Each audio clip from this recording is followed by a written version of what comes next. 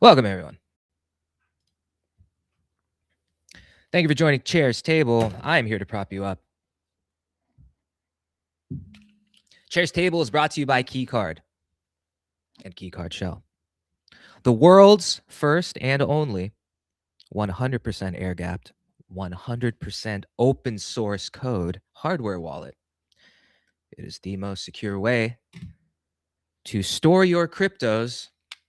Each keycard shell comes with a $4 battery that you can remove and replace yourself, saving you the heartache and trouble that you will find with Ledger and Trezor and everyone else that has a battery that can fail that you cannot replace.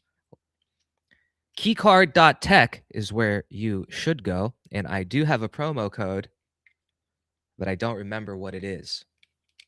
So just type in chair and we'll figure it out later. 100% open source, 100% air gap, the world's first, the world's only. No other company can make that claim. No other company will make that claim because it doesn't behoove them. But you see, Keycard and Keycard Shell isn't like those other companies. I'm not like those other guys. This is Chair's Table, streaming on X and YouTube and Twitch. Pick your poison. Just subscribe and turn notifications on wherever you do pick that poison, or pick all three or more. We're going to be going for a while today, as long as we can, even. There are a few guests on deck. Up above me, I have Bloxwap going. Looks like I'm up $9 on my HyperLiquid long. Exclaim. I played a one-on-one match with a divine being who will be on the stream a bit later, I think. And I lost. We both lost, really. It's just that divine being lost a little less than I did. Only about $20 to my 28. In a one-on-one heads-up trading battle on Tap Trade TV. Maybe we'll do it again live here on Chair's Table. In the background is our first guest. If you're a listener, supporter, dare I say fan of the Web3 Sucks entity, then you will be very familiar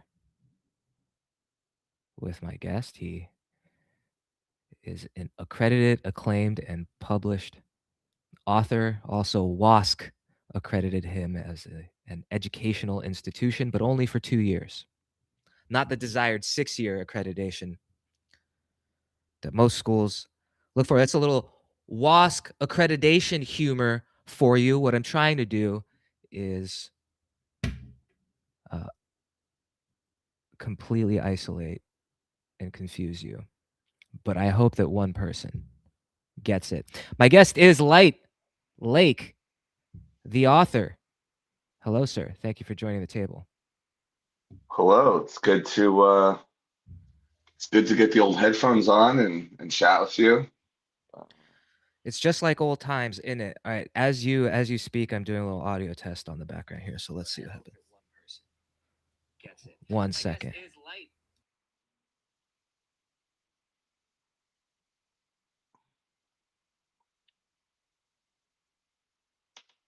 It sounds good, dude. No, it sounds good, man. I think we're good to go. Folks, it's really important at this moment that if you do hear any audio issues, that you let me know in the chat, because it sounds different for you than it does for LightLake and I. Like, if you can hear this or not, let me know. But we do have a soundboard, and we will be using We're it. We're moving up. We got a soundboard. We're back on video, which is like been a year, I think, something like that. We started on video a while ago. That's true. Yeah, we did. And I mean, We had a people few want to good see our titles for faces. that. We had a few good names for that show. Yeah, we had a really good one. Something. What have a take? Have a take with Sharon Lake. Yeah, have a take, and then it was like yo Crypto. Yeah, but then we figured Well, that's like, good. but and I think it was like a song or something. We found out.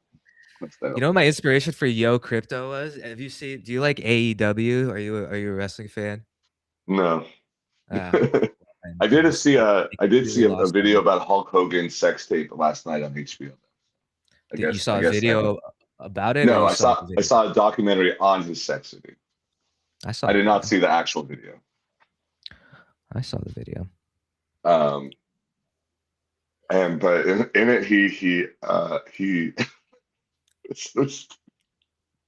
he said that as Hulk Hogan he makes things up and it's not Terry, whatever his name is. So he said, "I do not in fact have a 10-inch penis." I remember that part that was like Hulk Hogan. But yeah, it's I wanted to congratulate you on your $9.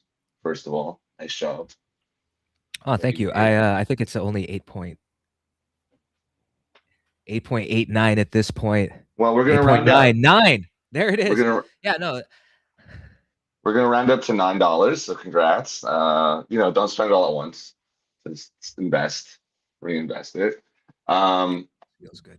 And then what else from there? Oh yeah, and then I said if you have a promo code but you don't know what it is, does it really exist? That was the question. Oh, it really does. But That's one of our guests, as people hang out and watch throughout the day, I'm gonna have 1 Minute Crypto on, who is he has his own official promo code, and I have mine as well.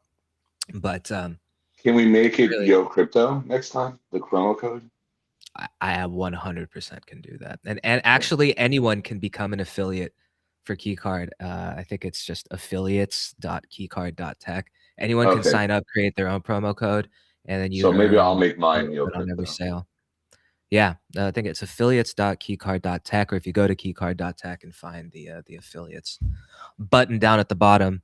Speaking of the Institute of Free Technology and those who contribute towards its various missions, we have backstage with us one of those contributors. He is a data engineer, but more importantly, he's a Bulgarian, and primarily. Well, no, I wouldn't say primarily, but I will say this as I bring on the data bro to Chair's table. I will say this: I haven't met a Balkanite I didn't like. How many have you Welcome, met? data bro. At this point, at least 3. Can you hear me? I can hear you. I can hear something else too. The only N-word that we drop on a daily basis in my house is Nachos Bel Grande. Oh boy, Nachos Bel Grande! Ah, yes. Everybody's favorite N-word. Yes, Negroni also. Oh yeah, my favorite. Negroni. A strong. Isn't there like a country as well, or like kind of two? Brother, one is Nigeria. There's a state called Nashville that starts with it. Oh, Data bro, how was your week? I think you were on last week. Were you on last week? I was, but I was with my camera turned off because I didn't even know, and I was just coughing my lungs out. I'm feeling a bit better, and yeah. That's good. The smoking weed in the background. I wish it was smoking weed. It's just, goy beams being shut down my throat. Do they even have weed in Bulgaria? They do have, obviously. Yeah, but I think it's crap. I don't know. I haven't tried anything here. I think fentanyl now is a big thing in the capital. So we're gonna have like one of the George Floyd incidents now. We're gonna have a George Droid. What's the capital of Bulgaria? Sofia? Sofia shouldn't exist. Fucking nuke that place. Fun lore. Fun Bulgarian lore. It kind of sounds like a name. Sounds like a person. Yeah, no, Sofia is like you would see random people calling their kids like Sofia. Sofia, Bulgaria? No, just Sofia. Well, Bulgaria is the name of the country. No, I know, but if it's like If you put it as like one thing, it sounds like a full name. I think that's too advanced American for me. Okay. Yeah. I found out last week that Bulgaria was never part of Yugoslavia, which I was not They're a aware bit of. more west. I thought it was all Yugoslavia. Comey Bros. You know, let's get into it right now. Balkan history and geopolitics, just for the next 3.5 hours or so. Let's get into it. Let's go around the clock, like starting at 12 o'clock, and just give me your opinion on should they exist or should they not exist? Are they Serbia? Are they Belgrade? Let's start with the northernmost Balkan country. What would that be? Slovenia? Let me be also, we could affiliate the basketball players that come from those countries because they have a lot of good basketball players. Yes, okay, exactly. First of all, find a better sport. I mean, so you got Jokic, you got people just dabbling with balls sounds a bit. And then gay, Slovenia, you would have Doncic. It's Pride Month. It is Pride Month. Lest we forget. First of all, I can't believe I didn't leave it. Happy Pride Month. We could say like what Balkan teams are playing in the World Cup. That's a better sport. Bulgaria is definitely not there. Right. So. Okay, so Romania. We I don't know. Romania. I give them a pass. They were quite based, especially Vlad, the Impaler. Proper base Chad. Needs more of that in Europe, especially Western Europe. I think the IRA might be something up, but yeah. So you're a fan of Vlad or no? Sorry? You're a fan of Vlad or no? Yeah, a fan. Fan, okay. Average Bulgarian enjoyer of Vlad. Yeah. What else? We should impel the gypsies from there, though. The thing is, like, the Romanians don't even like the gypsies, and they just kind of give them like a bad stereotype as well. Well, I saw a documentary on Netflix, and I think it was Vlad. Maybe it was someone else, and like he fought like the Ottoman Empire, and they were that was Vlad. Together. Yeah, they grew up together. That was a crazy story. They grew up together, and then like they were sent. Vlad was sent away, and he came back and took over. That was a good documentary. I do think like the worst thing is that they took the Latin alphabet because they think back in the days they were with the Cyrillic one. Also, fun fact that I'm not sure last week as well. When that happened, but if you go to the west coast of Romania, where you got like Hungary, you would have like this mix of Romanians that are actually Hungarians and vice versa. So if you go in like very west coast Romania, there'd still be like some Hungarians and so on. What the fuck is that? All right, so I have a 40x. No, I have a 10x long open on HyperLiquid for $25, and we're up $7 now. This is on Bloxwap.com. I did a one-on-one battle against an opponent the other day on TapTrade.tv, and we can watch the random ping. Yeah, that's very frustrating. It's pretty loud. Wait, you can hear that? Yeah, it's loud. Wait, you shouldn't hear that. Why can't I hear it? We can definitely hear it. It's quite loud. It's like when you don't wear your seatbelt in the car. No, it's worse. Yeah, it's worse. The seatbelts, at least you can did it just start deal with it? And do you still hear it now? No, it was like a full minute, maybe two. Now it's stopped. Interesting. Well, it's the audio issues. You can just manage your gambling addiction in the background. Yeah, that's the whole point. No, it's funny. I played. We don't have to hear it in real time. No, but it's interesting. You should have been hearing it the entire time. Oh, that's so sad. It's weird that that you only heard it for a second. Okay, so it was funny yesterday or 2 days ago, whenever it was. The founder of Bloxwap sent me $100. I didn't know it was real money. I thought we were playing like play credits, whatever. So as I was trading and losing, I had no idea. Had I known it was real money, I guess I would have just gone all in right in the beginning. Data Bro, what's gambling addiction? I don't understand. I don't understand the one-on-one. What are you playing?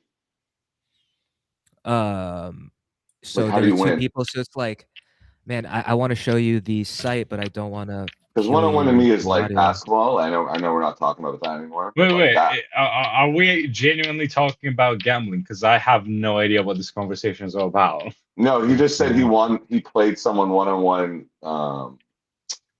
with something crypto, and I didn't understand. All right, tell me, can you hear the annoying sound again or no? No No. sound. No. Okay. So this is Bloxwap. If I want to open a long or a short on some asset, let's say Bitcoin, let's say I want to just for fun, I'll do $1 or whatever. Okay, no, I don't want to do that. I want to do $1, set custom size. I want to do it at 2x leverage, let's say, and leverage your tits off. Bill Huang, come on. we'll set a stop There's loss a at lot of 20%, innuendo here going on. and we'll take profit at 500%, and I'm gonna either bet that it's gonna go up or down from here. Okay. Let's say up. And so here we go. Order too small, increase your size or $10. Okay, fine. I'm gonna increase my size and keep the same leverage, and let's see if it works. This just sounds like degenerate trading. It's the most. It sounds like a porno. It sounds like a porno video. Also, if you take out of the context. So we're already up 14. But so how do you win though? How do you beat the other person? They take the other one. So when you're playing one-on-one, let's say I'm doing this and you're doing this at the same time. We start with $100 bankroll and we go for 20 minutes. And whoever has the more or less, whoever lost more. And when you win their bankroll? No. It's kind of they're still figuring out their formatting. I think they do have like a $250,000 prize. It's like a tournament. I see. Yeah, they have like a, what are they doing? I was looking at it earlier. There's like a for the best trader, quote unquote. Let's see. They're doing it's a good way to lose even more money in the draft. Yeah, win 50,000. Your top 100 traders split $250,000. Wow. And yeah, so you can see somebody's done a lot of volume. Some of these people, the top trader has done $310,000 worth of maybe volume. One day Chair will be the top. Sure. Maybe. I think I'm in the green on all of my positions right now, which is pretty. These are my 10x everything more. I'm just gonna let it ride because we're in such a gully. Like I think Solana can only go up, HyperLiquid can only go up. I wasn't so sure about Bitcoin, but if the others are going up, Bitcoin will go up too. That one's a small one, so we'll see. If you're feeling anything specific, we can make. Well, I'm 2 months out of the game, so what's? I'm feeling something very special. It's called S&T. Yeah, the S&T is not an option, unfortunately. And hey Joe, can we make the status network token an option to play on Bloxwap.com? Somebody clip that. Send it to Joe Blau. The esteemed. Oh no, something's going down. That's HyperLiquid. We're still up though. So, Nick, you demoed. I mean, who's Nick? Nickelodeon. Me. Data Bro, you I have a real name, but though I Sam Hyde as well. I mean Sam. Yeah. You demoed a few weeks ago a Python SDK. Use status as your as an interface with LLMs. Can you describe that a little bit and tell the people why it's preferable to use status both for privacy and Web3 integrations and usability instead of fucking Telegram? All right. So, long story short, it kind of started off as like a BI user case because they wanted us to monitor the usage, business intelligence. Mm-hmm. So just monitor like in a non-intrusive way, like how active the communities are and so on, and where messages come from, if they're bridge or if they're like native to the status app. And I was assigned it as a task, and everybody kind of knew it would be like a very painful thing, but I guess I really enjoy being fucked in the ass, and I was like, I'll take it. And And then I just kind of was like, oh, this is like a pure mogging thing. Now I can actually understand status. So I'm kind of like Sid, one of our Whoa. colleagues, who's like, What did you not understand? well, when it comes to That'll like help me. the implementation details and just using the backend stuff when you have to like make functions, because yeah, there is like a current Python there is Python code that already existed, but the problem with it is that it was made to actually test the application if it works properly, instead of like a proper SDK that you can quickly just build something. So that's why we kind of just decided like, oh, we'll just redo it, everything, and do another refactor as usual. But why you want to use status instead of Telegram? Well, with status, you don't need any permission, or like you don't need to ask anyone if you want to use the account as your own account or as a bot account. You don't have to like verify anything. You just put in like your keys, and you just log in as the bot and you're good to go. No one can really tell if like I'm currently messaging the bot or if I'm messaging like the real user. So yeah, in that aspect, it's quite private, unless you really want to like change your display name and your bio as well, which is possible. It's very straightforward to make an account. Even if you don't have an account, you can just specify like a display name, and a password that's stored locally, and it will just create one for you. You can also recover stuff, but yeah, you can use it as like a normal SDK. When it comes to the LLM stuff that I demoed, it was mostly for the memes, because in Argentina, everybody was just agents on chain, agents on chain.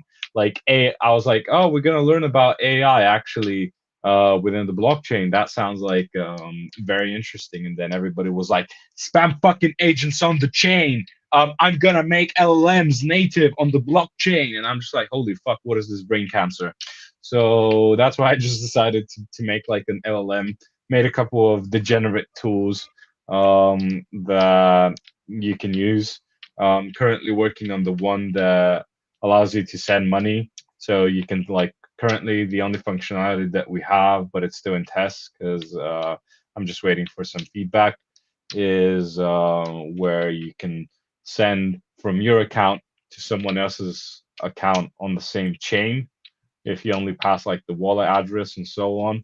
But now I'm looking into how to do it cross chain and maybe deal with swaps, so changing like tokens and so on. So once we get that, maybe I'll get like a new demo. Also works for like great spams, because I managed to piss off the lead developer. Shout out to Joe with my massive spam. I appreciate the S&T pump hype, but can we please not spam every single channel? But yeah, that's pretty much it. It's live. If you want, just drop a link. If you have an issue, just send a message or an issue or whatever you want. And I am chronically online, so I most probably will reply, even if you don't want me to reply. Where can people find like, it? Or I'll sounds drop like a the medical condition. Chronically online. Chronically online. I hear some clicking from somewhere. I don't know where it's coming from, but that's where me. can people find it? Okay, where can people find it? And I'll add it to the links in the description, certainly after the stream. But is it a GitHub repo people should get, or just go to status.app and? It is a GitHub repo. I'll just post it, I don't know, in the chat, or there's a private chat. Put it in the chat. Okay, there it is. And just for folks that are interested, I do encourage people to. I don't know if you saw. I was posting in Builder Showcase in the Logos Discord, like yesterday evening. Somebody figured out a way to sign Ethereum messages using the Logos Basecamp account module. So I saw that someone did it on Windows as well. Someone was running a Logos node on Windows via WSL, but somebody I still have to update my Logos node if it makes you feel any better. You got to get the clicking to stop if you can. Wait, you Did haven't it stop run your? Now? Yeah, it's gone now. You're not running a Logos node yet? It's, I think, still the previous version. Oh, so I think 012 is the most current version. Oh, I should put up the leaderboard. Have you seen the leaderboard at leaderboard.logos.live? It's Is quite it like interesting. Okay, no, I haven't seen that. Why do you need a leaderboard? Because we RIP data the logos. privacy. No, it doesn't expose anyone's shit. Oh wait, hold It on. exposes people's countries. People's country, but nothing else, and there's nothing to correlate to the person. I'm trying to look for the best view here. Give me one moment. Boom, that's fine. Yeah, I know, and somehow Finland is at the top, but we don't see anything about Finland other than the Are you sure PID. it's not just a bunch of idiots running like We are not sure. a server in Finland? Exactly. We are not sure about that at all. But the most interesting thing is 1,004 peers seen over the past 30 days. That's 1,004 seen nodes in total, and I think of those, about 600 of them are very stable. But you can see the distribution there. Finland, Germany, France. This could be the World Cup. Yeah. No, it couldn't. It can't be because. But you know what? Like, why don't you make that core? Like, they should use that. It's the World Cup right now, and you have all these countries. They should like make a World Cup thing. Because see, I heard that FIFA is a very litigious entity, and any usage. No, of the but term like World Cup- like if you have a leaderboard, you might as well make it like might as well. It's not like those are literally the people you just meant. Those countries are like the favorites to win: Spain, France, Germany. No, what's interesting, I like the most interesting part is the Finland, even Russia represented. Look at that, Malta, Romania with 7 Romania, nodes. we just 7 talked nodes about in that. Lithuania. Lithuania on the map. Speaking of Where's basketball, is Bulgaria? They make the list. Not this they one, most haven't probably. Because the Bulgarian node's not updated. What about my home country, USA? 7 nodes in the U.S. and ranking 5th behind Canada. What a shame. Ah, fuck. If I just nuke everything, would it just work? Do I have to store my keys if it's still on the test net?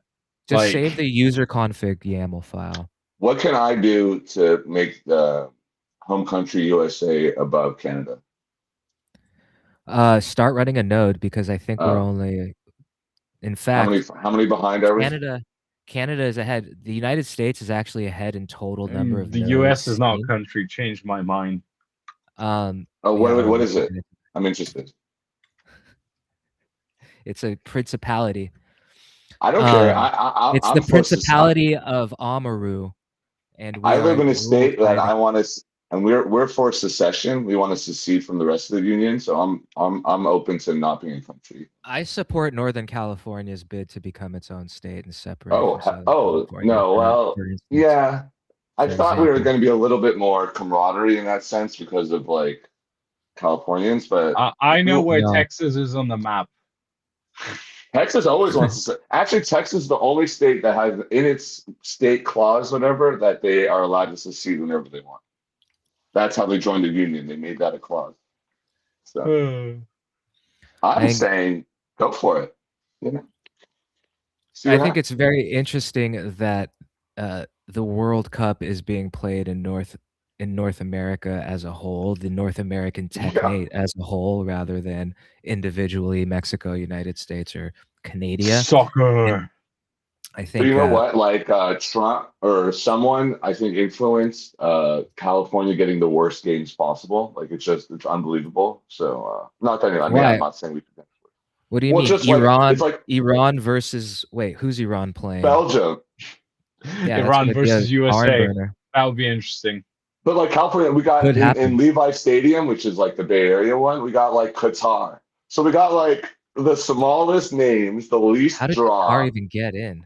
Right. But I'm like, you have California, you have the most expensive state. You can really utilize that. It's never going to be in California again, but instead we get, Qatar and Iran, like the lowest fan bases possible in this side of the world. Anyway, interesting turn of events.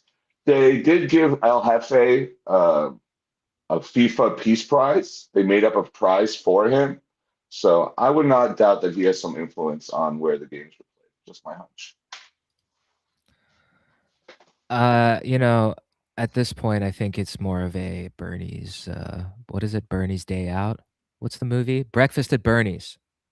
Dinner at Bernie's. You know Dinner the with Andre. fucking. What is Weekend the? at Bernie's. There it is. You mean when he's a dead guy and they pretend he's alive?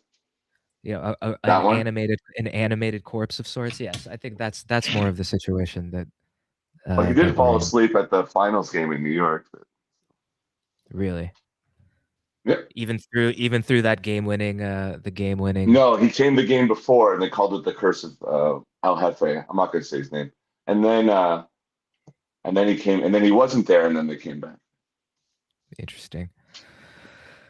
Yeah, I'm completely not following the finals. It's funny how like the one piece of content that like comes through that hits me was like the DJ who was DJing for Game 4 for Madison Square Garden, and I saw his reaction to the game-winning thing, and I went, "Oh, I guess the Knicks won." And that was like literally the only thing that I had seen yesterday to inform me that it happened. I'm like, I think I prefer this way.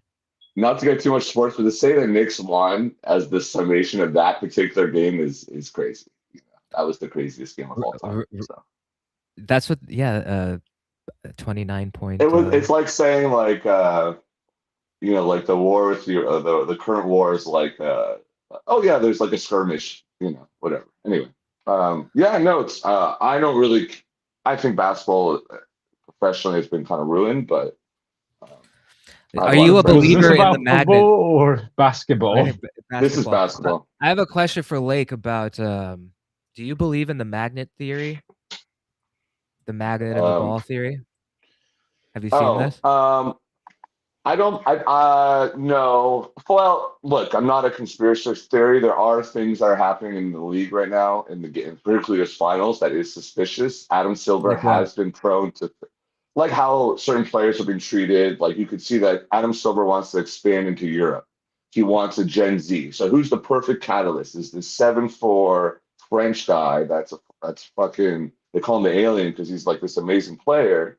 But he's 7'4", he gets every call, and the smallest guy in the court, who's on the best Knicks player, is getting killed. He literally got punched by this 7'4" guy, and they didn't even call a foul. And so this happened 10 years ago with Steph Curry and LeBron James, in my opinion. They suspended Draymond Green. They kind of gave the championship to Cleveland because he wanted LeBron James to be the face. And now they want to expand to Europe. They have all these TV deals, and it just seems like you think, New York will be favored because it's a big market, but he can give a shit about that. He just wants his players, and he wants. But having said that, I think what they have to be way more careful than they used to be if they want to do things like that. So the magnet, I just don't buy. I'm assuming you're saying that there's like a net and the ball, and it's like helps it go in more. Or with the rim. The hypothesis is there's magnets in the ball, right? There's magnets in the rim, because like the Spurs missed 8 threes in a row. But like if you are a basketball head, you actually care about the sport. They were stupid shots. They were doing much different things. They changed their strategy. The coach was asleep. I'm not a basketball. No, I know. I'm saying fact, like, I'm not a magnetic engineer either. But I will say this: that you can. There are mics. Of a magnet. There's definitely mics on the. I think there's definitely mics somewhere there because you could hear it go in before like it goes in sometimes like on like so that could be confused for magnets. The magnet theory is not new.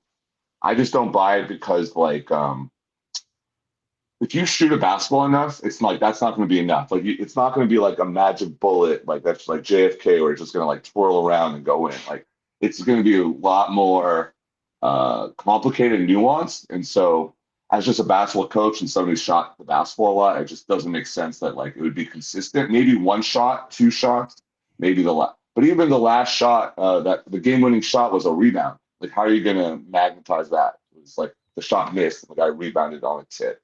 Actually, now that you mentioned it, that one, that specific like good, the magnet's good about. But I don't buy that. I do think there's some shady shit going on. So I'm not like excluding possibilities.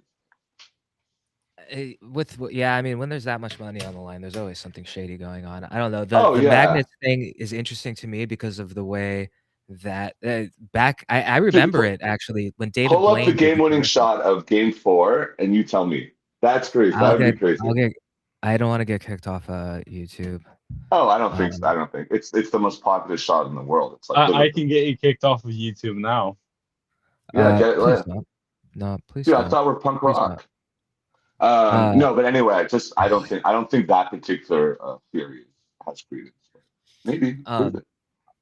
I'll pull it up. Oh, we just took a quick big dip. The David Blaine commercial from a decade ago, or maybe even more, maybe 20 years ago, where they do the disclosure of like, yes, we have been putting magnets in the ha ha ha ha, we have been putting magnets in the balls. That's exactly the same type of thing. Now, follow my logic here. This is a bit of a weave, but follow my logic. Okay, when Jeffrey Epstein first killed himself. Right. Okay. Hold on. Stick with me. When he first killed himself, you mean when he first tried to kill himself? In the jail, when first Epstein attempt killed himself. He's still alive, boys. What are you on about? Okay, I know, but hold on. Follow my logic here. The meme that came out when Epstein committed suicide in the jail cell allegedly was that Epstein didn't kill himself, right? It was repeated millions of times. Epstein didn't kill himself. Now in 2026. The assumption by everyone is that, in fact, yes, Epstein didn't kill himself. He's still alive somewhere, and people are doing all sorts of investigations. That's a popular. You're saying that's a popular theory? That's people are all over it. But okay, that's neither here nor there. That's just one. That's just scenario A. Okay, scenario B. Now, if you create a meme that is the actual truth, like they repeated the meme was like Epstein didn't kill himself, and it's funny, and the meme was as popular as any meme ever has been, but in reality it was the truth. It was selectively disclosing the truth to the public.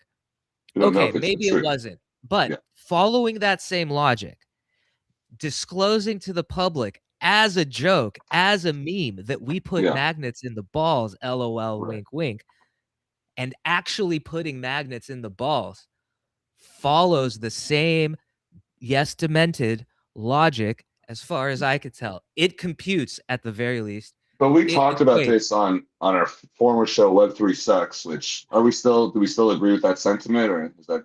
Web3 sucks because it doesn't exist. The ecosystem that was first envisioned and coined by the good Dr. Wood was the ecosystem that could potentially happen if the 3 protocols originally defined in the Ethereum white paper were shipped. Those 3 protocols were Proof of Stake, which did ship in 2022, and Whisper and Swarm, peer-to-peer, private, decentralized storage and messaging, respectively. Those did not ship. Those lost the support of the Ethereum Foundation and the Ethereum core devs.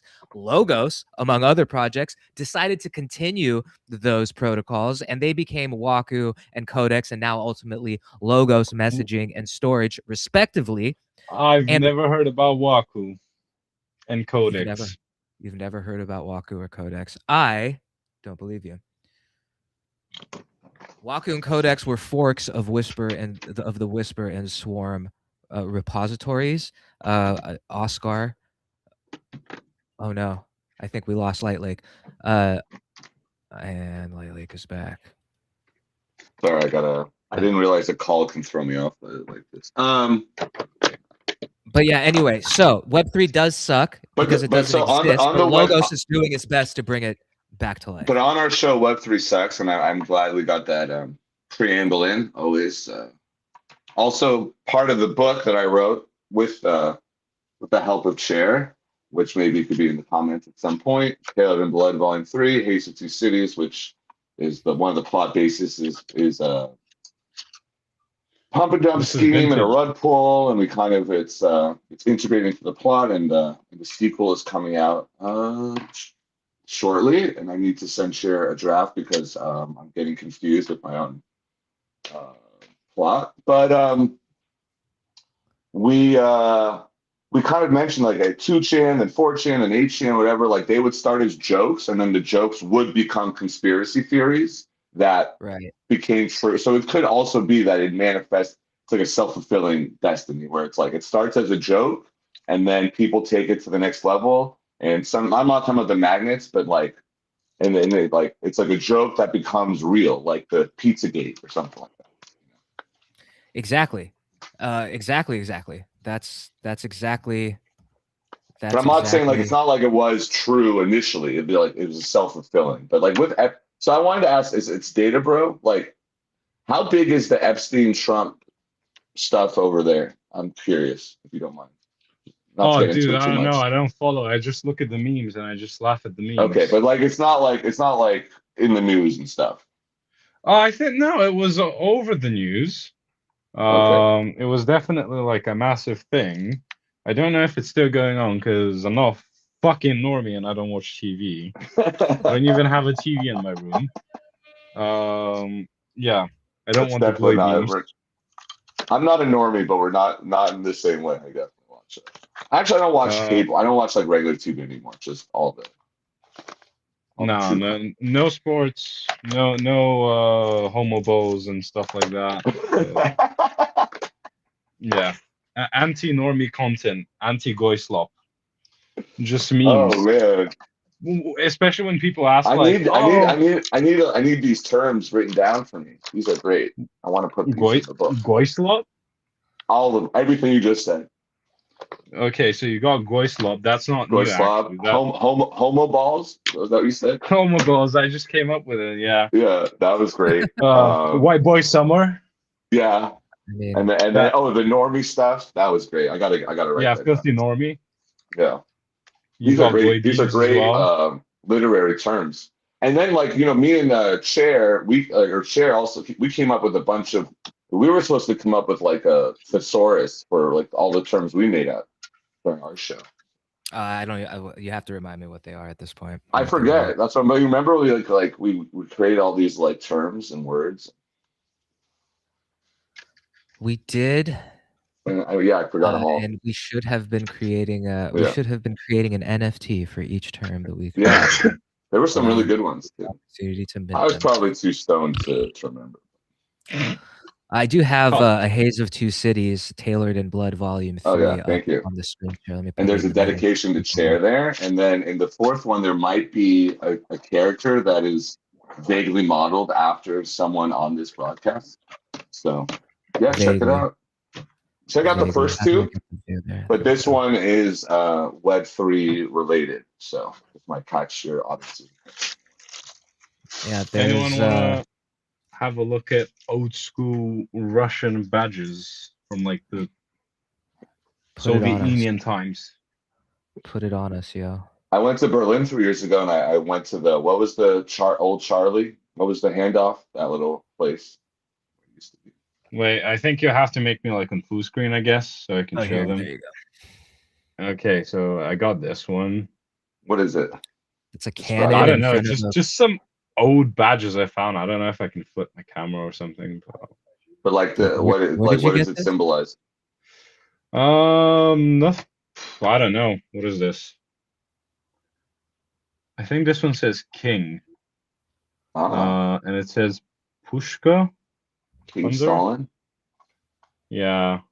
Most probably some old school Russian stuff. Pushka means cannon. I know it means like a gun as well, no? Like not a handgun, but a bigger one. Probably. Yeah. Kind of like a Kalashnik kind of weapon. Yeah, I just found that was my favorite one in GoldenEye. That was my gun. You didn't like the golden gun? What about the laser? Well, the golden gun, yeah, of course, but that was unfair at some point. Yeah, the laser, but like how you all have your favorite. It's not the best. That was the AK. I like the Magnum. Yeah. Oh yeah. That was What's 1975? Wow. Yeah. Well, what's the shield that you have on your wall, Data Bro? What is that? Oh, that's the Templar. Yeah, I went to what was it, Spain? Yeah. And I just saw it and I was like, oh, that's cool. Yeah, it looks cool. What else can I show off? This is Chair's Table, everyone. Thank you for being here. Thank you for taking your seat. I am here to prop you up. We have LightLake and the Data Bro at the head of the table. If you would like to come to the table, please let me know. You know how to get in touch with me. We'll get To the you goon into table. the Well, this is studio. instead of the all goon Knights of the together. Round Table, we could be Knights of like the crypto table. We can like The think of a new. Degens of Shares table. Yeah, The stewards of we could be like a brainwash. new Illuminati class that's for the people. Dude, I think I'm gonna be like $10 in profit here by the end of the stream. No way. Dude, Yeah. can you put a Oh, nice okay. sound effect and like confetti effect when you get $10? We'll let it go. We'll have $10. 10 whole dollars, dude. I got a Boy, 10x long dang. open. I got a 10x long open, yo. So you know, the last time I was on the show, our last broadcast was about 2 months ago. I did a reading of Haze of Two Cities. It was a great show. Indeed. There it is. Oh, it's free right now, isn't it? No, it's going to be free. They're all three are going to be free some point in July. I'm lining it up in those 5 magical days where you can get the whole series. So stay tuned for that. It's ebook only. So Wait. I made all the covers with AI. I'm just going to tell you now. I don't care. Saved me $600. So I'm just going to do that. And Is that all? I know. Hey guys, you know, Jurassic Park, the dinosaurs aren't real either. So just to let you know. At least there were practical effects back in the day, not like your sloppy AI covers. I don't know. I think they look pretty good. But yeah, it's just a cover. It's not exactly. It's not exactly. Well, I'll just say this: derivative. What's the difference between someone doing AI and someone just copying fucking Quentin Tarantino all throughout the 90s? You know, Well, it just looks. I don't know. If I see a book with Well, it's ebook with an only. AI cover, it doesn't Yeah. matter if it's a real book or like a cover book. I just think like, is this guy a fucking retard and just trying to sell me something that's like written with Yeah. AI? And I'm like, fuck it. I'm not even gonna touch that. That's fair. It's the same shit with websites as well. Like, what would you look But at? I mean, Like, don't you have to some accept some of the mid-tier reality that real-world like images? I mean, you can't like you can't expect everything to stay the same. You know, from like Guys, I gotta this is going pee. to be I'll be right back. Have fun. it's just a bit for of second. it's just a bit of a new normal that we have to accept. I don't disagree, and I think that's actually a legitimate like turnoff. Well, and it's something to consider for sure. And like these books, I'm not super attached to, so like I don't even take it personally. But at the same time, just someone that's like kind of messed with the eye and like you know, like it's so expensive. Graphic artists and all this stuff is so hard to do on your own that like for an independent author or publisher or whatever, like it does grant you an ability to enter the realm where you were just gatekeeped out for so long. So, but I do think that's interesting. Like if you see the cover and you think it's AI, you think the whole thing is AI. That's a good point. I don't know. It's just a massive turnoff because now everybody can write stuff very quickly with AI, so it doesn't really matter. But I feel like people are doing that anyway, like with the writer's room and like just like regurgitating plots. And Definitely.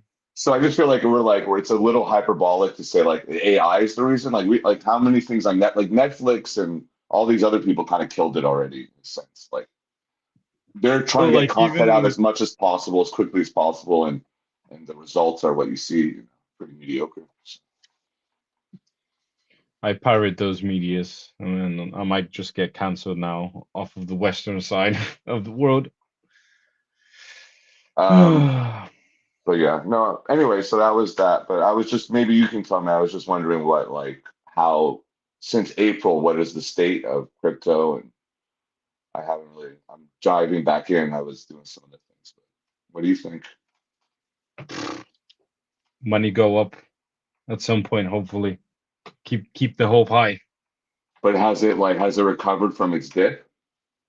I don't think Ethereum has recovered from its dip. Yeah. Especially like I don't know, maybe since November or something. Yeah. It's still down. Do you think that has to do with me and Sharon on our show talked a lot about Vitalik and his role in that? Like I mean, I don't know if you want to exclaim on that, but like it seemed like he was kind of became more of a puppet. I know and that might have affected like I don't know, the integrity of Ethereum. I don't know. It's a bit odd. I just think like, especially when we saw him in Argentina, Yeah, it seems like he's talking in an authentic way, but I think that it's just like, right, you're going to the stage, kind of like a single player game where everything else you can do is kind of locked and you're not allowed to move out of the area. So yeah, you just go to the stage, you talk, and then like someone escorts you backstage so nothing happens to you. And it's just like, what kind of life is that? You can't even right. like explore, just have a random moment. And we were saying that maybe there's powers that be behind him that's kind of limiting him on that sense. I don't know anything about if there are like even powers. I'm Well, not we were talking about defending him. someone specifically that's into the Antichrist and is a billionaire out here in Silicon Valley. I thought it's everybody in there. Hey guys, real quick, do you still hear these sound effects? No, thank God. Say wallahi, bro. Say wallahi. No. Can you hear the air horn right now? No. No. Okay. Damn, it's a real precarious fucking thing with these. But Chair, I was asking Data Bro, like, since it's been a few months since I've been in the Matrix, like, what's the state of crypto and Ethereum? Has it come back from its dip? If you want to just update as some neophyte like myself. Can you hear me right now? Yeah. Yes. All my audio got fucked up. The state is we're still very much in a bear markety fucked up psychologically place, especially for everyone that got in. Like Bitcoin was over 100, well over 100,000. Ethereum was getting over 1,000, and then a lot of new people in only to take more than a 50% haircut in some cases now, like to this point.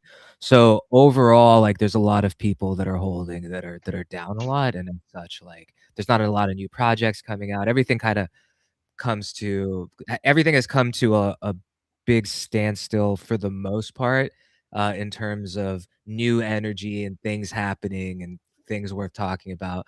Most of crypto is a psyop anyway, but because energy is much more pointed towards AI these days and has been over the past year or more.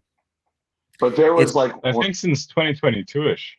When I went to that Pi Day at the Pizza Day Towers, Franklin Towers, right? Anyway, so you said you were going to interview some of them. It was interesting. They had their own constitution, and we were talking about the anarchists.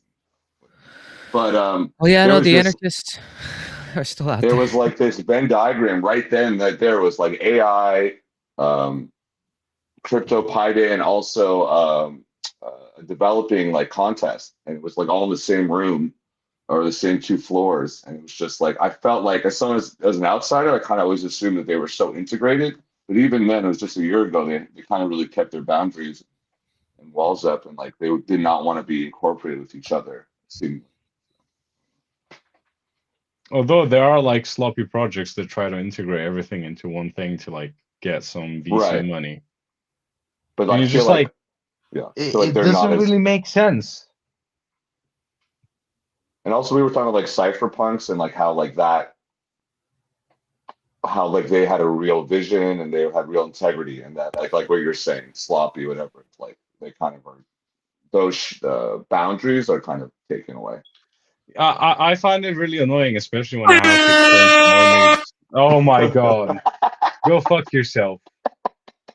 I will shove this ledger up your asshole. I've even got like the butt plug as well, yeah? That was so rude. that just fucking ear graped me. Put it that way. I'm gonna. It's right in the middle. Anyway, you were saying? I forgot what I was saying. I just got triggered like a Karen. We were talking about the cypherpunks and integrity. Oh yeah, I was about to say, like, if I have to talk to a normie or someone that's not like in the crypto space, I just tell them like, oh yeah, I'm just a crypto scammer. because that's the easiest way just to explain it. And instead of saying like Web3 privacy and all that shit, and you're just like, what the fuck are those terms? Like, if I have someone's attention and kind of explain to them, they'll get it and they'll think that it's cool. But for like normies, they'd always fucking ask me like, oh, tell me which crypto coin I should invest in. And I'm just like, oh, dude, go fuck yourself. Invest in in Goon my Chain. book, the coin that I call that's the heart of the scam is called fuckboy coin. So that's like one of my proudest achievements in that book. I love that. I would just tell them to invest in Nigga Chain, the first AI to layer lot of little monies, LLMs, and someone did make a fucking coin. The first AI layer 2. Oh, AI made a coin? No, that's just a meme. That'd be Chair, amazing. do you want to pull it up? I think he's muted. You're muted, Chair. You played yourself and you muted yourself. You know, for a moment everything was working fine, but then something happened with the. And then you put a horn in Data Bros train of thought. Sorry, I'm so Karma's sorry. a bitch. You can't hear the horn anymore, right? No. Thank God. Say Oh my wallahi, God. bro. Say wallahi. That was so good. I mean, I know you didn't couldn't time it better. Oh God. Anyway, yeah. So that's what I was asking. But I read that there was a bunch of people buying up Ethereum and like making plays soon. So I don't know if that's the thing, but I read someone bought a bunch of it. I forget it. I have hope for crypto in the future because you are having like the boomer doomers kind of dying off bit by bit from old age or like from other shit. And now like Gen Z is coming up in the workforce. So I think it's just a matter of time until it becomes a bit more mainstream. And especially if you look at like kids nowadays, you have like, oh, I have been born to like a doom scroll on my fucking phone. There are kids that don't even know what are like like non-touch screen phones. They're just they just take it for granted. And especially like nowadays generation is so used to like touch screens that even if you show like a laptop, they'll just start touching the screen as if it's touch screen. You have to tell it like 10 times in a row, like this is not touch screen. Don't yeah. Wait. I guess the problem is I can't talk. Data Bro, why does that give you hope though? That's what I wanted to ask you. Because I think that it's way easier to explain and onboard people like that. Yeah. And they're a bit more open-minded. And I think because of the internet and how much everything changes, and all the fucking memes, I think it's just a matter of time until they reach 18 or whatever, and they realize like, oh, everything is just shit anyways. Even like they would, especially like in the UK, if they've got more than 2 brain cells, they'd realize how shit it is very quickly just because of like all the problems. But yeah, I do have hope in but don't you think on the same thing, like you were saying AI, like don't you think they'll care less about AI than you do and stuff like that in the same sense? Like it's maybe not the best analogy, but like my thing is like we are so concerned about what's AI, what's real, and they're gonna be like I went to Las Vegas and there was a sphere and there's like these robots talking, like very generic, like complicated robots, and the kids are like but engaged, they're asking them questions, and I'm like scared shitless, you know? So I don't know. When I see demos like that, because I'm doing my PhD in language conditioned robotics, I just have a gut feeling that everything you see nowadays is just fucking staged, and you got someone gooning with a teleoperated headset doing something in the background. Like, or maybe it's like okay, I'm sorry, but they have been talking about fucking humanoid robots replacing us, or like all the fucking Joe Rogan shit about like universal income it's for like hyperbolic for sure. A decade. Sure, definitely that can happen, but you still have the fucking problem of a fucking texture. So if you put a fucking robot in like a Balkan area where everything's very colorful and it looks like, yeah, if you're like colorblind, you're just cooked. It's gonna get too distracting. There's too much noise in the camera input, and how Yeah. do you train on that? Like isn't it like Elon Musk says every 6 months, like, we're 6 months away from like self-driving cars, buddy. Oh, we were, according to him, we would have been on Mars, I think 10 years ago, 5 years ago, something crazy like that. So yeah, I kind of lost all my faith in him after the what was it? The Optimus demos where they were like stage and he had like people Yeah. just doing it. But you know, Steve like Jobs operating back them. then, he did the same thing. He cheated on the demo that, I don't know, the 80s. Yeah, but it kind of worked. Yeah, no, it did Meaning work. that So. when you bought the iPhone, it actually worked, and that's why I still think like people still buy it. You just buy Yeah. it, and it works. Now, my biggest problem with, especially when it comes to like updates, and I'm very skeptical, and even my mom thinks I'm kind of like, oh, why are you so toxic when it comes to technology? I'm like, I don't want to make fucking new accounts. I don't want to install your fucking app. I don't want to hook my fucking new aircon to the fucking Wi-Fi so I can turn it on from my fucking phone. It's just like, what in the actual fuck? Oh, I can just turn it on like 10 Well, you minutes know, before. like in New York, this guy sued that he could fix his own iPhone. Like it was impossible for you to fix your own iPhone, and he won. And like, because they didn't even make the Allen wrench or whatever. Like they made it so it wouldn't work. And then like I just learned like why they got rid of the traditional jack for the headphones. And yeah, it's just so insidious, so ridiculous. Like just don't have, they have to make And it now so complicated. I think in 2026, especially when you buy an iPhone, it's like, why would I update my iPhone? Like, it's gonna drain my battery even faster. It's gonna change everything, so I'll have to relearn my Yeah. operating system and figure out where the fuck stuff are. Like, I might sound like an unk, but I didn't know until. Wait, so you continually decline the updates? Yeah, just like, yeah, I'll update it. Nah, psych, that's the wrong number. Yeah. But also, I was like, I swear it was easier to save someone's contact number. So when you put in your phone number, just save them as like a new person. And now it's just like this small button. And I'm like, am I retarded?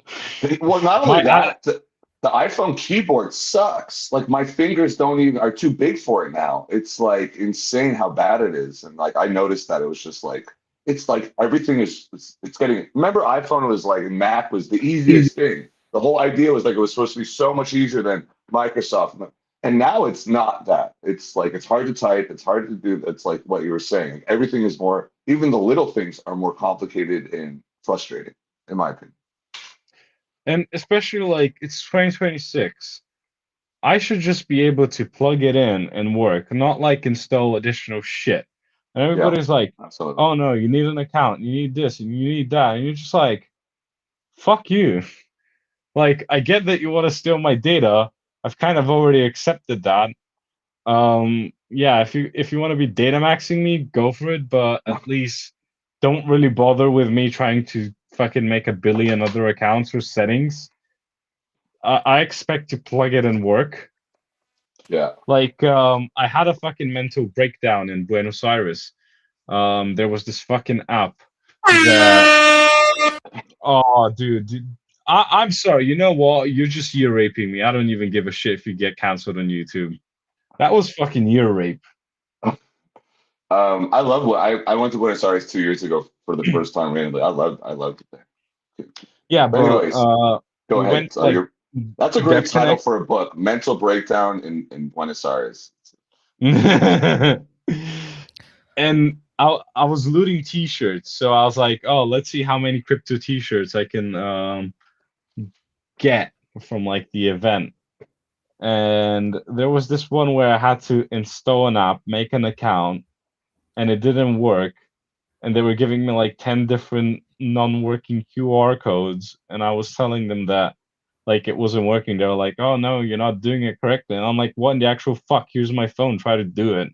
Look what it does. You're the fucking person that made the app. You tell me how the fuck it works.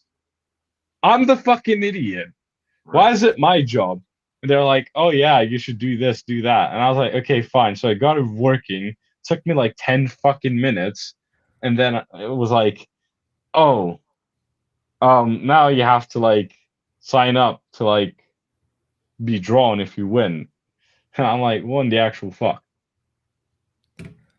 I feel like I was following that for a moment.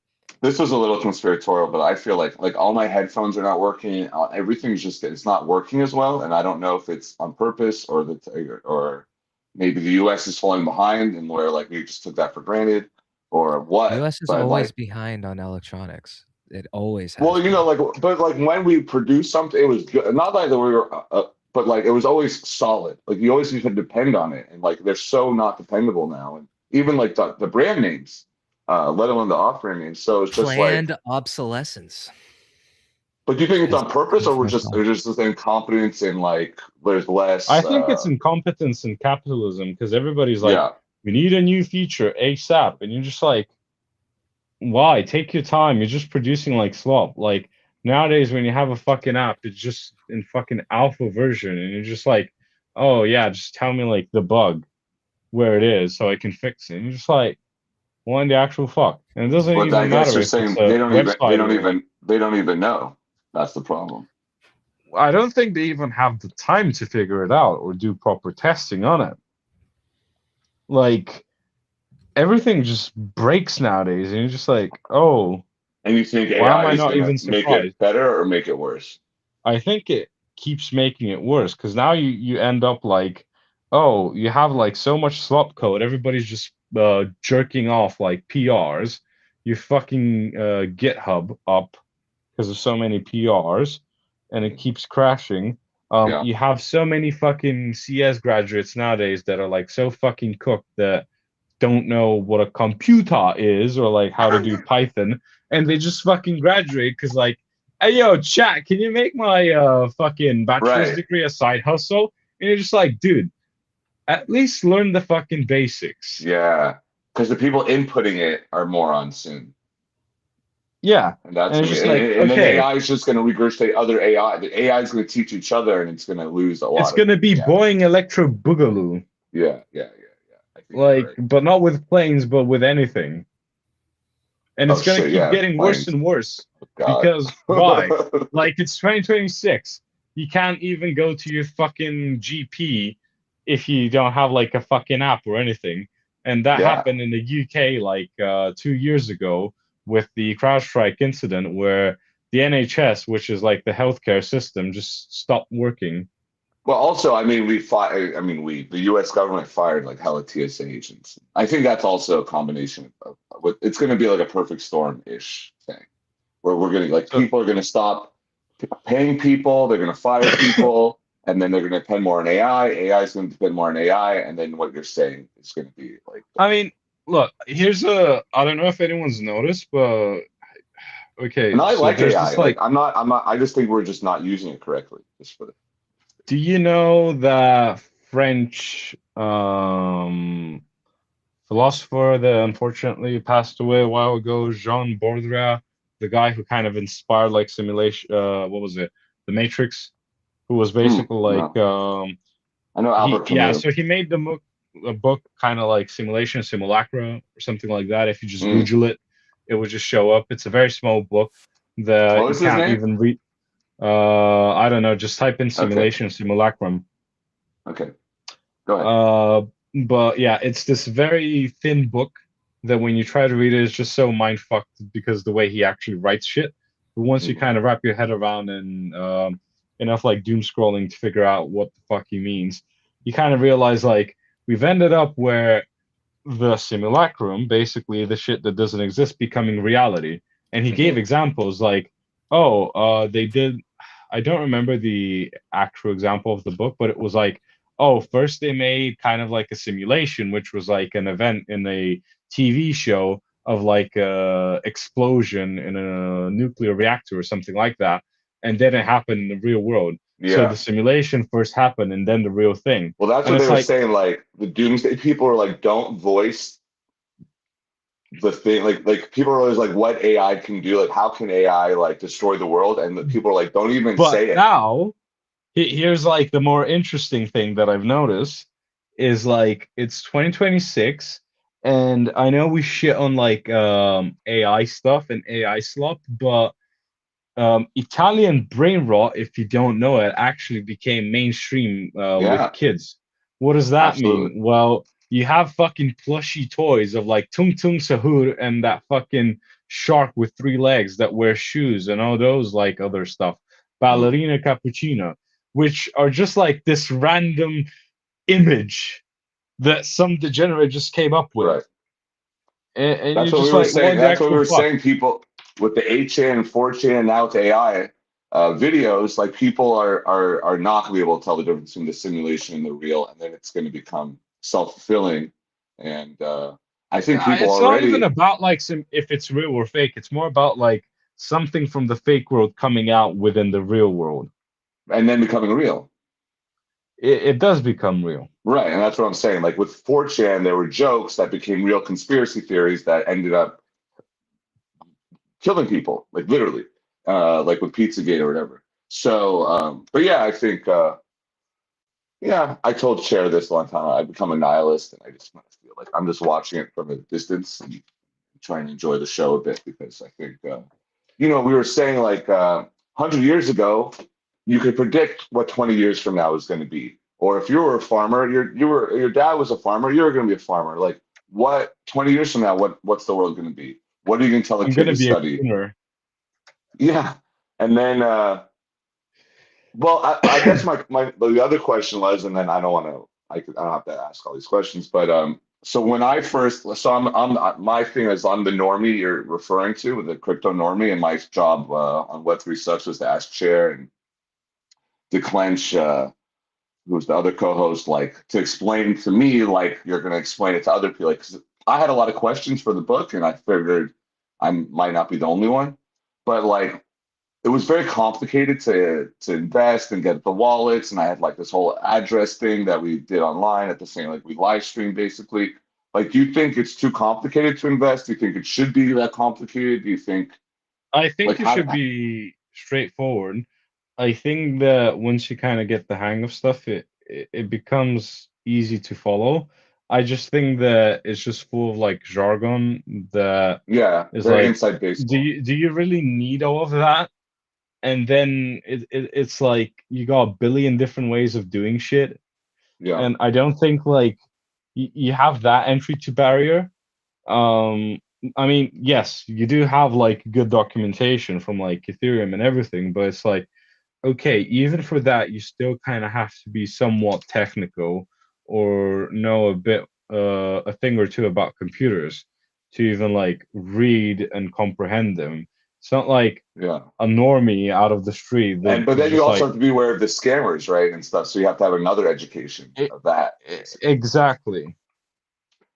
And it's just But the, about like kind of like how you have, because now you do have kids like learning about, let's say, um oh, what is phishing and all those things that fuck knows if they're even used, and you're just yeah, like, yeah. But unfortunately for those things, I think that they mostly cram them because they're just like questions that come up in exams instead of like some actual scenarios, and it's just like, oh yeah, I just have to memorize this term. yeah. Well, do you think that in a way, like my thing was also like the difference between crypto and a credit card is like if I get scammed on a credit card, there's ways to get the money back. In crypto, like I send it to the wrong wallet, it's gone. I guess. Do you think there should be some insurance, or do you think you kind of like the buyer beware and the whole education process of like, hey, I think that this is the big leagues. Don't invest if you don't know what you're doing.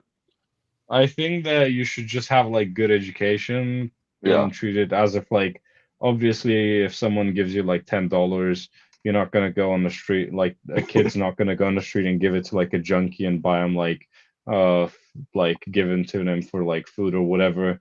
So in that aspect, it should just be like, yeah, learn it yourself.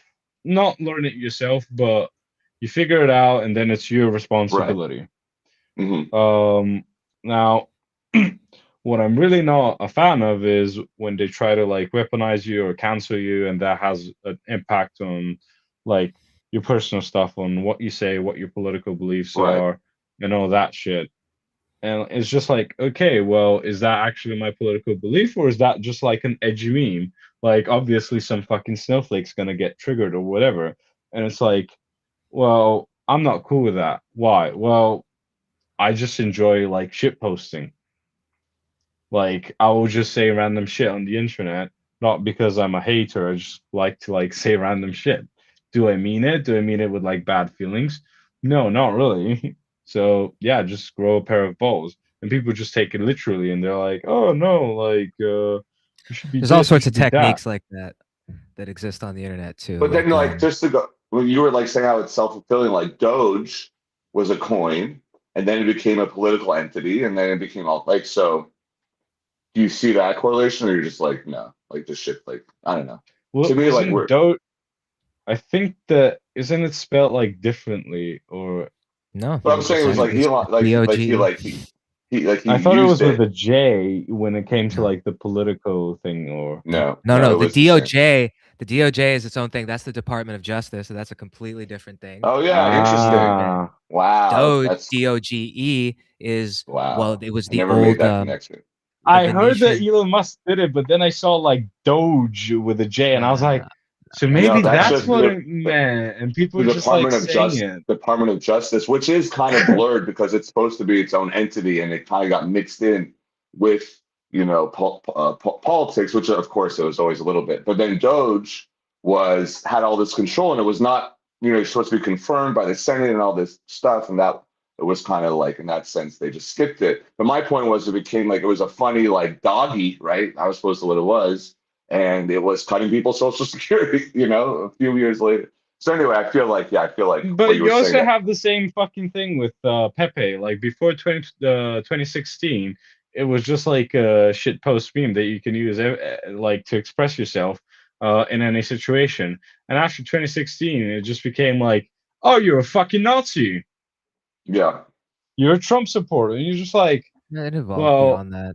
Like, I think the Pepe token took back the Pepe identity, but then the Pepe token launch team was a bunch of corrupt assholes themselves. So Pepe was forked into pork. The Pepe fork, the people's Pepe, the pink Pepe. The only Pepe that matters shit. is pork. Clip that. Clip it. Exclaim it. Dude, throw your exclamations in the air, by the way, everyone. Today and today only, and every Friday, when you exclaim in the air. This is Chair Stable, everyone. Lake and Data Bro have been going deep on, and I really like this dynamic because it mimics what we used to do and have done at Web3 Sucks, and that Lake, though less entrenched, although now after a year, I think you have as much of the rot as any of us. I'm less. It's more like when I was asking Data Bro about Vital, like I'm more like that's as like the writer, and I'll put quote unquote it. That like is interesting to me, and so like I kind of feel like I know a lot about that and less about like I'm still like the technology jargon is still like it's so complicated sometimes. Like Data Bro is like I'm even writing it, and that's why I have to send it to you. And I felt like what I was saying made sense, and then I reread it, and I'm like, is that gibberish? Like I don't even I don't know. So I was like, Well, you I know what's thought it not was like complicated? Keycard shell combined with keycard, the world's first and only Fucking Blaze. 100% air gapped, 100% open source code hardware wallet, the only one like it in the world, and likely the only one that will Why ever did you be have to like it ruin a genuine in the world. conversation with like product glazing? Because it's called resetting the room. It's resetting the it's context. better than the horn though, right? Right, Data Bro? Oh, yeah. I'll give you. I'll throw in this. I've got a ledger. It just stopped working, and it doesn't charge, or though it does, but it stopped. So I just moved to like keycard. It's actually very easy to set up for an idiot like myself. So I Well, the was very reason your surprised. ledger stopped working was because the battery is not replaceable in the So ledger. But now the I've just battery got is like this 100% expensive toy replaceable. that, yeah, I just throw around like a knife. Anyways, Like boys, your Soviet Union artifacts. I got them here. Share. Did we reach $10 yet? No, we're down. We're only I need $4 to in make profit now. head, boys. All right. I'll catch up with you next time. Data Bro, you are always welcome at the table. Thank you for coming through. Follow him at The Real Data Bro on X. And we'll have a link to that. I've in got the a description. penguin. It's actually a stolen NFT. Satisfied? In status, yeah.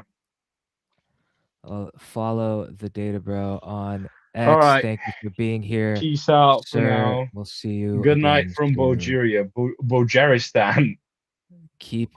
Stay warm out there. Head on a swivel. It's so fucking hot. Good. Let your nuts hang low. Thanks, Data Bro. Thank you.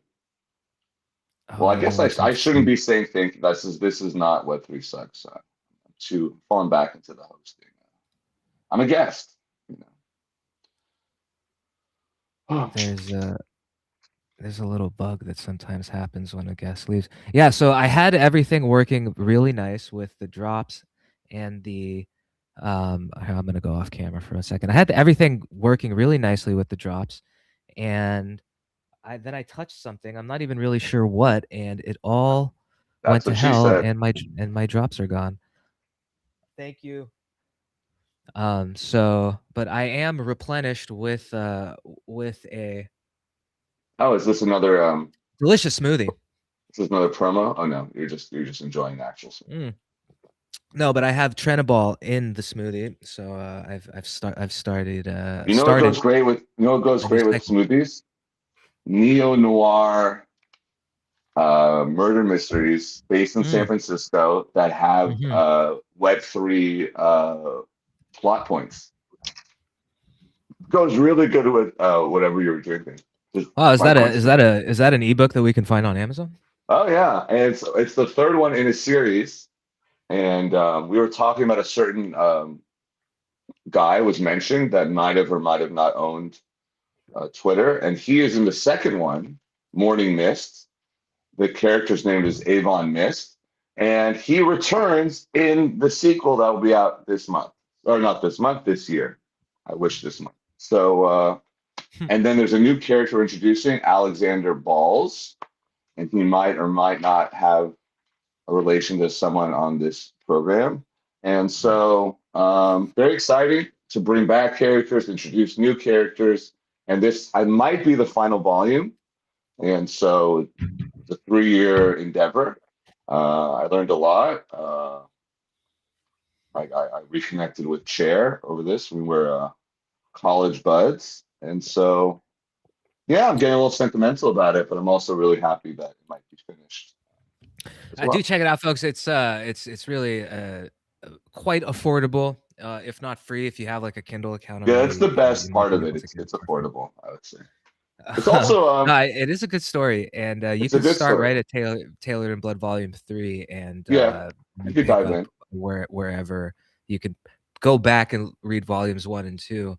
And this fourth one is this was going to be a direct volume 3 and volume 4 were going to be one book, and it just made sense to split it up. And so anyway, what I liked about volume 3 is that it's in LA, and we do a little bit of the LA crypto scene. And Cher mentioned that I kind of picked up on something unintentionally, which was good. And then now we're kind of bringing it back, and yeah, man, there's a lot. I mean, here in San Francisco, Silicon Valley, like AI is nuts. Like they don't know what the hell they're doing, and it's just they're going so super fast. But it's kind of cool to be like in the middle of it. And then, yeah, I feel like you think LA is kind of a center of crypto? Like, what is that? Would that be accurate? I don't know. I mean, no, I would say probably not.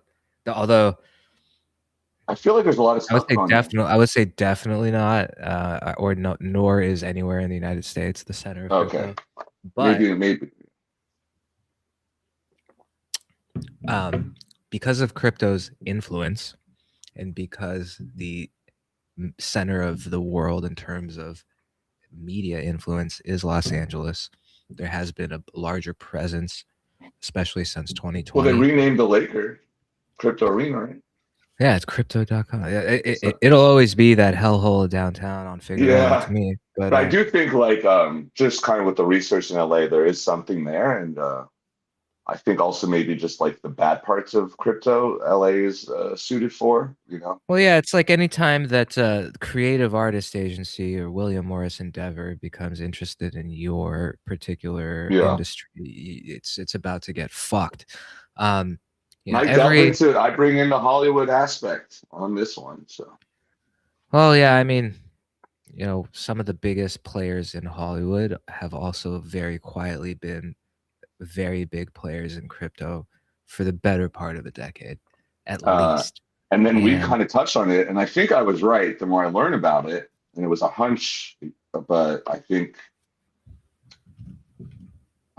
the Epstein files, besides the sex aspect, which is disturbing and disgusting, but like a little sensational also, is that he was also just in the center of power with his financial things. And I do think I think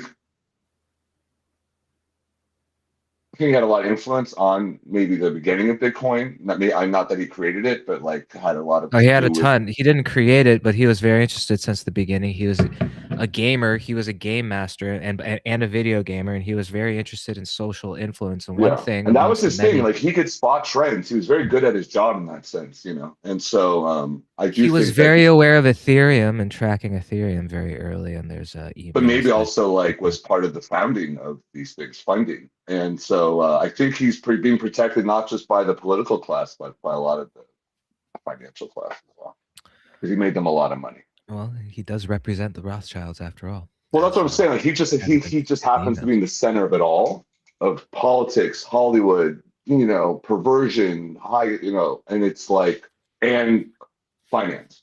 And so anyway, I feel like it's interesting how that happens, isn't it? But also, like, you know, like Miami is funded by fucking cocaine money. Like the whole skyline is based on cocaine money. Las Vegas is a gangster. It was started by gangsters. Like this is not new for America. Like, you know. No, not at all. Not at all. But we only find out about it usually about 20 years after the fact, and because of the acceleration of everything, but the accelerated news cycle, the accelerated well, also who's in office is directly involved, so that doesn't go away. Sure, you know? But you know, for better or worse, and it's like the whole age of Aquarius thing, is that it's going to be increasingly more difficult, if not impossible, to obfuscate or hide the truth. And the truth of the matter is that, you know, crypto is a very dirty. But don't you think, in a way, with the conspiracy theories have been so nuts that you can slip the truth as, like you were kind of saying, as a conspiracy theory, and then it's so dismissed and that's how they use it as disclosure. But don't you think that I see what you're saying. Yeah, I think you're right. But I feel like the public is not discerning enough. And like we just take everything that we want to believe and we believe it. And so like Joe Rogan can put on a bunch of people and one could tell the truth, but the others are legitimately nuts. And we're just going to believe them all. You know, like I feel like the public can like, we could find the truth. We're smart, intelligent beings that can discern what's real and what's not if we do a little bit of work, and we're just not willing to do that. Like you have to be trained. You have to be trained. You know, you have to be trained to do anything really, and like the training can come from someone else or your own experience or some divine intervention. But for the vast majority of people globally are trained to be subordinate. You are trained to accept. You're trained to protect the status quo and your own safety. And that's not even training. You're always incentivized to protect your own like sense. And we're naturally tribal, so we're gonna just not believe things that quote unquote go against our tribe, possibly a lot of us. But like, what do you think about like you're in LA? What do you think about Spencer Pratt? Like that seems legitimate to me, but like now, you know, people are going nuts over it. I mean, I still remember very well Spencer Pratt's initial like coming out to the public, like as a reality TV star 20 years ago. Yeah, I mean that was your hometown. Yeah, or you know, like to me, Spencer Pratt is not different from any of the he took a rhetoric. So instead of someone that can meaningfully make some change. He took a lot of rhetoric from the people are very well aware of the corrupt nature of the political system in California, but specifically in Los Angeles and the big cities. What happened with the fires and how wild and unjustified all of that was in terms of the lack of response. Well, I mean, it does seem like she's like we had a mayor here. We've talked about co-opting the narrative so often on our other shows, and Spencer Pratt captured the narrative, a narrative that was true and could have been actually implement, you know, with somebody that had any real experience or was actually serious about it, could have made a difference. But instead, it was a reality TV star, not unlike Arnold Schwarzenegger, a movie star who became governor of California, or our president. Correct. So I think it's like the long story short, I think that Spencer Pratt is as controlled or even more controlled than any of the other. No, but I'm saying like he lost the runoff like because of the mail-in ballots, which was the same basis of the. Did he though? Well, that's what I'm saying. Just like meant to rile people up. Right, but like that happened. Like, remember Trump was winning 2020, and then we all know the mail-in votes go Democrat because the Republicans dissuade their members from doing that, and then it's like the same shit over 6 years later in LA that we did with January 6th. I'm just saying, like, how is that being taken in LA? Are they still think that it's? I haven't actually spoken to one person who gives a fuck. But there is this Anthony Jeselnik joke. You know, Donald Trump had a roast 15 years ago, whatever. Yeah. So Anthony Jeselnik has this joke that literally says, if you look at the dictionary of douchebag, it's a picture of Spencer Pratt. If you look at that picture of Spencer Pratt, he's holding a picture of Donald Trump. And like 15 years later, oh my God, you know, right? Holy shit. All the same players are relevant, except Jeselnik isn't doing so well. How interesting. Yeah, it's fascinating, isn't it? But wasn't that the perfect joke? Yeah. Jeselnik, I think, underrated, and as oh yeah, I mean, especially he was killing it. Writer. Yeah. Yeah, in terms of the way he constructs his jokes, I think is great, and yeah, very poignant. Man, comedians, they really are the modern day philosophers. Yeah. This is Cheers Table, folks. Thank you for being here. Thank you for taking your seat. My guest is LightLake. He is an accredited, esteemed, and published author, and you can find his work on Amazon. Tailored in Blood, the series, Volume 3, A Haze of Two Cities, is the most recent, and it is. And I also was a little bit of my first book that you read, The Fictions Mess, was also kind of on topic. But like that was, I'll just say now because it's so irrelevant, it was a fictionalization of the Stormy Daniels, Michael Cohen, Donald Trump situation. How tame and small does that look now? You know? Like I wrote a whole book about it because I thought of how insane it was, and it's like not even top 10 insane things anymore. Yeah, no, we have become completely hyper normalized, for better or worse. But well, I mean, we stole this guy from Venezuela, a whole leader, and he's rotting in a Manhattan jail, and we don't even talk about it. Yeah, if he even is. What are some other people that may or may not? Do you think Lil Wayne was actually at Rikers? I mean, according to Lil Bow Wow, he was, and I wonder who's. Oh man, Lil Wayne? You mean Puff Daddy or Lil Wayne? No. Remember when Lil Wayne was in Manhattan jail? Like, do you think he was actually there?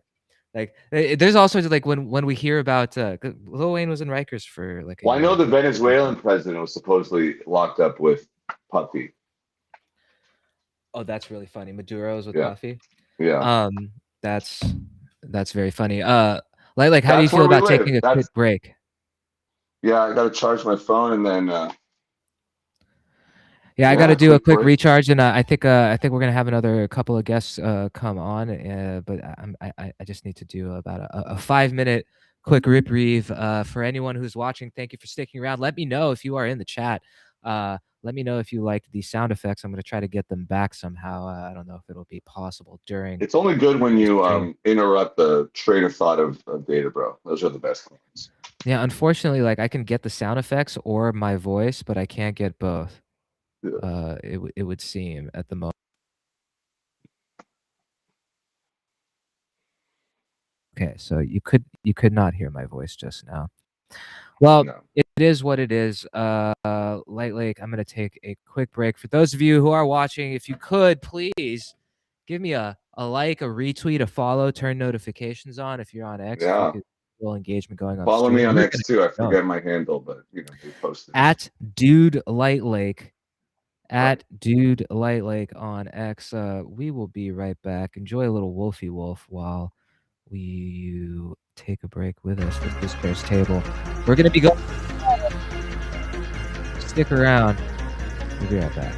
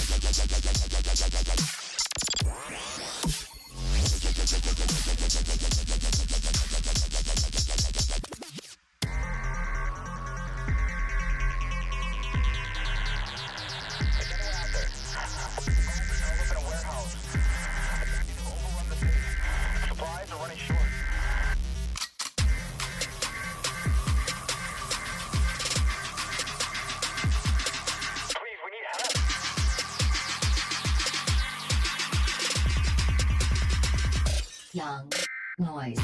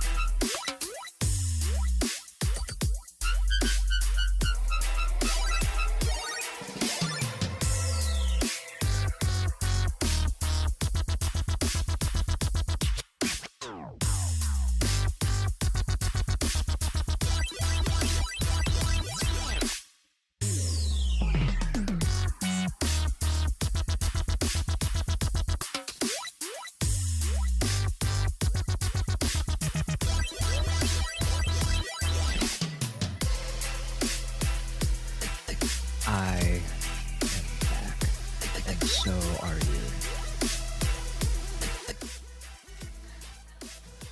Thanks for being here, folks. This is Chair's Table. I'm here to prop you up. Thank you for taking your seat. At Chair's Table, everybody eats. How much is up to you? Right now, I'm eating $3.87 in profit on my HyperLiquid long. On Bloxwap, we're going to let it ride. Chair's Table is brought to you by Keycard Shell. Keycard and Keycard Shell, the world's first and only 100% open source code, 100% air-gapped hardware wallet. Bitcoin, Ethereum, soon Solana, all the EVMs already in Bitcoin. And increasingly, more assets can be managed with the Keycard. Go to keycard.tech.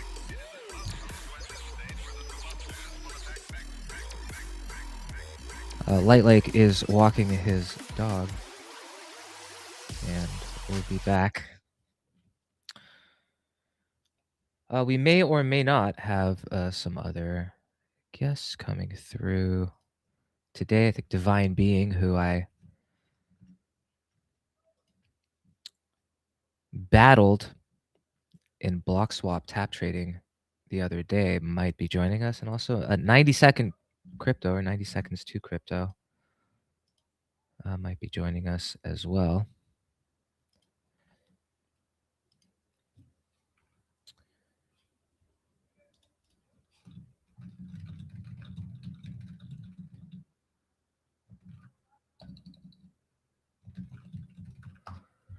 Uh, 90 seconds to crypto has been doing a lot of keycard content recently, and wanted to talk to him about that and get his promo code for you, the people. However you are watching, if you could give a little engagement, it helps a lot.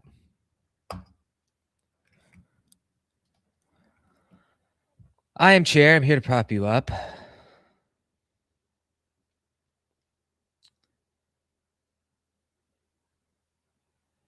Let's see what else is happening with my positions. Solana long 20x in the positive. So is HyperLiquid.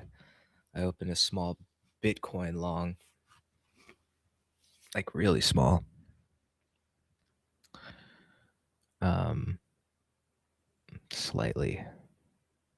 Slightly red there, but not a big deal.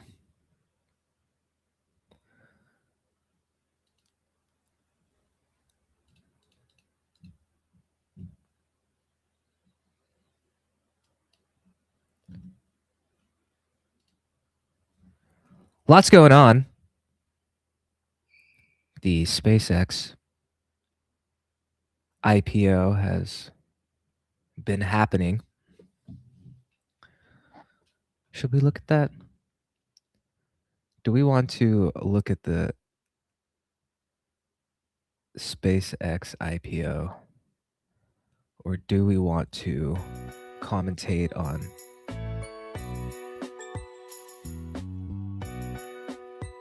other things?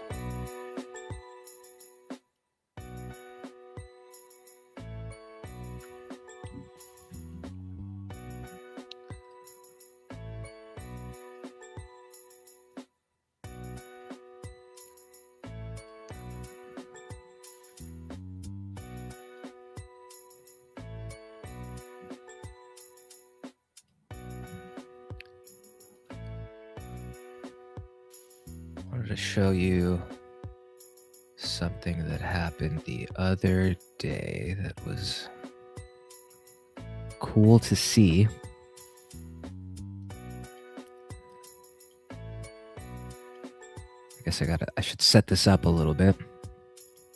The Logos is a technology stack and a blockchain network and a storage network, messaging and data transmission network. The blockchain is in testnet currently.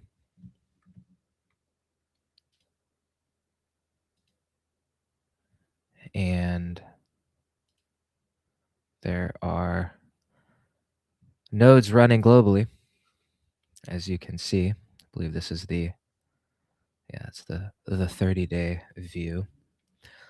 The different colors represent the uptime percentage for each region there. So over the past 30 days, if the entirety of those 30 days is 100%, how much uptime percentage-wise per region is represented there, and some surprising results. Now, of course, it's rather easy to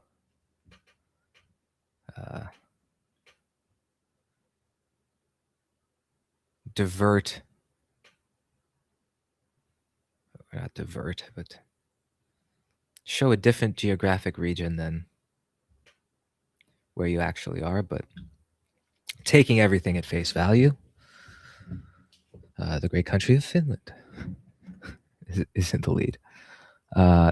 No data exposing anyone's location or otherwise is on this leaderboard.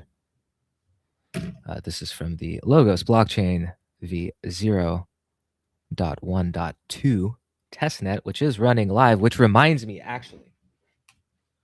Thank you for reminding me. Oh, sorry. Thank you for reminding me. I need to prune my logs. You kind of got to do it daily right now, just to kind of pile up. I don't have that much space on my little node machine that I'm running.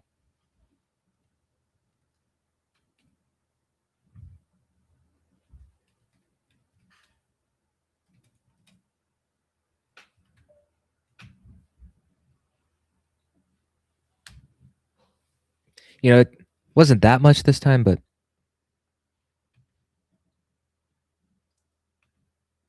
I like to stay ahead of it, you know? But you can go to build.logos.co right now, especially if you want to run the node, which I encourage you to run the node. Install Basecamp. You can run a headless node that is without a UI, just through the command line. On Basecamp, you can run a node via the blockchain module. Everything in Logos, basically, you could think of as a module.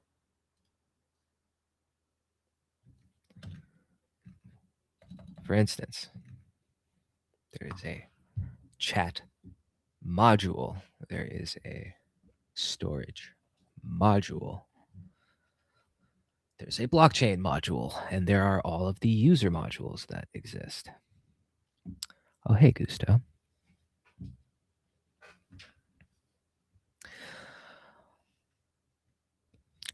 Logos devs in the chat. You never know who's at the table. Oh, I'm pulling up Basecamp here. So one way to interact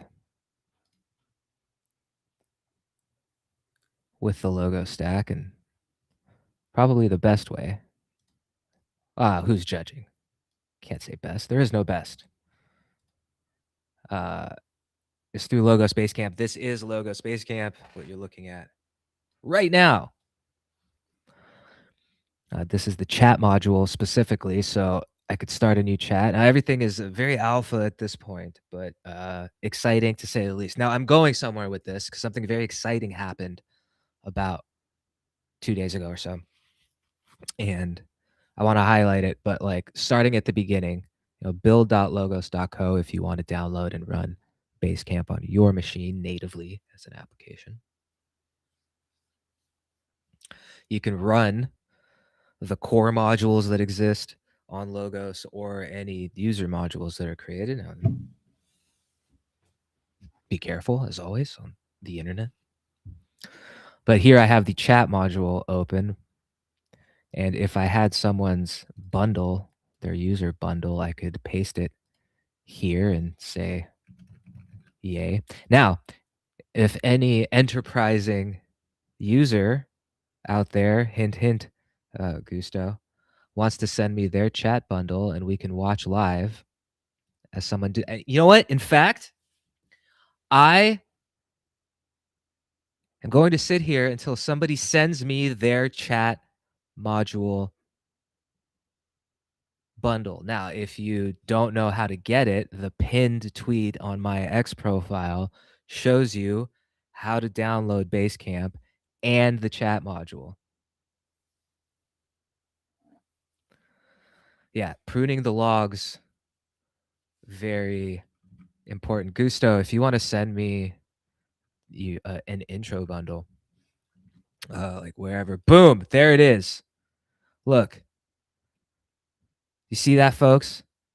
This is what an intro bundle looks like. Now, here's the problem. I can't actually copy this text. Could you send me that in our DMs, sir? But that's what the bundle looks like right now. Now, why is this interesting? Well, I'll tell you why it's interesting. Because Logos, not unlike Keycard, is 100% open source.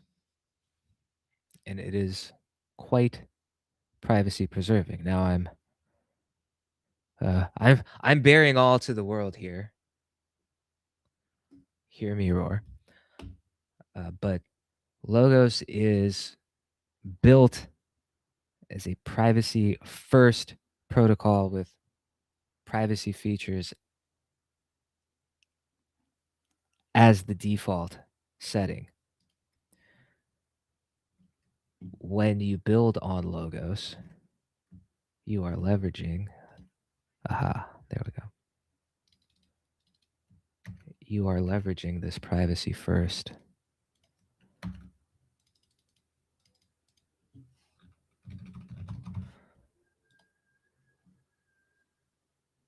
functionality. All right, so I have sent a chat to Gusto. The proof is in the pudding right here, folks. Let's see what happens. Now, I do know, I think, that if I close Basecamp, if I close the application, it's going to go away. Oh, LightLake, you should download Basecamp. I'm here. You're here. I'm here like the LightLake. I don't know. Didn't work. Come on and rise up. I am trying to interact with a user who has sent me their chat bundle via Logos Basecamp. Oh, let me put on my mic. What do we think, Gusto? Is it working?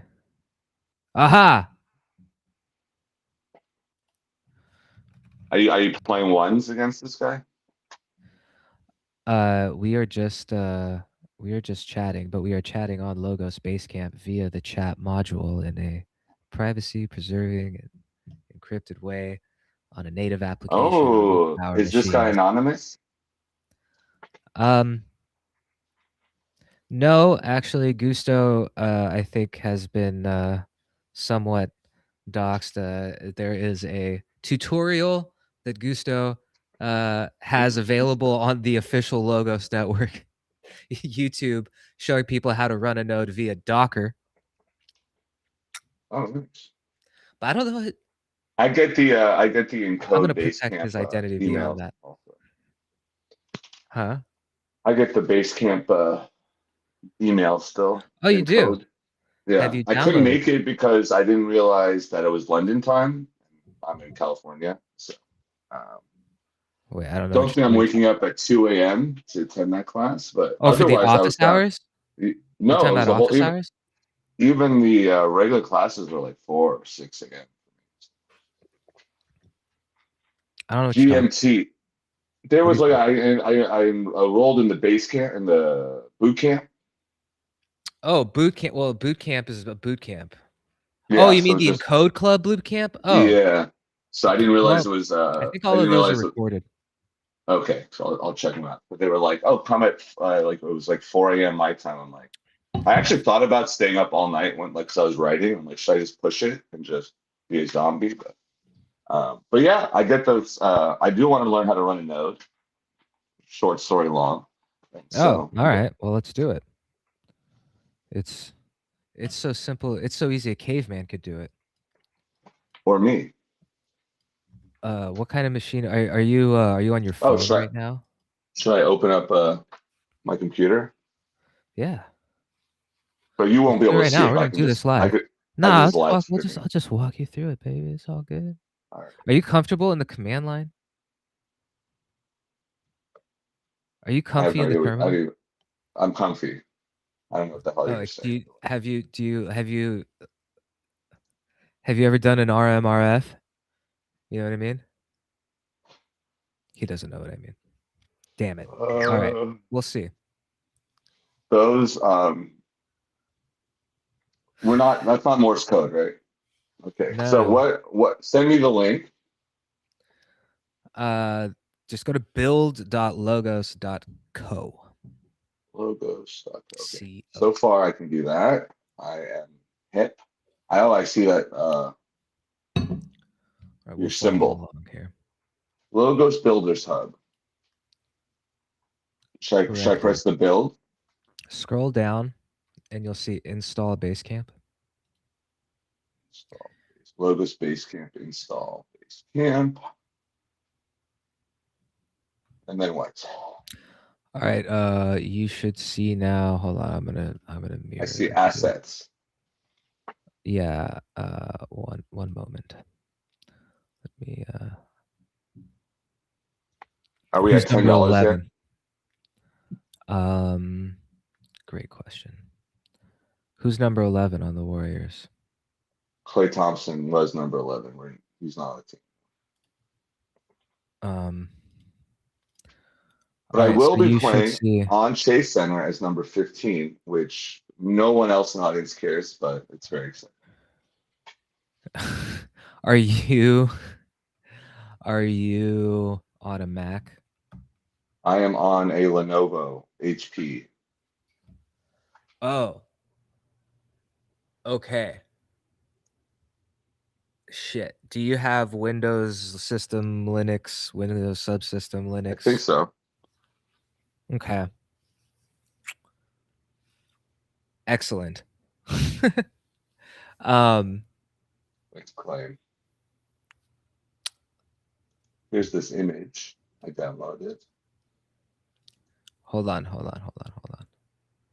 I'm not sure which one you need to download. Just do the app image. Fuck it. Do the x86 64 app image, I think. Okay. And should I open it See with what happens. what should I open it With with? WSL, with system, no, Windows system Linux. Hold on. All right, like see if you can get it to work, but I need to consult with the LLM here because I don't remember how to get it to work on. I heard someone describe it, but all right. So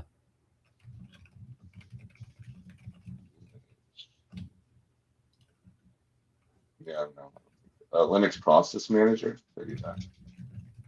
No. Don't go too deep. We'll figure this out. So, you should work on Windows using WSL.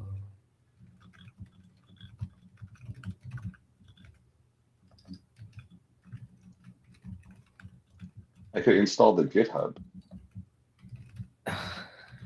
Well, no, you don't want to do that. The GitHub is just like a repository, or like you just need those files. What you're actually running is an application on your machine, and they are being shared on GitHub, but you don't need to like. I like get that into word, the nitty-gritty. repository. Yeah, it's like suppository, but A less place, intrusive. building, or receptacle where things are or may be stored. Very nice. Great word. Ain't it? Ain't it though? It is. But anyway,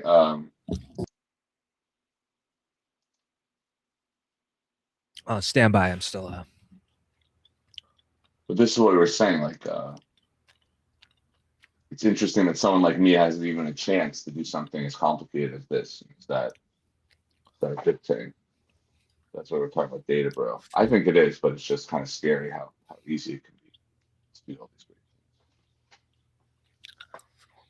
great things. I mean, if you're not as smart as me, it could be scary, you know? If you're not as a man as full of integrity and intelligence as I, it could be scary. What's scary? Like But yeah, crypto? like a simpleton like me can get so much access to like can do so many complicated things with AI and stuff. Like it's a lot good. of. It's not scary. I mean, I think it's scary of what someone that is either really stupid or really benevolent or whatever like can do. You know, like this used to be like you'd have to go to school and like if you want to be like an evil genius, you had to be like a real genius, and now it could just be like evil fucking influencer. So anyway, but I think it's good. I think it's amazing. I'm pro AI. I'm not anti, but I do feel like this is good because it's educational, you know, and you have to learn things. But like soon, maybe you don't. You just have to click. Anyway, existential nonsense. I think the most important thing, from my perspective, is like even when using AI, like the context that you give the AI when you're prompting it, right? You're giving it when to inform it, but also soon it's gonna be AI giving it. Soon it's gonna be AI giving each other. That's the problem because people are gonna get so lazy. It already that ship has sailed. But I'm saying like this is me doing it. This is you doing it. This is our input working with AI as a tool. And soon I think that is the optimal usage. And soon it's just going to be like what maybe Data Bro is saying, like just making people more lazy and stupid and dependent on it. And that's not what AI is for. AI you need for like simple tasks, but nothing complex. Like you need to. There's a point in learning education. It's not just for the sake of it. But yeah, I'm down. I'm gonna create my username Oregon sudo. Oops, who's that? Oh, I guess I have the LightLake sudo, but I'm already the author. Wait. What are you doing? What are you doing now? I'm signing up for the GitHub. Wait, hold on. Don't sign up for GitHub. Oh, okay. Stop that entirely. I'm stopping. I mean, hold on. You should have a GitHub account if you plan to do codey things and all of that. But for the purposes of downloading, you might be talking to the next Vitalik. Do you want to be the next Vitalik? No. Well, depends how much Peter Thiel's paying. That comes with some. Well, so I was talking about baggage. the Hulk Hogan. I was talking about the Hulk Hogan documentary, and it was Peter Thiel's behind that also. Remember, he helped him sue Gawker and take it down over the sex tape. Like he has his fingers in the pie. you remember Okay, that whole thing? The Hulk Hogan sex tape? I just saw a documentary on it. Yeah, it was Peter Thiel that helped him take them Helped down. him sue Gawker, yeah. Do you know why? Yeah, because Gawker went after him. It's payback. They exposed him. That They he's outed gay. him. Yeah. So which what? is like, It's fucking San Francisco. Like, give me a break. Outed yeah, it's him. just interesting. Like, He's fucking guys left and right. What do you mean outing him? Like, it's like Lindsey Graham. Oh my isn't god. it interesting that Gawker, like, at that time, this was what, like 8 years ago. Like, this was the, this was something. No, this was now it's like 2012. now it's like, oh yeah, well, the Hogan sex tape. So he filmed it in 07 and the whole thing happened in 2012. I know. It's great. Oh no, then there was, you're right. The case was concluded in 2018. Well, at that time, it was as fantastical and extraordinary or whatever. Well, I mean, don't you think it's ironic it that this guy who's Silicon Valley and free speech, blah blah blah, is like taking down a free speech internet company that was like just exposing the truth? Isn't that ironic? Yes, the irony is part of the story to me. And yes, now he's going around San Francisco talking about the shift. Antichrist, and he's like the most powerful person. So crazy. We talked about this anyway. But even that, just the fact that it's so, it's well known his support of streamers, certain streamers, and male prostitutes. Yeah, and it's been completed. So, well, anyway, I don't know what my point was there, other than like things have been like, it was so shocking and weird, and he was so willing to go out of his way to take down Gawker via Hogan. I guess when you're when you've achieved that much in life, or when you're that much of a megalomaniac or whatever. Yeah, rich. I suppose though that like any type of loss, like it seems like he just took it personally. It wasn't so much that they outed him; it was the fact that they. Oh my god! I mean, that they got a leg up on him or whatever, and he had to make them pay for that. A third leg up, but I'm. Yeah. Sorry, go ahead. No. Anyway, but my point is like Elon and Trump to a point, and Peter Thiel, they're so petty, and it's all about revenge, and it's like for the slightest thing of people that like they should not give a shit about, and like they should. If I had their money, I'm just saying me personally, I would not. I'm not saying I wouldn't care, but I would not invest the energy they do. Like, why did Elon buy Twitter? To get back at people. Like it's just he spent so much money to do that and all this energy and like take over a company he didn't need. And then like in San Francisco, he was doing all like he didn't pay his rent. He was like making sure that like the lights were too on bright, like just the smallest, pettiest shit. And it was just like, why? Like enjoy your life, enjoy your money. I don't know. Anyway. Like enjoy your success. Well, I mean, maybe or he's doing exactly what his job is. Like I don't know.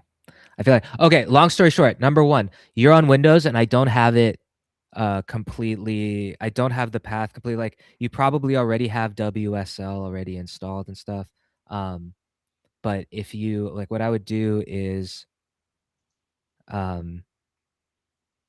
get a Mac. no. Well, I mean, I could probably do it on my phone whenever I do have iPhones. There isn't a Basecamp mobile app yet. I think there will be at some point. But so I couldn't even have done it, even if I stayed up. Even if I stayed up to 4 o'clock. Even if you stayed up till 4 o'clock, what do you mean? To do the node, to do the boot camp. Oh. No, I think you could have. I just I like if anybody has eyes on the welcome to Enclosed Hub. Explore Enclosed Hub. But all I wanted you to do was download the application. I don't want like unless you are a developer. Remix AI Bootcamp. Few details. Oh, there's a lot of good stuff here. All right, anyway, yeah, we'll do something. Yeah, I just wanted. I was hoping you're on a Mac. You could just download the app and. You know what's a good alternative to that is reading neo-noir murder mysteries based in San Francisco that have Web3 plot points,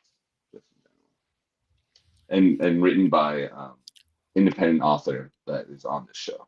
That's always a good alternative to if you don't have a Mac to download the note. It's true, but anyway, I and that neo noir probably should be tailored in Blood Volume 3. Haze of Two Cities available now on wow on Amazon. Yeah, it's a good. But this was what I wanted to highlight is that there was a hackathon for something called Right, that's what was happening at the Franklin Tower. Right. The hackathon. Okay, yeah. So check this out, dog. Did you notice that the number 3 thing, the number 3 prize went to someone that built a Logos network integration? Wow. Yeah. Was it you? No, Okay. It was not. But still, but it was someone from the Los Angeles Logos Circle.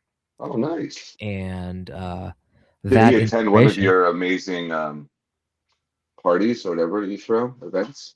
We do a meetup every month right now called or it's the LA Logo Circle, and it's more or less like a rather technical group.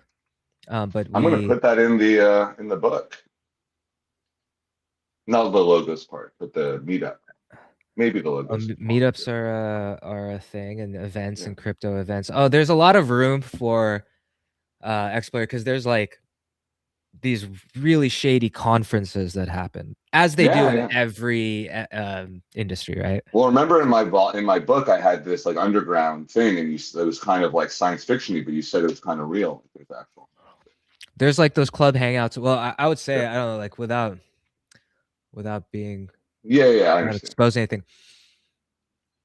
But theoretically, I originally read one of your drafts for Haze of Two Cities, there's a specific plot point in there that I thought like that might be stretching it a little bit.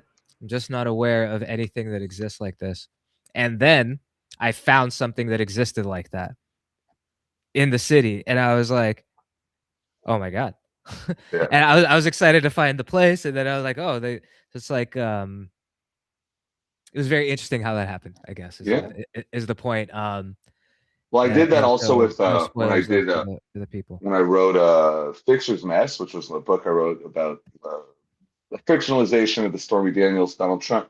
There was this thing where I wrote that he bribed one of his guys, not bribed, he paid one of his guys through paying for the tuition of his school, his accountant, and that's exactly when it came out later, it's exactly what he did, and I didn't know. So anyway, call it author's intuition, but I would love to explore that.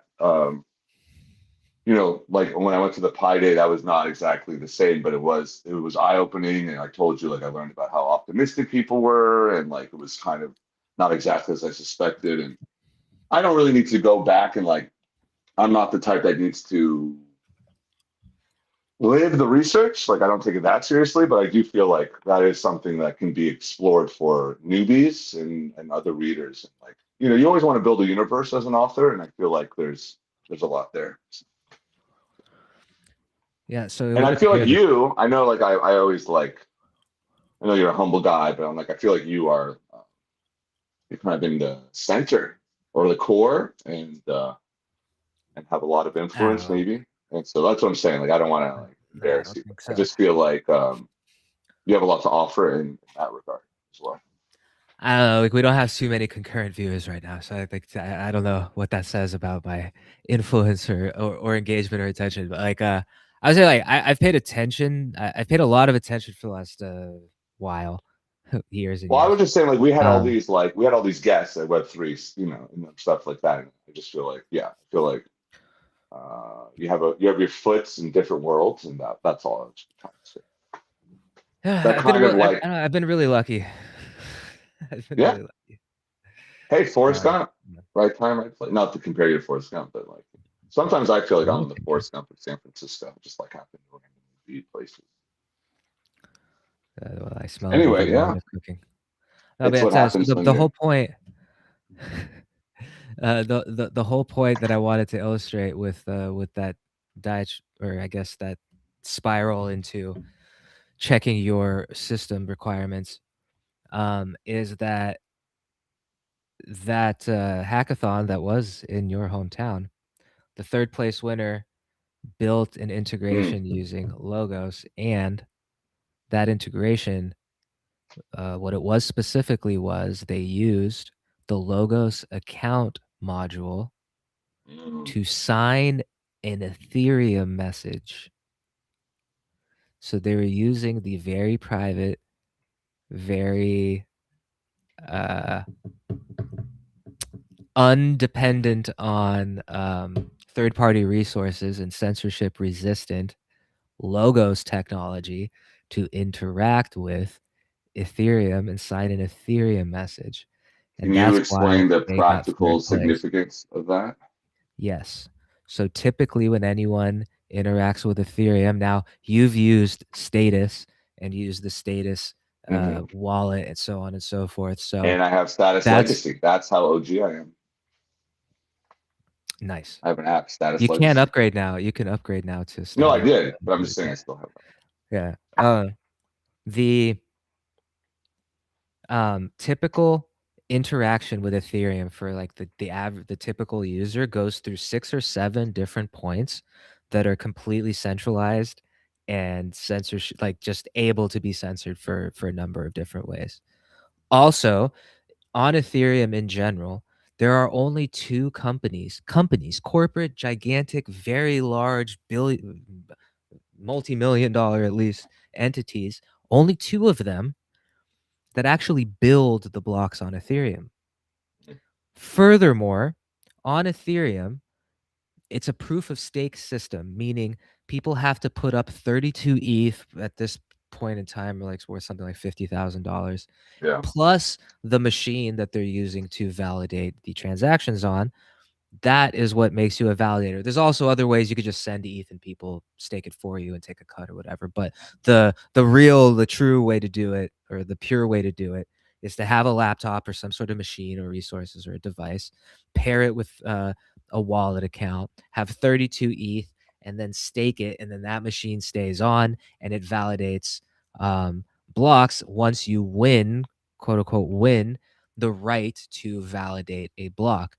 Now, there's a lot that goes into that, but basically you're in a lottery and your machine is like humming along and validating things. And it says, oh, you won the lottery. Now you get to validate one of these upcoming blocks. So, if we're on block number 6079 and we know that block 6084 is coming up, they are choosing which validator node is going to be the one that validates that. And they choose it 36 blocks. 1 second. I had this whole. Sorry. Yeah, no. So basically, it's known. Let's say I won the lottery. It's known 36 blocks are like about 12 or at least 6 minutes. I think I forgot now what the measurements are, but it's minutes before the fact.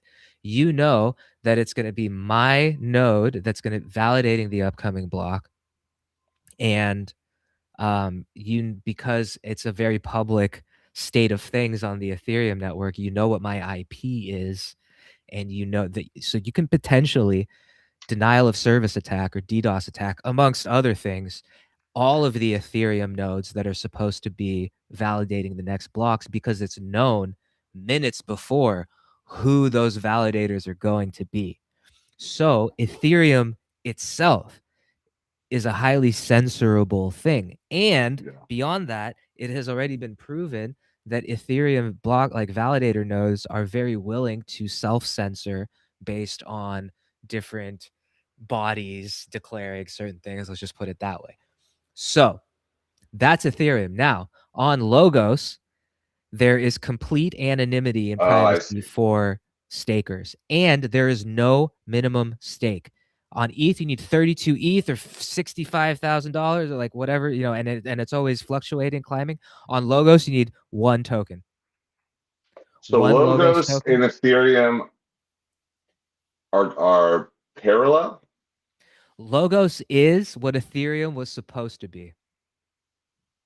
Okay. Logos is. But so they're of the same makeup. Like in theory they could serve the same purpose. Exactly. Except Logos does it all in a privacy preserving. Right. Which Ethereum is. Uncensored. And we talked about how like way. we talked so I had this whole plot for this next book on validators, and I got rid of it because I confused myself. I actually think I was unfortunately not like upset because I think I was on the right track. But we were talking about how like Vitalik or whatever the board was favoring certain validators. Is that correct? Or like they were kind of picking the winners, and it wasn't so meritocracy anymore. And like this was a way to gain control. Foundation? Yeah. Foundation and all of that. It didn't really have anything to do with validators, but the Ethereum Foundation kind of always has a lot of drama surrounding it. Very recently, there's been even. But like you were saying, like things come to the top, right? Like there's a second edge, L2, like, and they were kind of influencing, or was that am I off? You're kind of conflating some different things, and it's cool and it's understandable because there's fucking way too much and it's way too technical. That's why I got rid of that whole subplot, because I was like attack the validators to get back at them. And I think now I was right, but I think I was conflating so many things I just confused myself. Yeah, there's validator nodes, but they're not necessarily the Ethereum Foundation. The Ethereum Foundation is sort of the steering committee that puts a lot of that funds a lot of the core research. But you were saying when you become a validator. No. Isn't that like power? Isn't that like you're part of a club now? No. Well, yes and no. The validator. Okay, so let's give the Logos example right now. Okay. Yeah. So, and I'll be quiet. We have the Logos uptime leaderboard, right? So this is the validators by their geolocation, and we don't go deeper than that. So like we only know that like their IP and their geolocation is there now. This is on testnet. We're not even going to know that on mainnet. But right now, things are in a testnet mode. Like things are building up towards mainnet. So the most important thing that anybody can do right now to support Logos, if you are aligned with the Logos mission, is to run a node. And Logos was designed to be like the Logos blockchain nodes. They're designed to be very easy to run. And because it's a proof of stake system, just like Ethereum, unlike Ethereum, it's like minimum requirements necessary to participate in the validation. So instead of needing $60,000 worth of value, you only need one Logos token. Now, we don't know anything about the Logos token right now, but what we do know is that there's going to be no decimals. So on Ethereum, you can have 18 decimals. Same thing on Bitcoin. So you can have 0.000000001 Bitcoin, 0.00001 Ethereum, right? All the way to the 18th decimal. On Logos, there will be no decimals, which means there's going to be some really big fucking numbers. Now, I know there's some big braves. Meefs! Hold on. Meefs!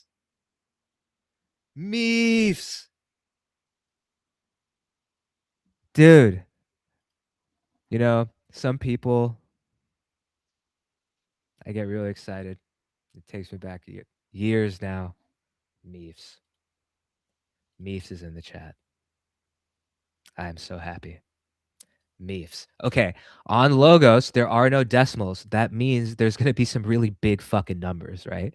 Because like one Logos token would be like, well, like whatever the equivalent would be 18th decimal 0.0001 ETH, which is like fucking whatever. That's much, much less than a fraction of a cent. But if the Logos parallel would be one Logos token, for example. So that means like, fuck, there's going to be quadrillions. Like, I don't know. It's going to be a lot.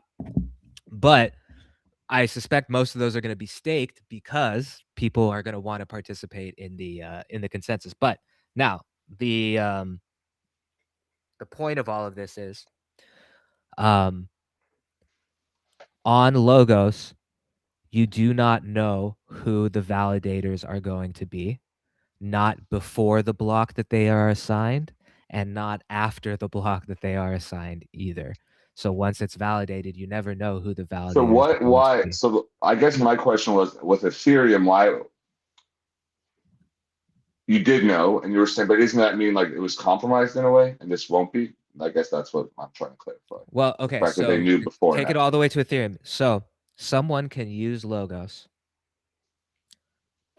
Okay, so that's all to point out that the difference between Logos and Ethereum at the consensus Well, and validator level. why is it a benefit to not know? We're gonna work up. We're working up to it. But Okay. in order to work up to it, we need to understand the fundamental basic difference between validator consensus protocols on Ethereum and Logos.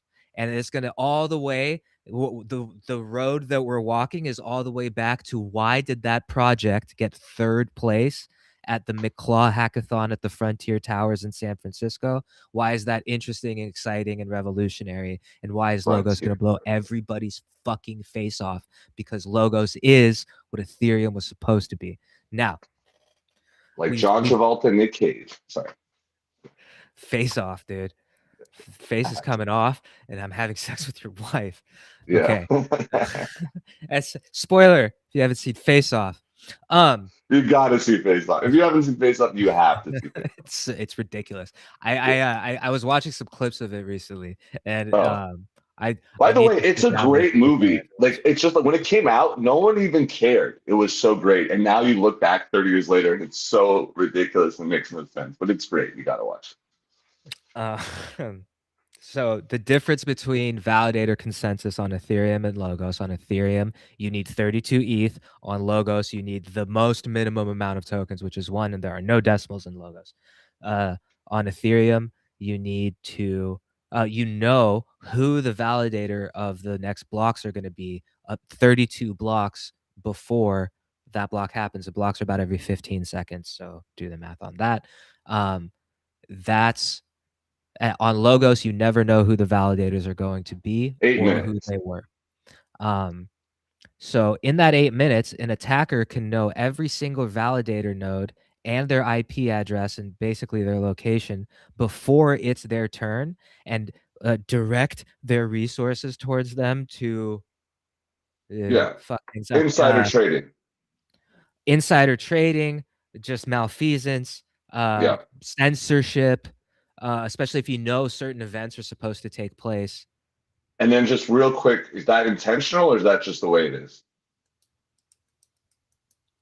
The design of that on Ethereum was intentional. Like everything about Ethereum or any of these protocols, because they're very complex, is intentional. Like you probably have unintended results of that intentional. But they want people to know beforehand. That's a good question.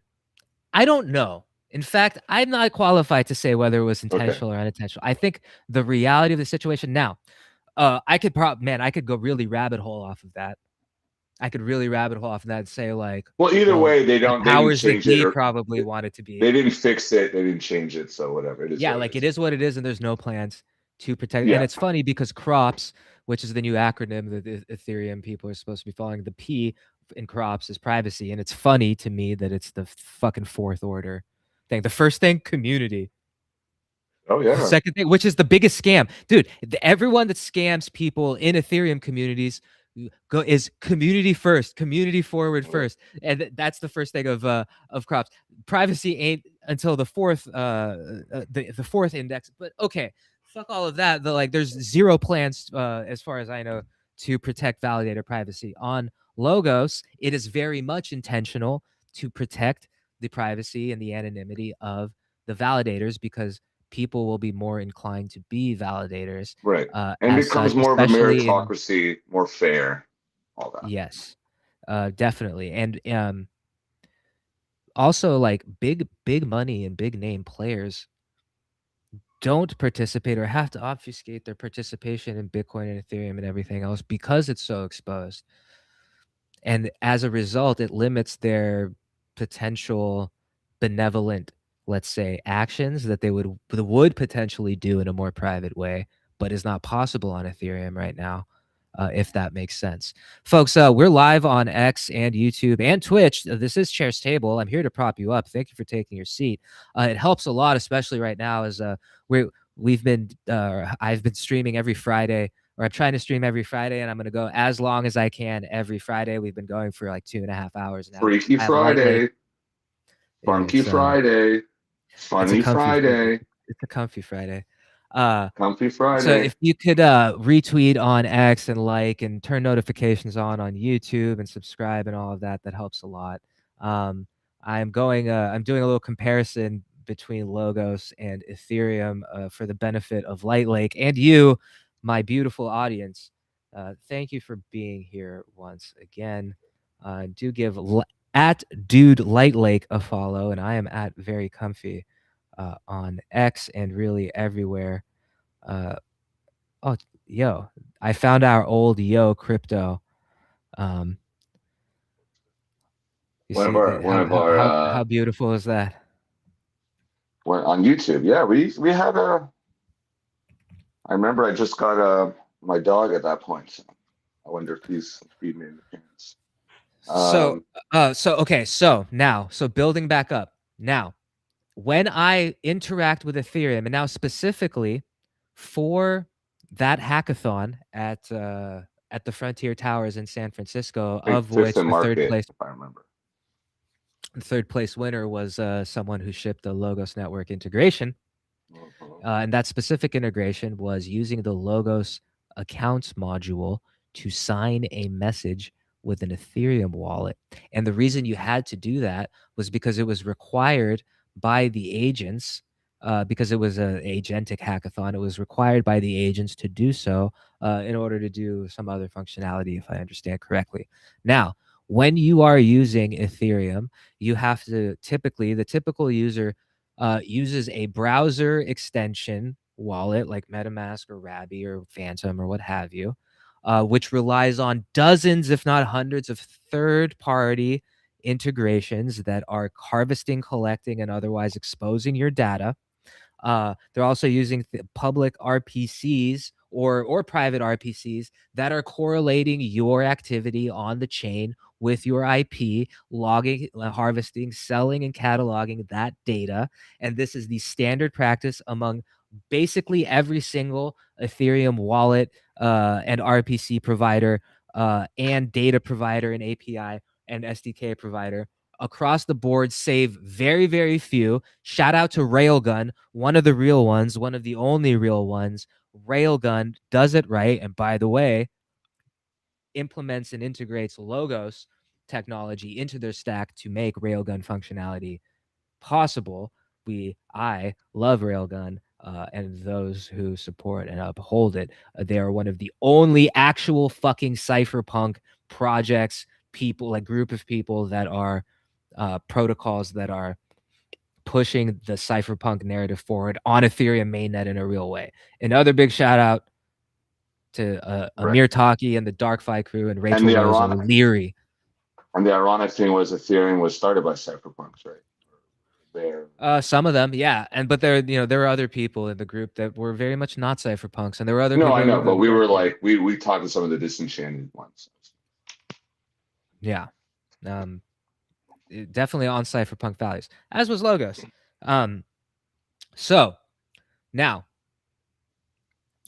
if in order to interact with Ethereum, you go through all of these gated or censorable and or data harvesty sort of places, and there's all the ones that I named, from your browser wallet and all the things that your browser leaks to all of the integrations that they and dependencies that they have that harvest your data and potentially censor you, to the RPC provider that's connecting you to the Ethereum network itself, and then all of the censorable ways that you can censor Ethereum once at the network level and those transactions are being validated, that's what we covered a few minutes ago. Knowing where who is going to be the next validator, so on and so forth. So if you are using Logos and the accounts module specifically, as that project did, then you are completely bypassing all of those gated and censorable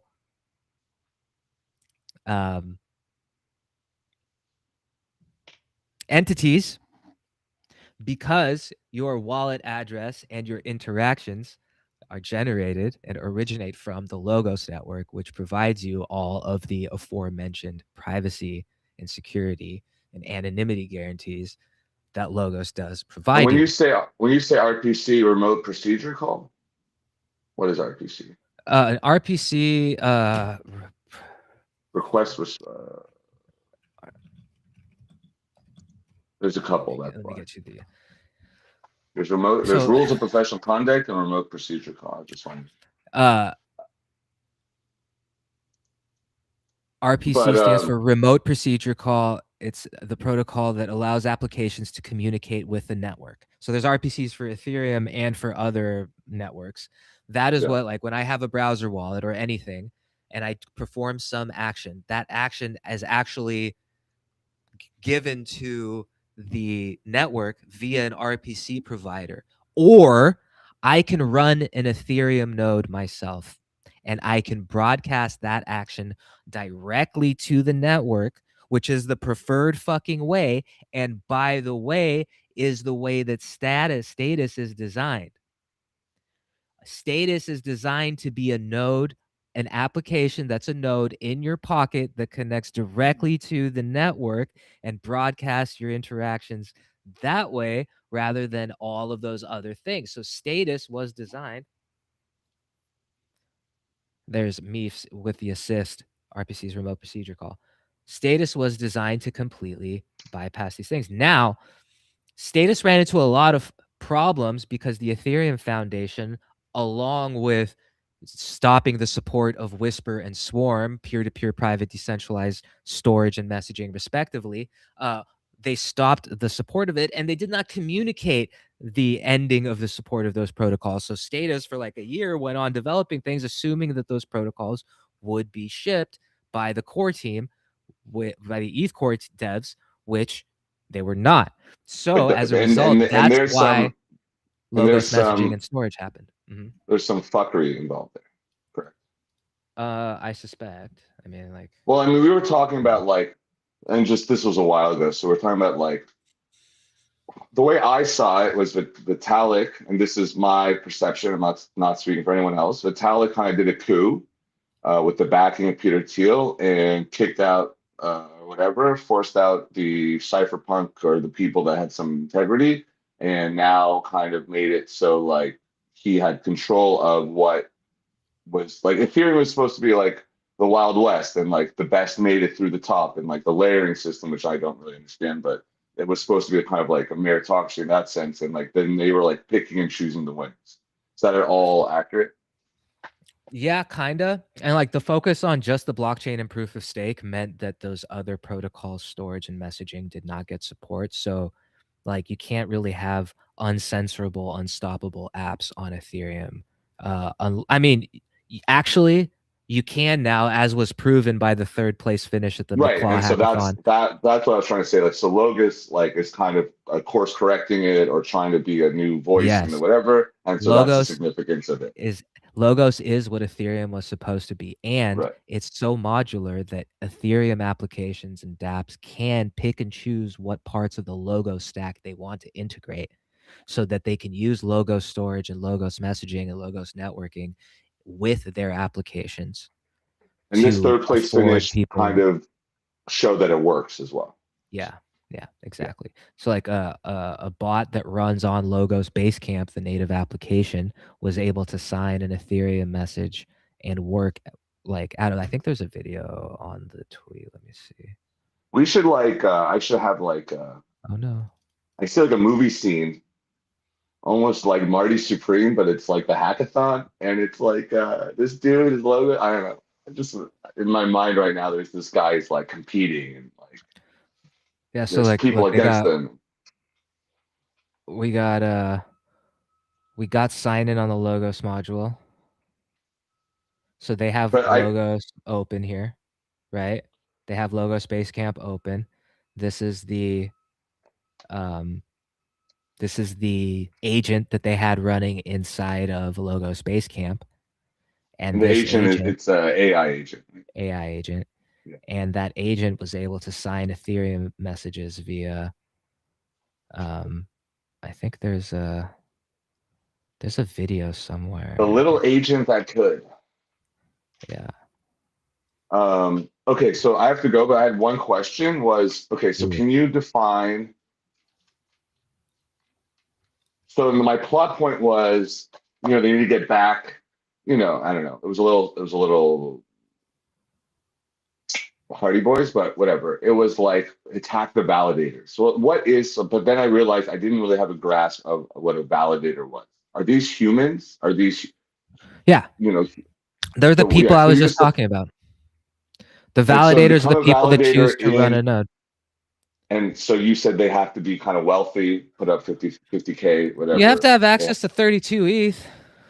Right. So it is kind of elitist club. Yeah, it's exclusive. It's exclusionary. So, and then what happens? Not necessarily elitist, but it's definitely exclusionary. And if you get to the validators, you can kind of get to the people that need the validators, correct? Like, are they open to, what is the dependency between the validators and the people that need the validators? Like, what is that relationship? You and I need the validators because when I want to swap Ethereum for a Buttcoin on ETH or whatever,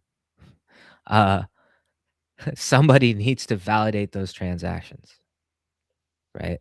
The network requires, okay. So are you familiar with proof of work? We're going to get into a whole other thing. Yeah, we talked about that before. Okay. Proof of work, proof of stake, and the different, like the levels of that.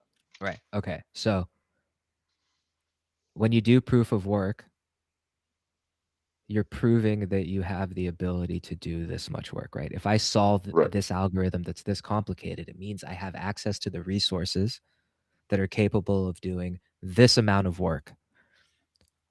When I prove that by solving the algorithm, I now have to do this amount of work to validate that the transactions that happened in this block are good and true or not. So as like this list of transactions that I need to validate builds up, I go, okay, number 1 or number 0. This person sent this person this many tokens. This person indeed does have that many tokens to send. Looks good to me. Okay. This person decided to swap this token for that token. They do indeed have this much of that token. There is indeed that much supply of that token. It's good and true. Go ahead. And that should be, in theory, black and white. Right. It's not always black and white. It either does or doesn't. And what we're saying is like people can fuck around with that because they have an 8-minute head start. Double spending is like a simple way to say it. Let's say I only have one token and I want to send that one token to you and to somebody else. And I manipulate the network in such a way that it makes it look like I do have a good and true, like one way to do it is try to win the block myself, right? Be a validator and try. So if I know, this is it. This is perfect. I know that 8 minutes before I'm going to validate a block, I get my notification. Your block is going to be the next one that validates or whatever. Yeah. You're coming up. So I have my one token and I send it to 10 of my own addresses. Right. So I send one token to address 1, 2, 3, 4, 5, 5 on a block that I'm validating. And as my validator node, I go, looks good, looks good, looks good, looks good. Right. So that I just created 10x more tokens, right? Now, I can get away with that on the block that I'm validating, but the next validator is supposed to catch it if they are acting honestly. They need to look back and go, no, that doesn't make sense. And the chain needs to correct. But what I just described is the simplest way that you can perform some maybe not the simplest, but it's a straightforward explanation.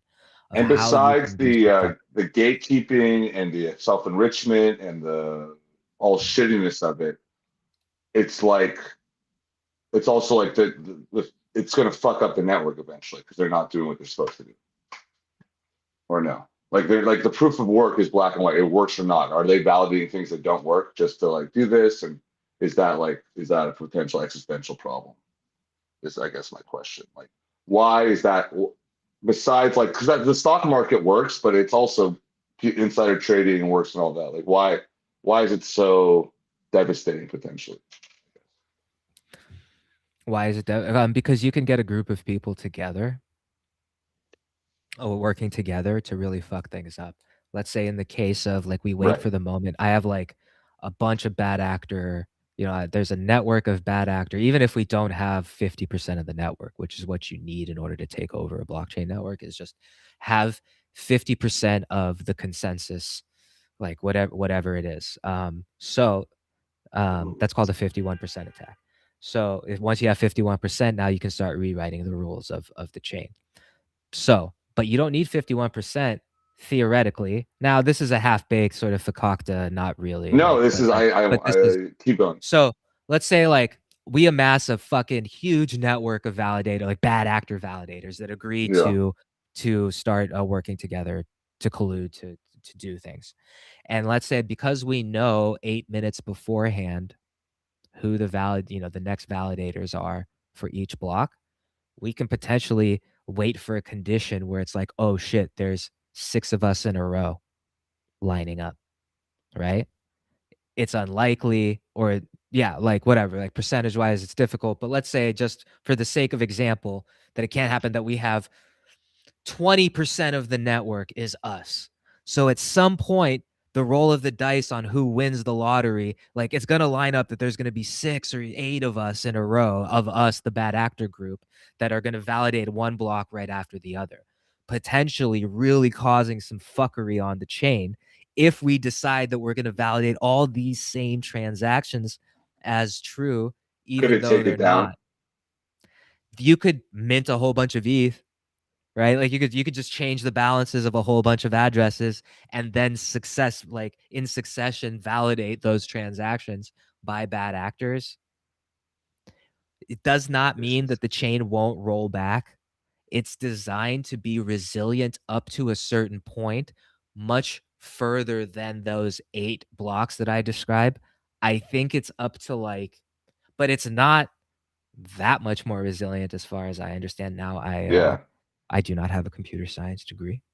No, I understand. No, this is like for my purposes, that doesn't have to be like, I just need to put like again, a potential thing, and this is great.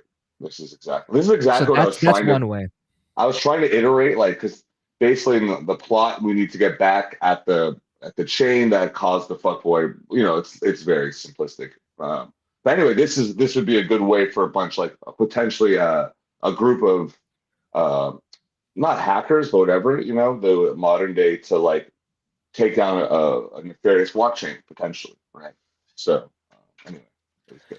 Or just a nefarious group to take down a good blockchain that maybe doesn't but like have if you wanted to reverse, I could use set. that. I could reverse that for like this one, as like some Robin Hood motherfuckers.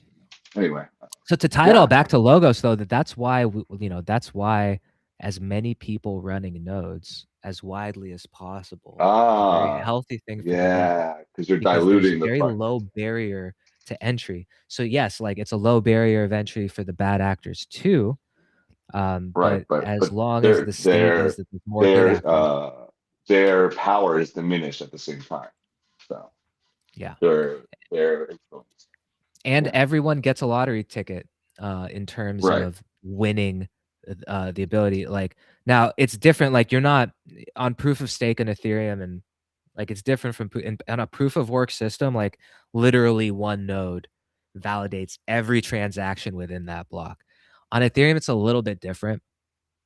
Even though there's one node, I know, again, like Meefs and anyone else out there listening, like correct me wherever it seems like I'm wrong.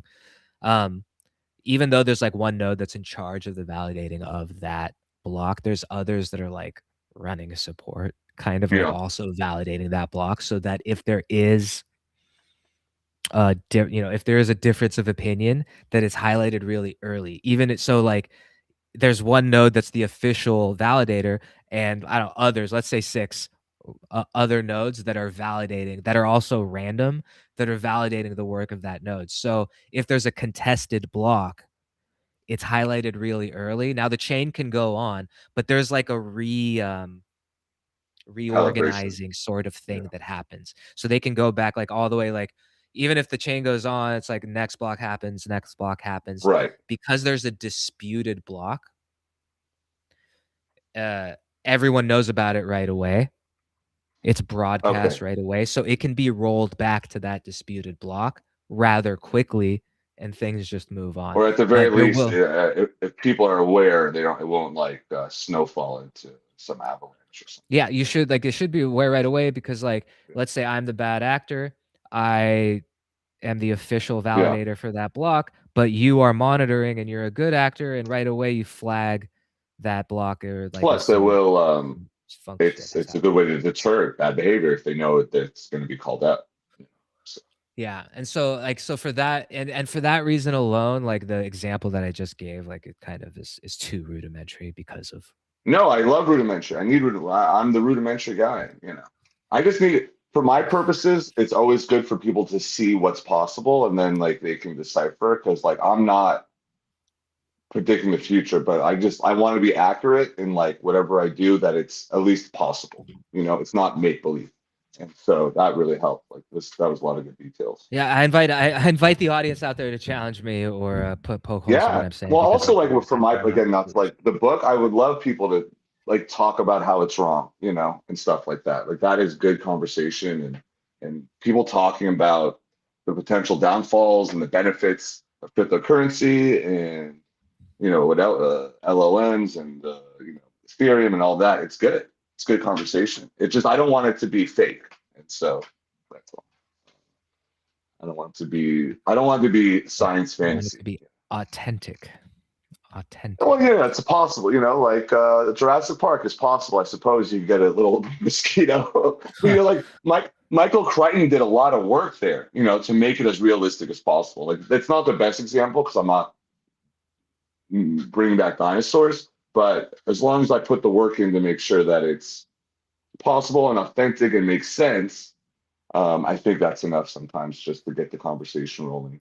I just don't want to mislead people and think that something that's like, not true. And so that was great because I had this whole plot point and I had to get rid of it because I was completely conflating shit, like you were saying.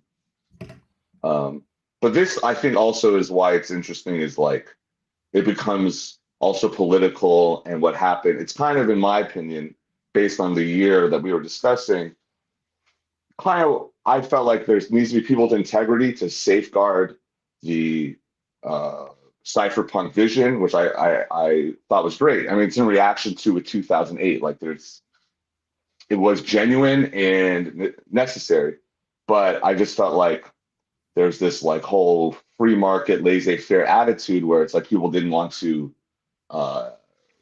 be too hands-on about it, which I understand, but like these nefarious actors are going to continue regardless, so someone has to push back. And so I think what you're saying is that Logos is in its way. That's cool. Yeah, it's one of it is the coolest thing that I know of that's happening, like in terms of actual meaningful things, and it's the closest that anything has been or felt to me as that sort of original, as Ethereum was originally described to me in an unsanctioned rave in the Joshua Tree Desert. It was the best potential humanity has to build uncorruptible systems and really upgrade the way that human governance and interaction and coordination can happen. And it started with like Byzantine fault tolerance and Bitcoin and like the proof of the Byzantine generals proof, and then Bitcoin proof of work, and then the world computer and database of Ethereum building on top of the shoulders of all of that work. Now we have economies and finance and governance that can be built on top of this cryptographically solid fucking stuff. And that's the exciting part. And I have goosebumps saying it right now, is that was originally what was so exciting about Ethereum. And they weren't finished with the work. It was just a vision. It was just a roadmap. It was just a white paper that started in 2014. But that original fucking thing included privacy as a core feature, as a default feature within all of that. And it slowly got eroded until by 2020, it wasn't it wasn't even a sniff. And the two of the three protocols that were supposed to make it happen got swept away as well, so that it ended up with just the blockchain and just the DeFi, just the finance, and not completely leaving the storage. And we were talking about and like the DeFi and decentralization was so key, and like what you're saying with the validators of Ethereum is that they're really trying to centralize it seemingly, and which is like the antithesis of the whole thing and too big to fail. which is what led to 2008 and led to the founding of the digital currencies and what we have now. And I hope it stays that way. And yeah, I'm glad. I've said this before, and as an outsider, it's like a lot easier said than done. I do feel like it's so much work. It's people and it's integrity and it's necessary, and you can't like separate the two. And, it's anyway, really cool is the open source way that this the whole crypto thing has happened. You can't stop that, and it goes on. Right. That's the fucking. I mean, you can try, but with encryption and cryptography, it's hard. But Microsoft did buy GitHub, so everyone keep that in mind. Dude, LightLake, I think you have to go. Yeah. I have to go. One more time, everyone. Next Friday, and then Yes, check out like this. And we just I think we expanded a plot point just now that will make the sequel much better. So much appreciated. And the book is Tailored in Blood, Volume 3, A Haze of Two Cities. You can find it on Amazon. It is very affordable and even free if you have an account. So and follow dude _ yeah, if you have KDP, it's free. Thank you very much, sir. We'll see you soon. Thank you, Chair. Please have a seat at the table. There he goes. That is dude LightLake. I am Chair. This is Chair's Table. Thank you for propping me up. Thank you to Meefs and everyone else out there who's been watching. I really appreciate your support.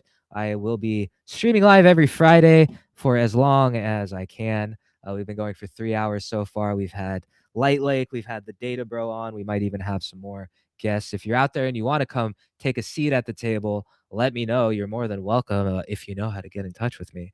That is, which I suspect you might. We have a few concurrent listeners. I see some people that haven't left the entire time, and I appreciate you very much. If you could show some engagement and like, retweet, share, quote tweet, reply, give a request in the chat. If there's a video or a link or something you want me to watch and react to, you should send it through. We can absolutely do that. I will be going through some links that have been provided throughout the week. There is a Signal group, a burgeoning Signal Chairs Table group that I'll throw the link out there somewhere. Just reach out to me if you want to be in it at this point. We're just getting these things moving with Chairs Table. You know how it is, or you might know how it is. Like things are building slowly on top of each other. But Fridays are the day to come to the table. Now, I was talking about the hackathon winners that got third place at the McClaw hackathon that was in San Francisco. They built a Logos integration that how can I do this? Can I do it like this? Nah, it doesn't look good. That doesn't look good. They built a Logos integration that uses the Logos account module to sign a message on Ethereum. And this is the type of stuff that gets me excited, because the cross-network functionality of Logos is one of the things that's very exciting for me and a lot of other people. I have a few leveraged longs open on Bloxwap. If I can find them. Where did they go? Where did they go?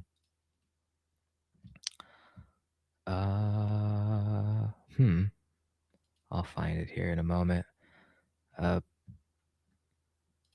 Bloxwap is an app that is a lot of fun to play with, and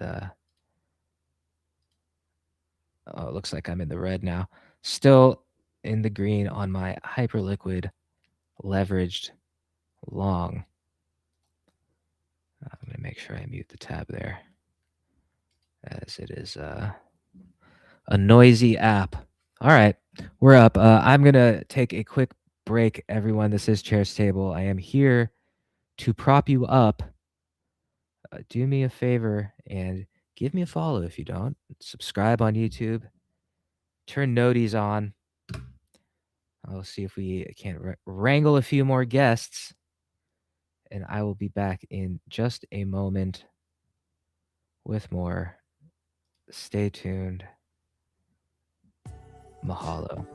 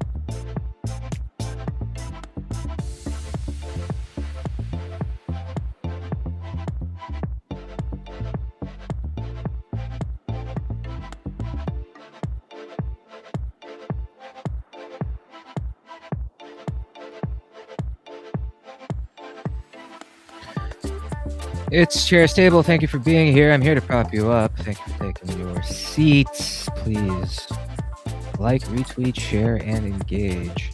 Especially as we are live here and as we are just getting into our every Friday rhythm. I'm going for about 3 hours, a little over 3 hours, and we'll go as long as I can. Had a few guests lined up. We had dude LightLake come through. The Data Bro. Had a few others lined up, but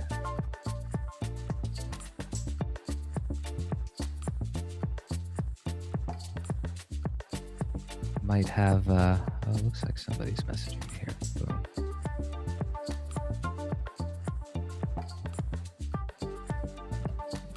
Boom. Joe Blau, you can come on if you like, once you get settled in.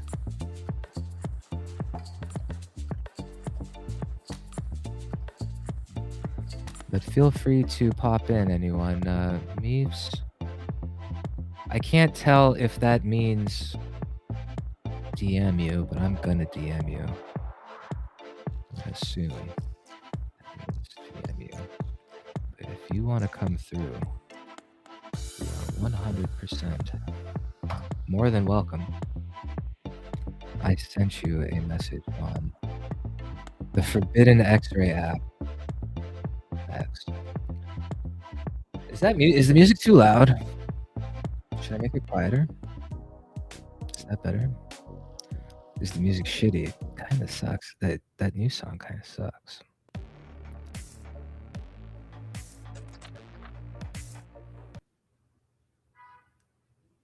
Yeah.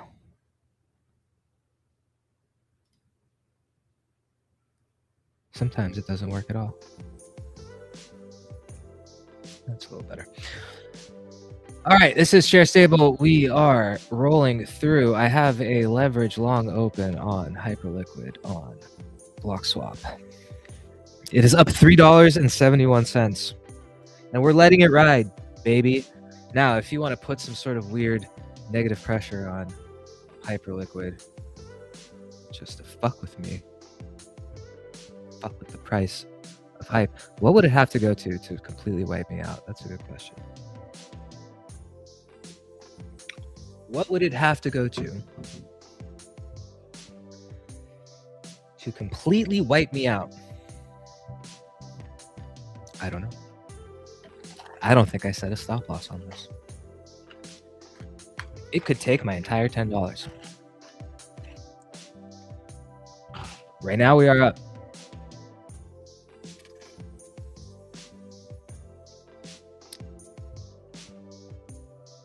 Let's see what else is.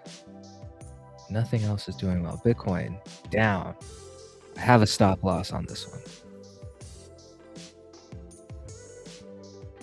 Solana down. No stop loss. At risk of liquidation. And not doing well. Should we open up something else? Let me know. I'll just run it. You call it. Should we short ApeCoin? I think absolutely we should short ApeCoin. 100%.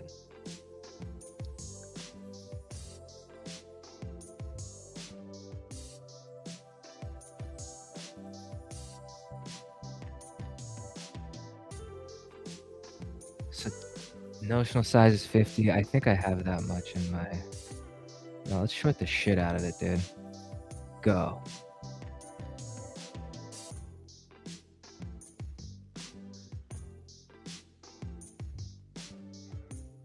All right. We also have no stop loss on this one, so all you have to do is buy ApeCoin. Fuck with my position. God help you. Oh, this is a funny one. This is Chair's Table. I'm here to prop you up. If you want me to watch anything,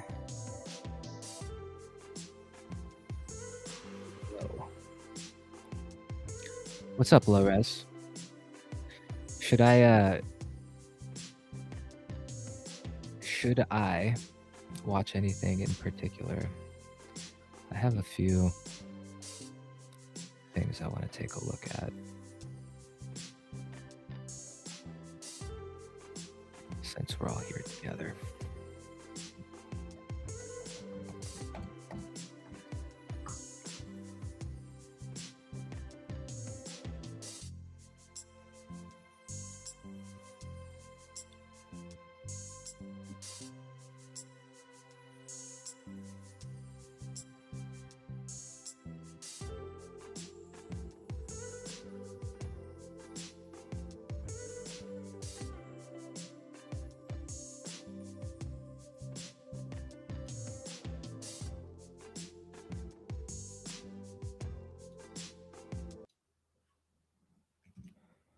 Let me know if you guys can hear this okay.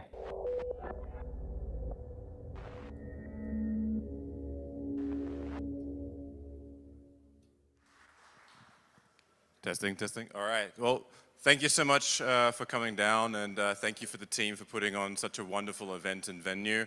It means a lot to me, and yeah.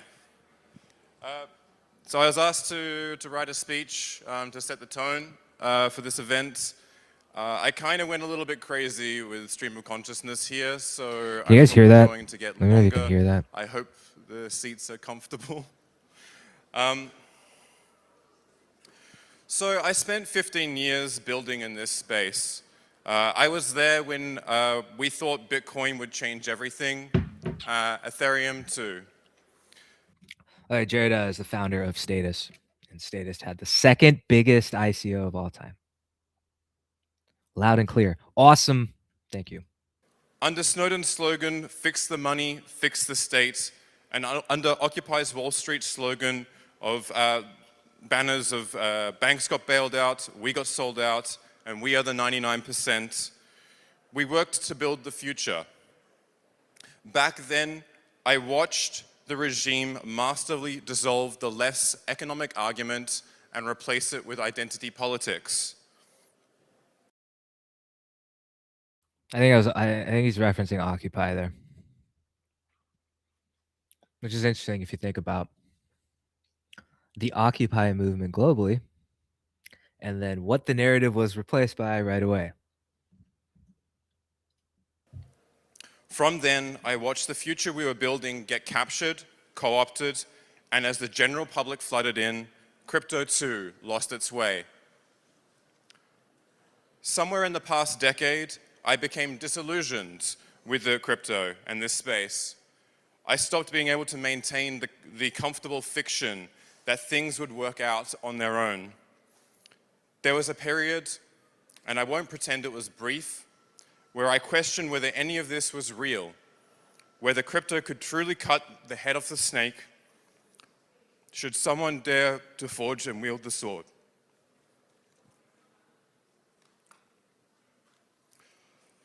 Or whether it was just another scheme that captures idealists and uses them like useful idiots.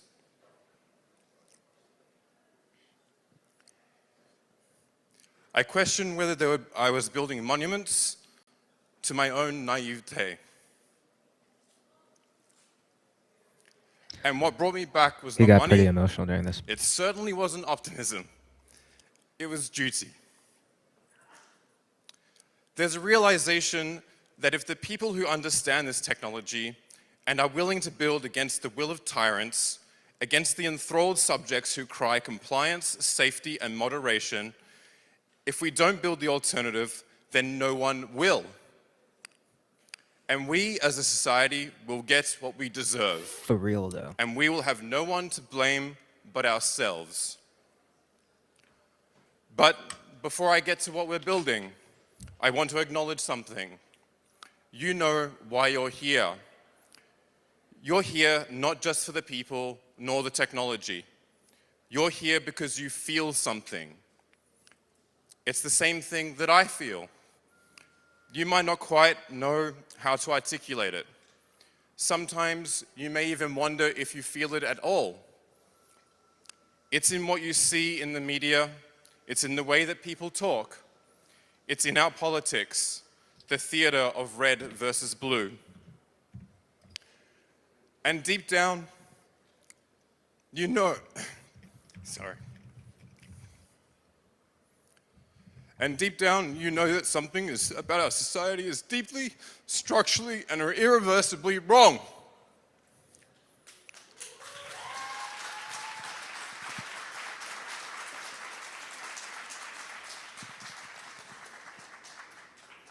This is harder than it was to write.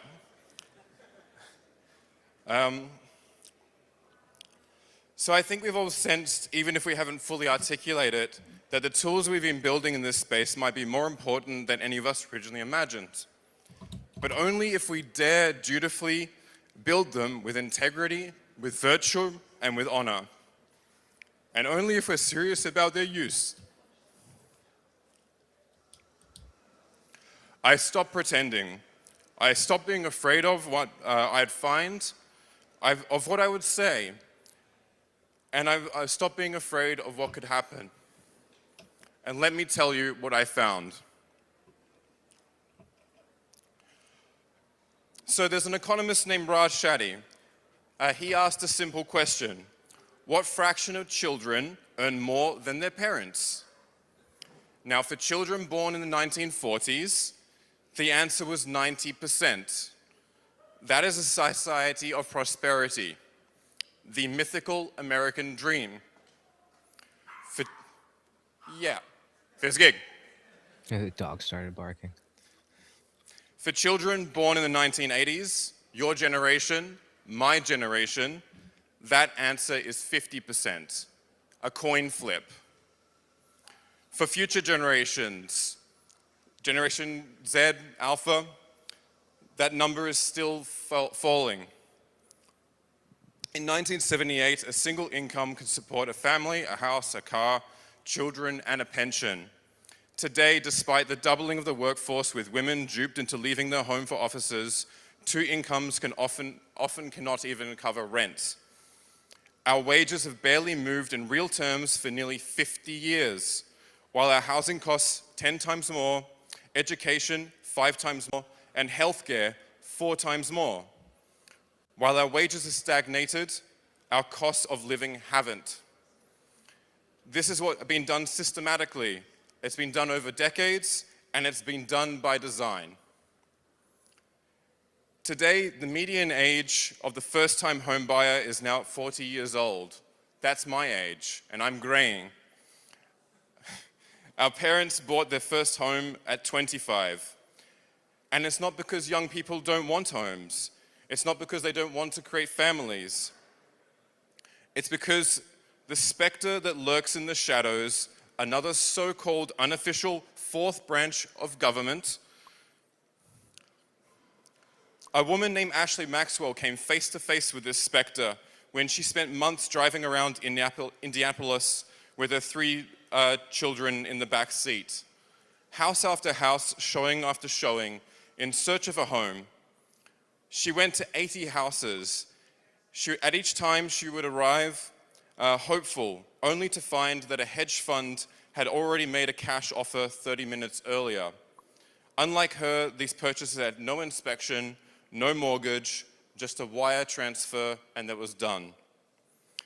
In some of her neighborhoods, 38% of homes were bought by Wall Street.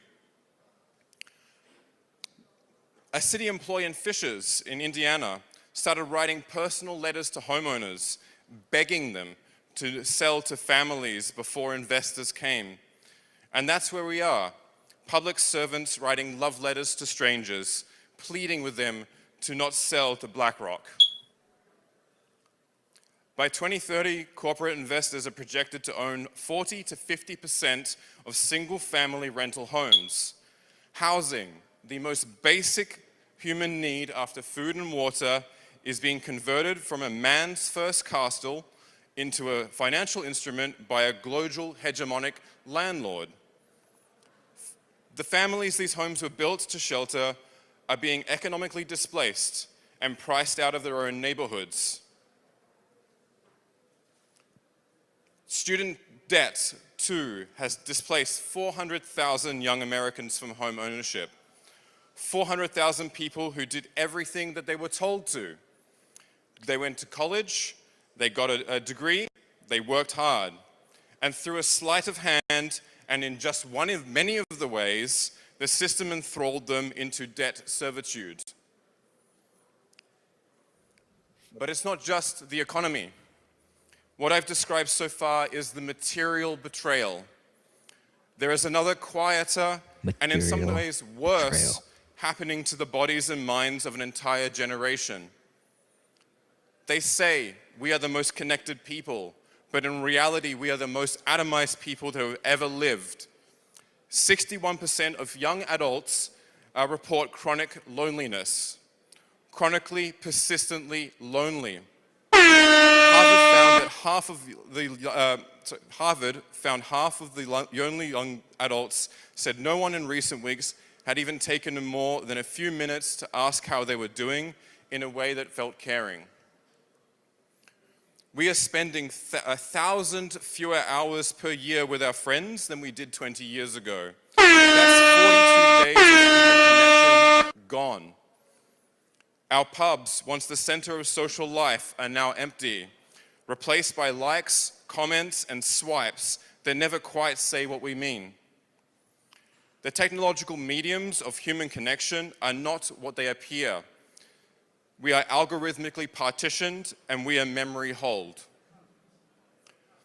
In recent years, antidepressant prescriptions, especially for 12 to 25-year-olds, have surged to 66%. For teenage girls, the rate of adoption was 130% faster. Families report 6 to 9 month wait lists for therapy for depression. What was that statistic? Confident, happy girl for depression. The rate of adoption was prescriptions, especially for 12 to 25-year-olds, have surged to 66%. For teenage girls, the rate of adoption was 130% faster. Families report 6 to 9 month wait lists for therapy for depression.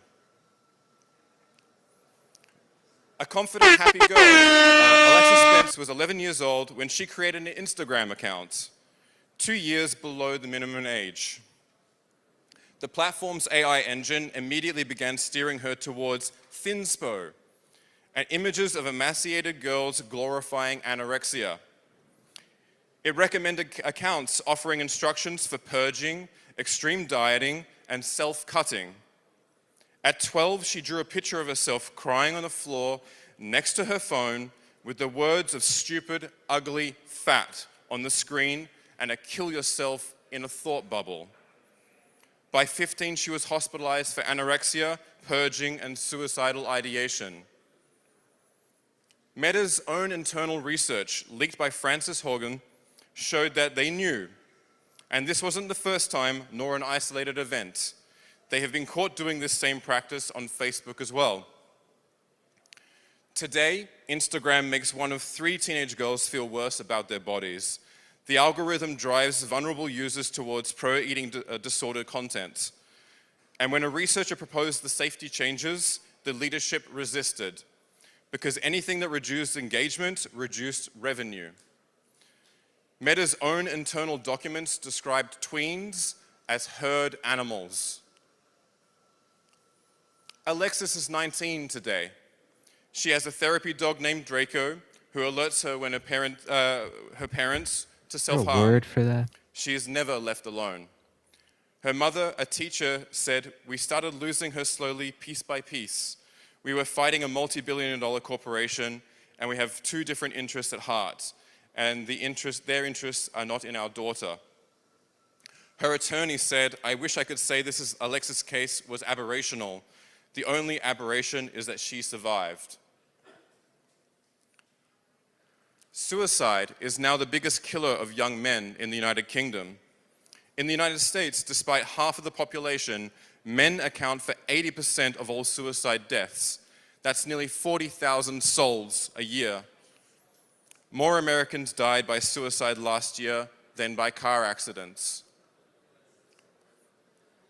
Moreover, fertility rates in the United States have fallen 20% since 2007.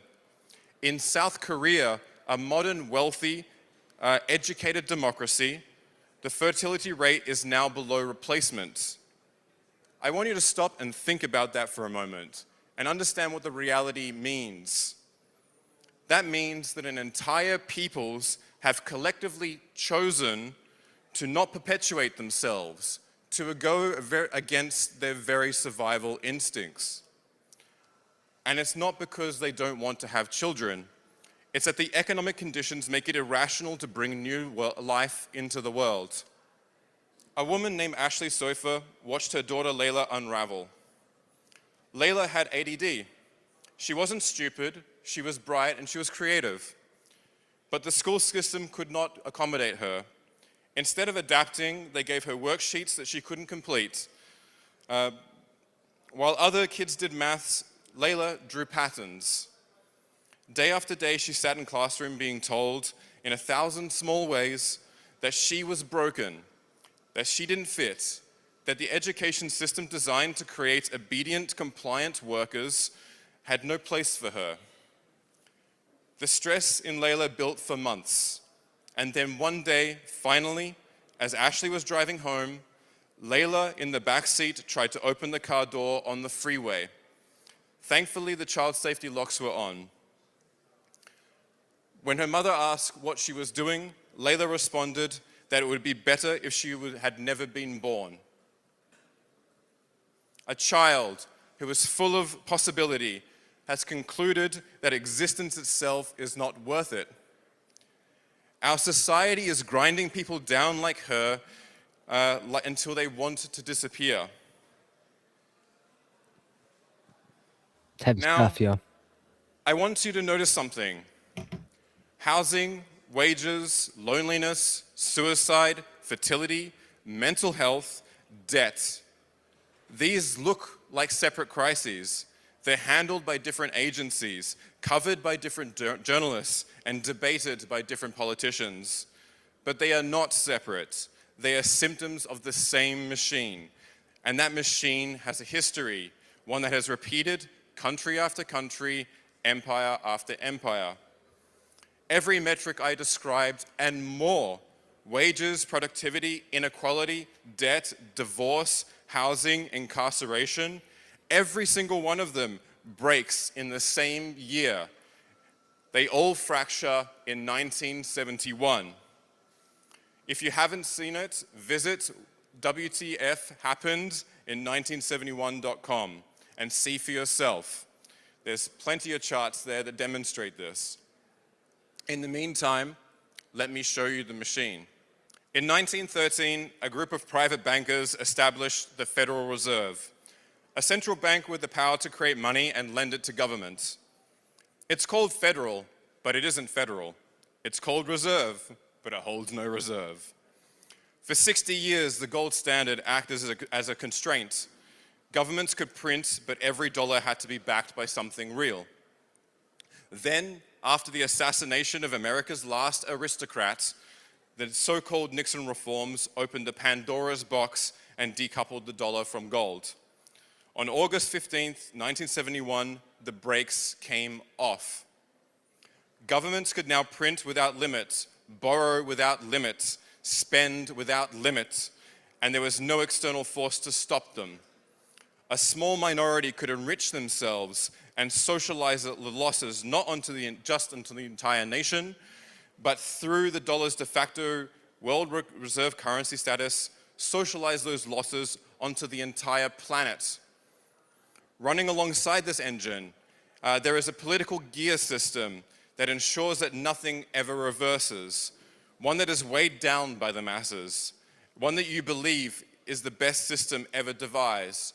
After all, Churchill said so. It's a system where one party expands the government, takes the blame, and then gets voted out. Then the other party takes over, keeps every expansion, adds its own, takes the blame, and gets voted out. Back and forth, term after term, cycle after cycle. The state becomes larger, the debt becomes higher, the currency becomes weaker, and the people have less.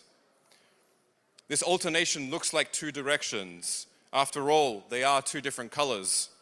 But in reality, it is the two hands turning the same crank. Just look at the candidates that system produces in any of the countries, in any of the cycles, and ask yourself, are these really the most capable, most virtuous, and most noble people your nation has to offer? No. Or are they more likely to be the ones that are most willing to play the game? The system selects for compliance and mediocrity. It is an ingenious mechanism of managed decline, where left versus right is given to you, the illusion of choice. I love systems. As a hacker, I love exploiting systems. I spent at least 10 years looking for mechanisms by which this ratchet reverses, and I don't believe it exists. There is no reform, there is no policy, and no election that can undo it, because the people in power are not your kin, and no law they would pass is designed to free you. This is the machine, along with a population conditioned to believe that this is the best of all possible worlds. Huxley actually described this in 1931. He said, the perfect dictatorship would have the appearance of democracy, but it would basically be a prison without walls in which the prisoners would not even dream of escaping. It would be essentially a system of slavery where through the consumption of entertainment, the slaves would learn to love their servitude. For me, that rings a very large bell and seems to be very prescient. But I'm here to tell you that this machine is approaching its end. Just last year, in 2025, the dollar fell 39% against gold, the oldest store of value on Earth. Just last year, in 2025, the US government's own auditors, the Government Accountability Office, said that federal debt will surpass World War II levels by 2027. That's not in a decade, that's next year. Just last year, in 2025, the Congressional Budget Office projects that debt to be over 156% by 2055. Today, the interest payments alone now exceed $1 trillion a year. That's more than the entire defense budget. Net interest rate has more than tripled since 2017, and by 2050, 27% of all federal spending, 9% of GDP, will be going to pay just the interest of the debt. Not the debt, the interest. The government is now spending more to service its past than to fund its future. In fact, 61% of all marketable US debt matures within the next 4 years. Social Security, the program that tens of millions of Americans depend on for its survival, hits insolvency by 2034. That will trigger an automatic 28% cut in benefits. The US Treasury's own financial report calls the current fiscal path unsustainable. So here we have the GAO, the CBO, and the Treasury, all three of them agreeing. Now, so far, I've been describing America, but it's not because I'm American. I come from the other side of the planet, actually. It's because America is the best case scenario. Remember that the rest of the world is holding Americans' debt. These issues extend beyond the West and through everything it touches. What I've been describing is happening everywhere, in every country running the same model, and their own institutions are confessing it. The IMF projects that the global public debt is approaching 100% of GDP by 2030. The OECD's 2025 Global Debt Report shows interest payments across all member nations have hit 3.3% of GDP. Sovereign debt across OECD countries has now climbed from 82 to 84% of GDP in a single year. Since 2019, the debt to GDP ratio has increased 20 percentage points or more in Japan, New Zealand, and certainly in the United States. 45% of all sovereign OECD debt is going to mature by 2027. Trillions, that's trillions, that's going to be refinanced at high interest rates next year. Is that a lot? UK debt is set to triple over the next 50 years. The UK Office for Budget Responsibility calls it, the UK Office for Budget Responsibility calls this an irreversible trajectory driven by aging, healthcare, climate, and defense costs. There are no historical equivalents of what is happening. I need you to understand that. The interconnectedness of global markets, the speed at which shocks move, and the global nature of the problem mean that when this ratchet reaches its end, and it will reach its end everywhere at once, there is no precedent. They are, in the most literal sense, winging it. And what does this mean? I gave you a whole bunch of stats, but what does it mean for your life? Productivity and growth will decline. Wages will decline. Waiting lists for healthcare and other government services will lengthen dramatically, if not be cancelled entirely. The pension age will increase, and taxes will continue to be increased and dumped onto a shrinking working population to fund retirees who are promised benefits the system can no longer afford. That is a smaller workforce funding more retirees, having fewer children born to replace them. The inequality will widen, and governments desperate to maintain stability will turn to financial repression, controlling your money, your movement, your choices, because that's what failing states do. And the people know. The largest study ever conducted on democratic legitimacy, with 5 million correspondents across 160 countries, found that millennials are the most disillusioned generation with democracy in living memory. And unlike every generation before them, they grow more disillusioned with age, not less. Only 16% of people under 30 believe that democracy is working well for them at all. Sophie Howard, who's 27, from Davenport, Iowa, put this simply: I have come to see our two-party system as two wings of the same bird. Ray Dalio, the founder of one of the world's largest hedge funds, has studied this pattern across 500 years of rising and falling empires. He called what we're living through a debt spiral. He said in February of this year, the world order has broken down. He warned of a great disorder arising from the period in which there are no rules, might is right, and there is going to be a great clash of great powers. Our empire is collapsing, and it is passing into history like every other over-leveraged empire before it, like Rome and like the British Empire after Suez. I want to tell you about a sign. In 1978, a Czech playwright named Václav Havel wrote an essay called The Power of the Powerless. In it, he describes a greengrocer in communist Czechoslovakia who places a sign in his shop window. This sign says, "Workers of the world, unite."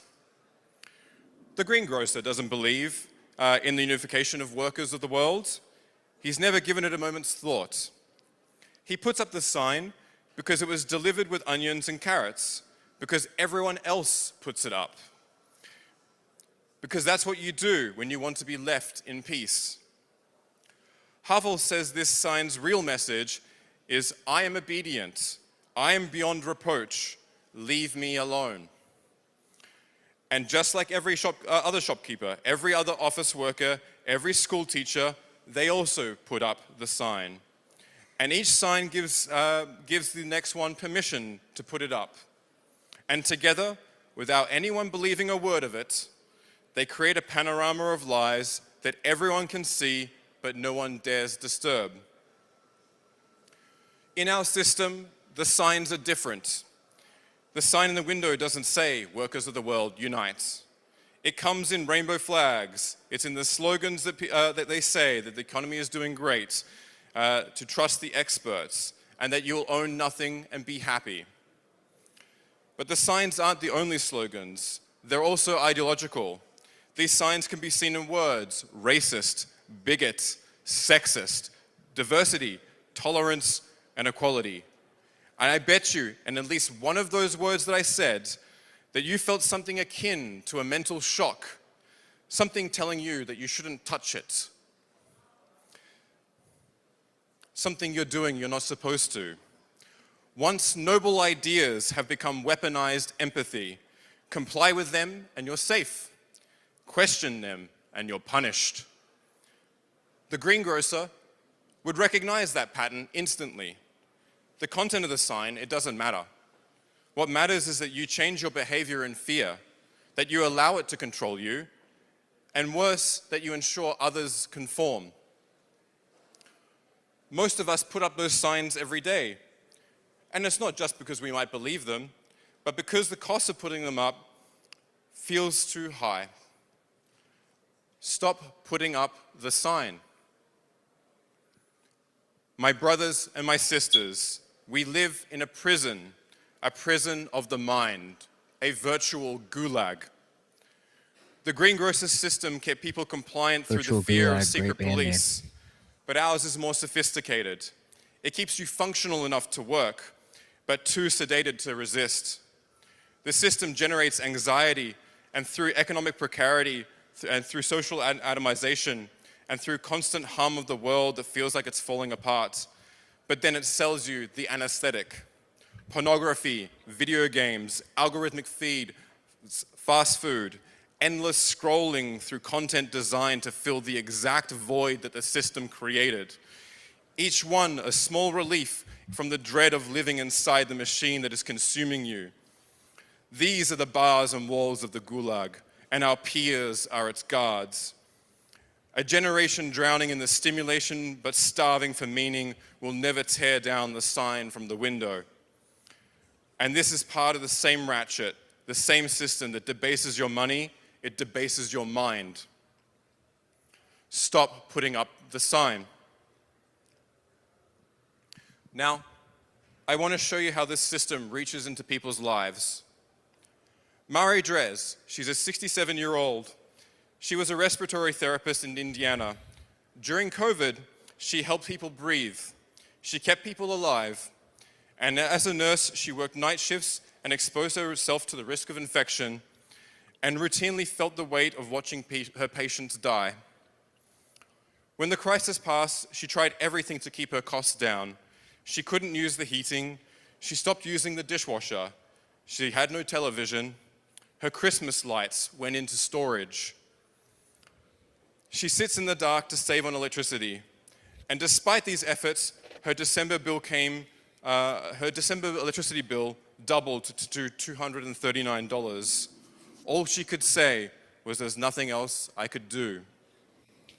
A woman who kept people breathing, cannot even keep her own lights on. And the reason is this ratchet. The government printed trillions during the crisis. The new money flowed to Wall Street first, and asset price soared for the wealthy. The inflation arrived at Mary's door as a doubled energy bill. That is the Cantillon effect. New money benefits whoever receives it first, and by the time it reaches people like Mary, it only arrives as higher prices. Let us too not forget that this event was the greatest wealth transfer from the general public to the elite in history. Weena Tan, 59 years old, single mother and grandmother in California. She's a job coach for adults with special needs, earning $25,000 a year. She can only afford food, rent, healthcare, with the help of a federal safety net program. Her savings are only $11,000, and they mostly come from tax refunds and stimulus checks over her life. That's all she has. She's too cautious. This is Share Sable, everyone. We're watching Jared Hope, his talk from Parallel Society Festival in Lisbon earlier this year. He gives a lot of examples of the treachery and fuckery, let's call it that is afoot globally and how things are failing. And as the institutions fail, things will need to take the place of what people relied on those institutions to survive. Logos is an answer to those things, and I want to run this video quickly, how to run a Logos blockchain node via Docker. This is basically just like a one level up from running it raw. If you want to run it in Docker in an isolated environment, this is the way to do it. Hi, I'm Gustav from the Logos blockchain engineering team. Today, I'll demonstrate how to run a Logos blockchain node using Docker. To begin, let's overview the most common ways to run a node. First, by building from source or downloading binaries from our release page. Second, by using the Logos core application and installing the blockchain module through the graphical user interface. And the third, as we will do today, by initializing and running the node using Docker containers.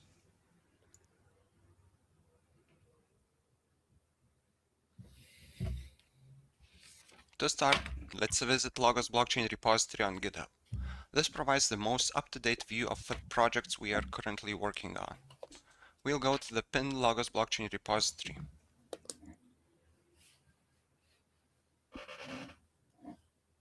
Here you will find both the releases and packages sections. While the releases contain pre-built binaries, packages contain our Docker images. Today we are using the Logos blockchain node image, which contains the node binary. We might revisit other images in the future. So to pull the Docker image, we'll copy the pull command and head over to the terminal. We'll paste the command and download the latest image to our local machine. This ensures you have correct environment and all necessary dependencies ready to go.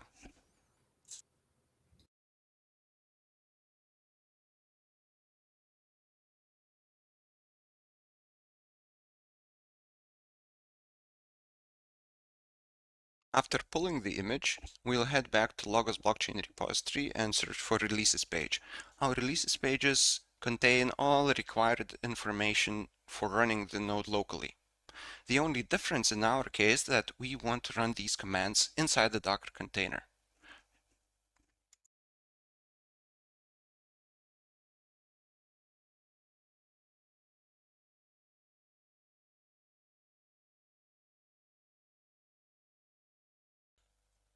Before running the node, we need to generate a configuration. We'll do this by running a temporary container with the init command.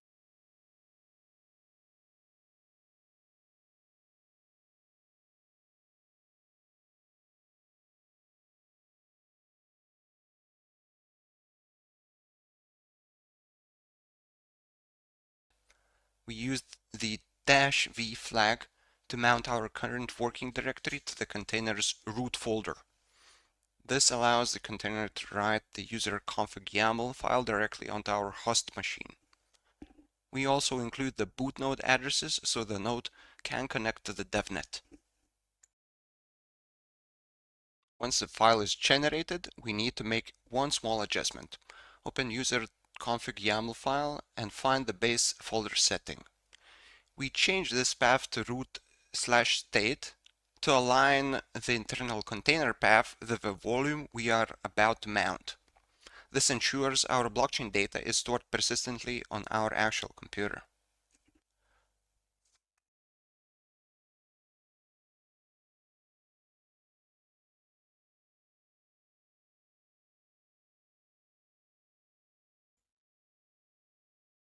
Now we can start the node. We mount our current directory to root/state inside the container for persistent storage, and we specifically mount the user config YAML file we just edited. Finally, we need to map port 8080 so we can interact with the node API. With the node running, we can check its status using curl commands. Here you can see that the node is still in the bootstrapping mode. You'll notice the slot number and block height steadily increasing as it syncs with the network. One quick way to double check if the sync is happening or how long it will take is to open the Explorer and observe the current slot number. To interact with the ledger, we need funds, and in order to get funds, we need our public key. Our public key was generated during the init step. And in order to get that key, we need to go to the user config YAML and search for known keys section. When we copy that key, we can head to Logos DevNet faucet, paste the key, and request a funds.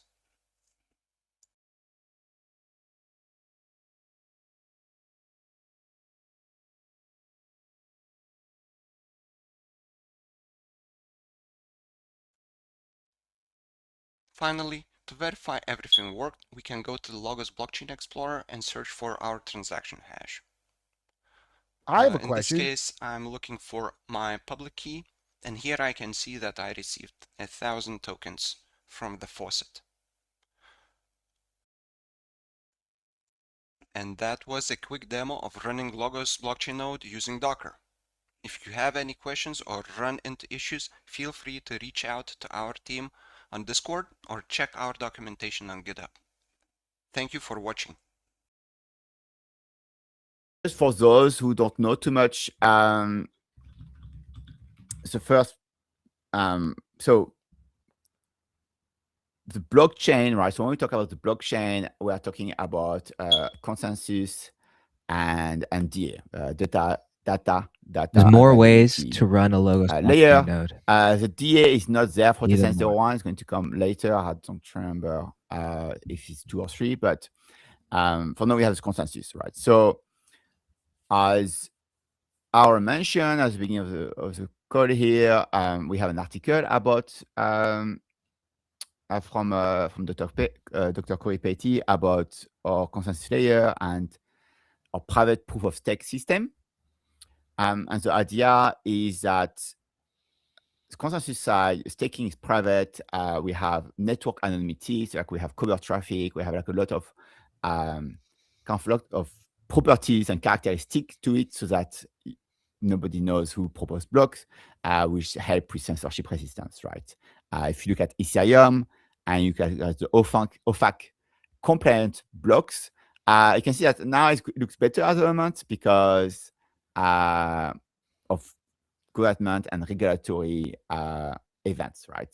And as more regulatory events come in, then censorship might increase. And so we want a system where you just can't, right? So it's like a can't do evil kind of system. And what's very important for us on the Logos stack is that you can run it on your hardware, right? So we don't want to move towards decentralization only in name or decentralization only for the infrastructure, right? We want the infrastructure to be decentralized, but the user to access this decentralized infrastructure in a decentralized manner. Okay, if you look at a lot of different other projects, you have some decentralized node, but you have to go through a centralized DNS, a centralized web server, a centralized RPC server to go and access this decentralized infrastructure. Which means that you have to run software. You can run it on CLI. We also have a GUI app, and you run your own node locally, right? So when you interact with the blockchain, you run it locally. And so that's why we have also separation of concern here. So we have consensus, which is a blockchain here, which is consensus and DA. And then for the execution, meaning of your smart contracts, we have LEZ, Logos Execution Zone, which is kind of L2 basically. And so, which has also its own properties. And then we will have a deployed LEZ, which will be kind of the canonical one that we encourage everyone to use. But then anyone else can use the blockchain for other stuff, right? And they don't have to use LEZ, they can do their own things. And we have more tutorial coming there because you can really do cool stuff with that. Or you can deploy your own LEZ if you want, to have your own Yeah, and what's interesting, and so one very cool thing is that so on the LEZ, you can do private transaction, is the key proof. And the way you do it is that you execute your transaction locally on your computer. You execute you execute your transaction on the computer, and then you generate a proof of correct execution on your computer. And we capped, and it was capped this is capped to using 14 gigabytes of memory, which means that when you have a laptop, which usually nowadays will come with 16 gigabytes or 32 gigabytes, then you can do that on your laptop, right? So it means that you have this decentralization where you can run software and you are not going to delegate proof generation or things like that to some trusted party. You can do it all locally. It's sovereign, it's decentralized. Run it yourself, basically. And of course, not everyone is CLI friendly. Not everyone wants to use CLI. So we do have Logos Basecamp, which is application, which is a GUI, which runs everything for you. Just click, and it runs everything for you, right? So yeah, long intro, but I thought it was very important. It's not just, not for node operator, it's for everyone to run their own node at home. And that's run on the Raspberry Pi 5, Raspberry Pi 4. It works. I have a Raspberry Pi 4, and I'll show you after. Yeah, okay. Nice. Enough talking. Let's get started. All right, so let's zoom in. I think it should be good. All right, so quick start, guys. So get in there. Yeah, so I did the intro already, talking about the private proof of stake and the blend. Blend is a privacy-preserving message mixing network. It's very cool. Actually, there is incentivization as well when you run blend.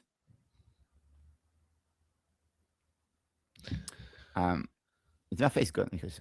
You have disappeared. It's pretty interesting. Yeah, I'm still physically here. We live in amazing times. Okay. Well, so yeah, so you can get started. First thing, today we're not going to compile the node ourselves. We're just going to grab the binary. Of course, don't trust verify. You can also compile yourself. So the first thing we need to do is grab the circuits. So if you go down on the release page, you have those here. So they say wget. We can use wget. That's easy. So I need Linux x86-64. Come on my I am on my laptop. Raspberry Pi would be probably ARM, and you can also have a Mac ARM there. Yeah. So let's just start following the doc. Actually, I'm always skipping. Could someone run this on Windows currently? No, I don't think so. Yes. All right. I don't think so. All right, so I'm just creating a logos node folder. I'm going to go and wget this link. I just copied from the release page.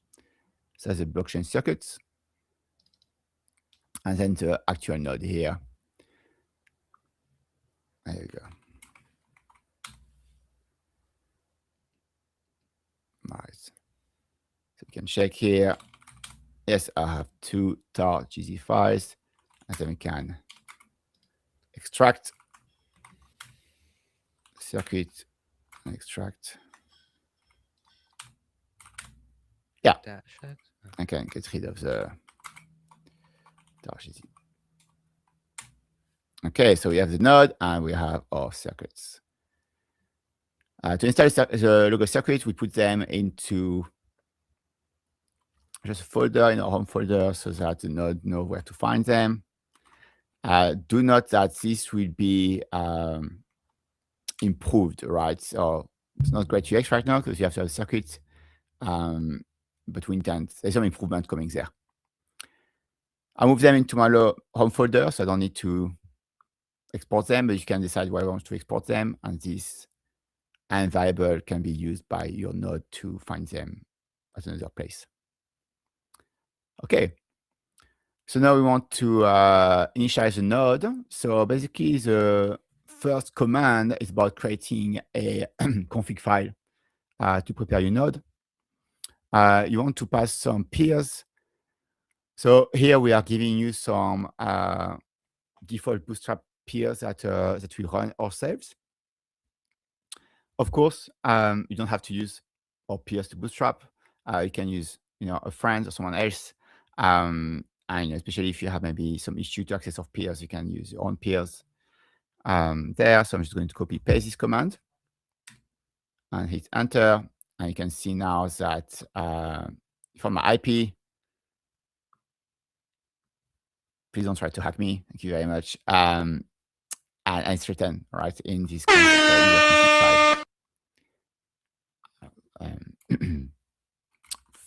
Yeah, so the config file.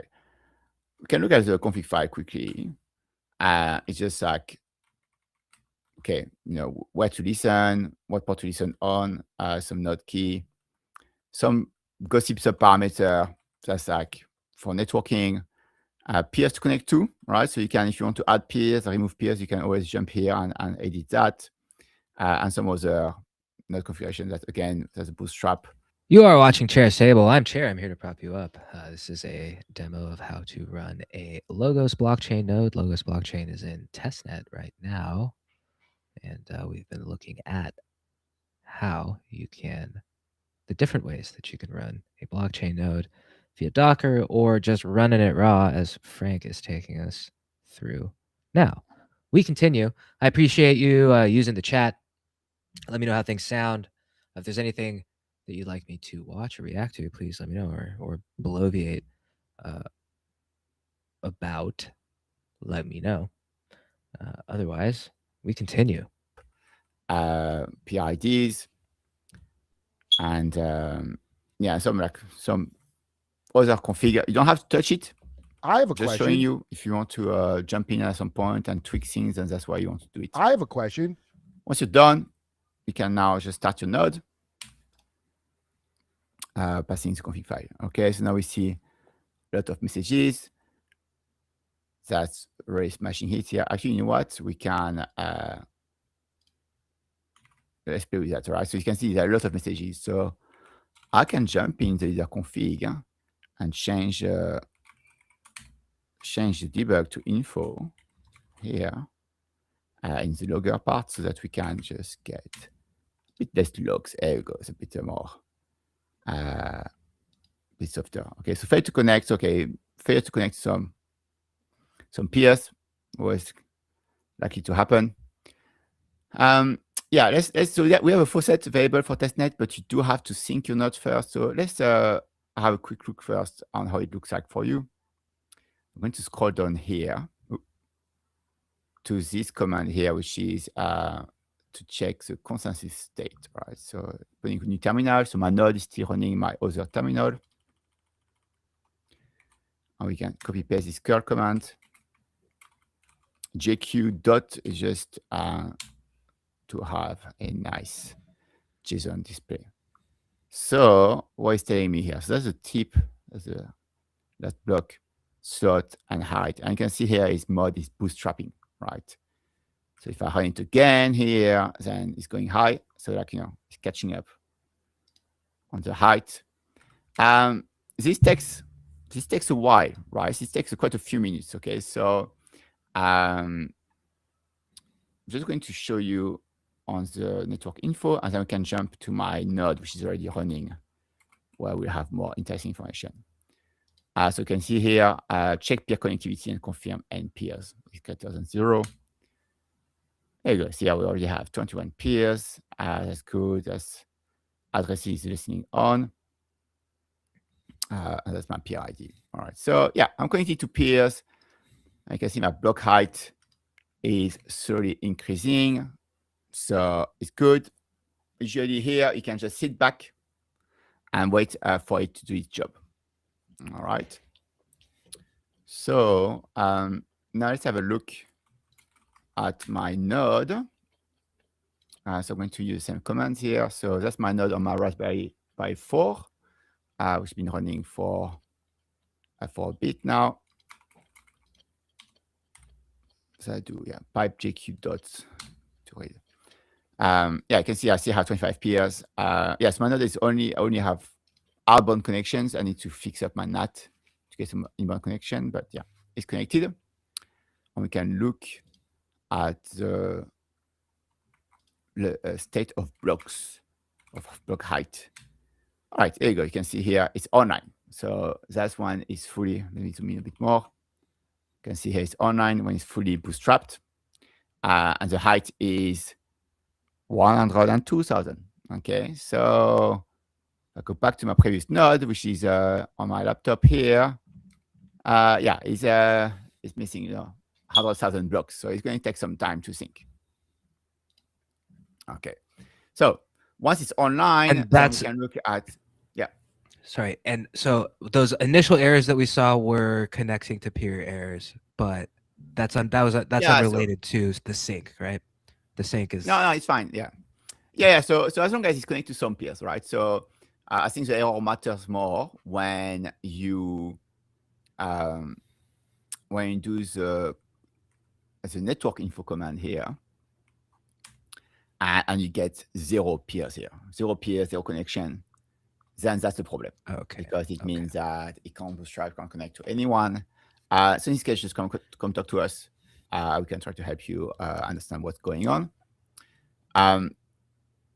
Yeah, and so likely in this case, it's maybe you can't access our bootstrap node. And so maybe there's community members that can share their IP addresses or their node details, so you can try to connect to their nodes. We just testnet, I expect like Bitcoin and Ethereum to at some point, have a community list of bootstrap nodes that everyone can connect to.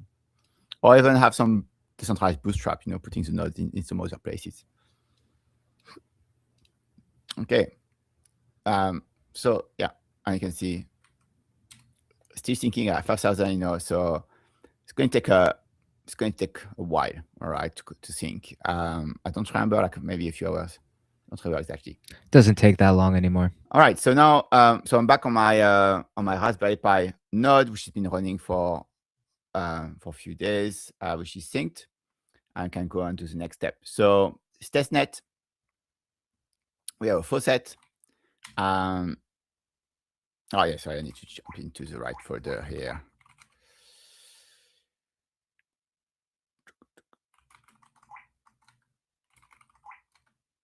Yeah, so my yeah, so that's where that's folder for my node on my Raspberry Pi, so I can grep the user config file and to find the non keys. So these non keys are basically keys, my wallet address. All right, my wallet address for staking. Let me see if I can fix my face. Oh no. Yeah, I can't really fix this camera thing. Anyway, sorry about that. Okay, so non-keys. So you get your non-keys. So you have a couple of wallet setup when you initialize your node. And that's what we can do. You can receive some money. So you can choose a key and we can go to the faucet website. So here, just click on the public faucet website here. And you can grab one of the key, copy, and paste. Before I do that, because I already have funds, I'm going to go and check my balance first, so I can show you the change. So check the balance. I'm going to do this curl command here. I see here there is your chosen key with curly brackets. So I'm going to go delete that and delete the curly bracket as well, and just paste the key. And again, let's do JQ dot. All right, here. So you can see I have a balance of 3,000 on this address. And now if I go to my faucet there, I can request funds. Success, transaction hash. Can wait a bit. Oh, there you go. It's already there, 4,000. So yeah, there you go. Received, money received. Yeah, and that's pretty much it at this point in time. So, getting some funds. So yeah, so what's interesting? So one very interesting thing, very interesting property on on the consensus layer is for the staking. So the staking is not an action you do, right? So you don't go and start to stake your funds and go to a program or smart contract. Instead, is your UTXO, right? Your funds you received needs to age. So if they don't move for a while, then they get to participate in the consensus mechanism. So in this case, for testnet, it's been set for 3.5 hours for 2 epochs. So they have to age for 2 epochs. On mainnet, I don't remember the figures. Mainnet probably be like a matter of a couple of weeks or something like that, right? Much longer. Here's testnet. We want people to play with it and try with it. We do not want to have them to wait 2 weeks before it works. But yeah, let's have a look. Actually, I haven't checked that before. So let's check the consensus state here. Sorry, every time. Okay, so yeah, so that's okay. That's online. We know that's working. That's fine. So the mode indicate, yeah, it's online, so it's caught up. Certain height are increasing. Yeah, and we check the peers. There, okay. So once the first set UTXO has age, your node automatically enters the consensus lottery and may begin proposing blocks. Yeah, okay. So that at this point in time, so yeah, and the block proposal is probabilistic. So you once your UTXO is old enough, then you may be included in the block proposal and start proposing blocks. For now, that's where we are on the documentation, and working hard to improve that and to add more to it, so we can. All right, folks. We have a visitor coming, and he is in the waiting room, so I will not make them wait. Welcome to Chairs Table, Cebu. Hello, can you hear me? I can hear you loud and clear. All right. How's it going? How are you? I'm trying to get my headphones working. Sounds all right. The mic's like a little echoey, but it'll be all right. We'll be okay. Thanks for coming to the table. What are you burning on? Yes, sir. It's a pleasure to be here.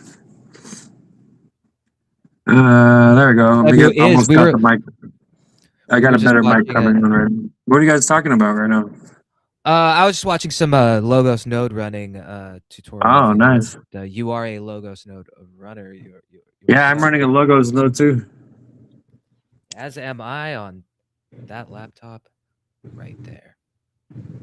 Exclaim. Thanks for coming to the table, Seb. We have been going for 4 hours. Oh, I don't think you can hear me now, but we have been going for 4 hours and 20 minutes. And thank you to everyone who has been watching. I see a few of you have been watching throughout, and that, well, it warms my heart and my cockles. Seb, don't worry. You can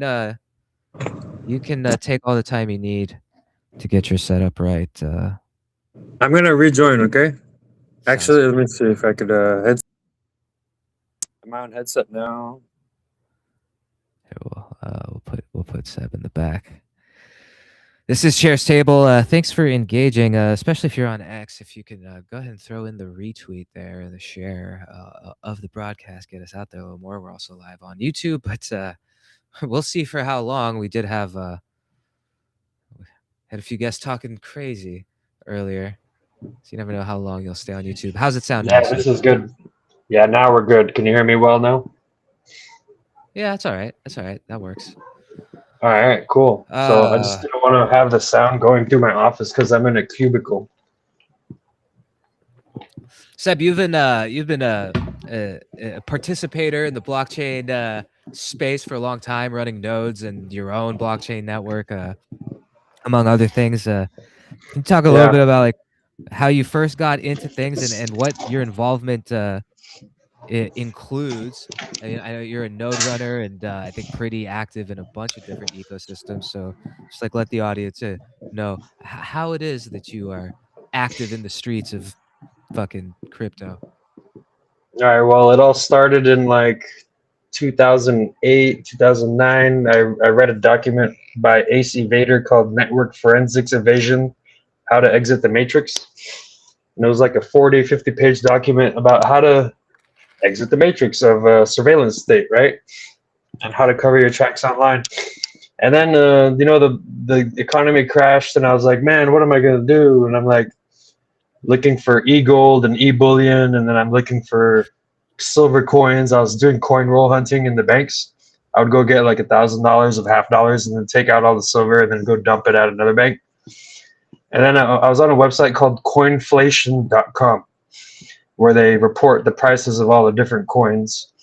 And I saw an article about Bitcoin. And I'm like, wow, this is it. This is it right here. This is digital, like e-gold and e-bullion, and then it's a coin and it runs on my computer, and I could do mining, and I figured out I could mine. So in 2011 I started mining Bitcoin, and by like 2013 it was starting to get intense when it first ran up to $100 the first time because of Silk Road.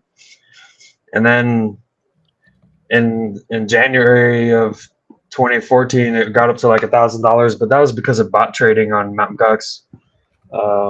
They were falsifying the price hike, and then it crashed because Mt. Gox got hacked.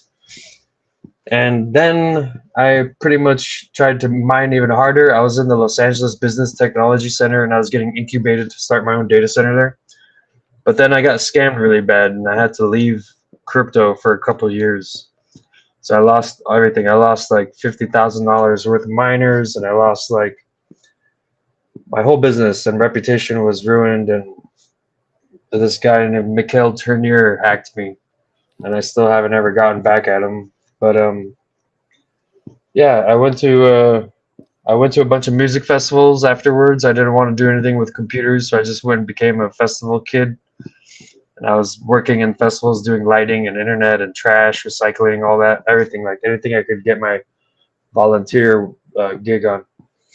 And then in 2017, Bitcoin started going up again, and Ethereum started going up. And I was like, oh man, I should get back in. So I started building miners again. And I was selling 6 GPU mining rigs like crazy because I had a computer repair business, and that gave me access to hardware that nobody else had access to. So like right when the video card shipment would hit the warehouse of the distributor, I would pick it up, and then I would be the only one building miners because everyone else was getting scalped. So I was scalping the miners. And this was going like 2017 kind of. 2017 bull run, yeah. Yeah. And then and then it died down again. And by 2018, I hacked Siacoin with a Sybil attack, and I made a big name for myself and got some contracts out of it. Like I got paid pretty well for that grant funding to continue development on Siacoin and its forks. And then I took a little break again. I went back to partying a little bit, and then the 2021 bull run came, and then I was doing Tezos, and I was doing Tezos in 2020, and I had my own node, our public RPC node that everybody was using. I had my own NFT platform. I had my own exchange. I had my own exchange portal that went to the DEX, and I had my own farms, my own liquidity farms, all running on Cebu.net. And then Tezos kind of died, and it's like 30 cents now, and it's not even worth messing with anymore. So I tried to do protocol amendments, and I made a governance proposal, and I was the first non-core dev team to make a protocol proposal on Tezos, which was kind of cool. And then now lately I started Bitcoin mining again. I'm using a BitAxe, and it's got 1 terahash, and I'm solo mining. I have a 1 in 16,000 chance to hit a $250,000 block in a year. So I'm gambling with that. 16? 1 in 16,000% chance to 16,000. 1 out of 16,000 to hit a $250,000 block. Yeah. And I'm mining helium. I'm involved in the helium world. I have a helium miner at my house. I have one at my office, and I got a call coming. So let me get this real quick. It's Mr. Granola. I'll be back. Okay.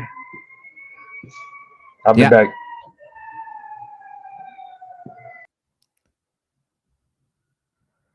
All right, as Sebo looks like he is occupado. Seb's really got an interesting story and has been quite involved, as you can tell. node operator and beyond.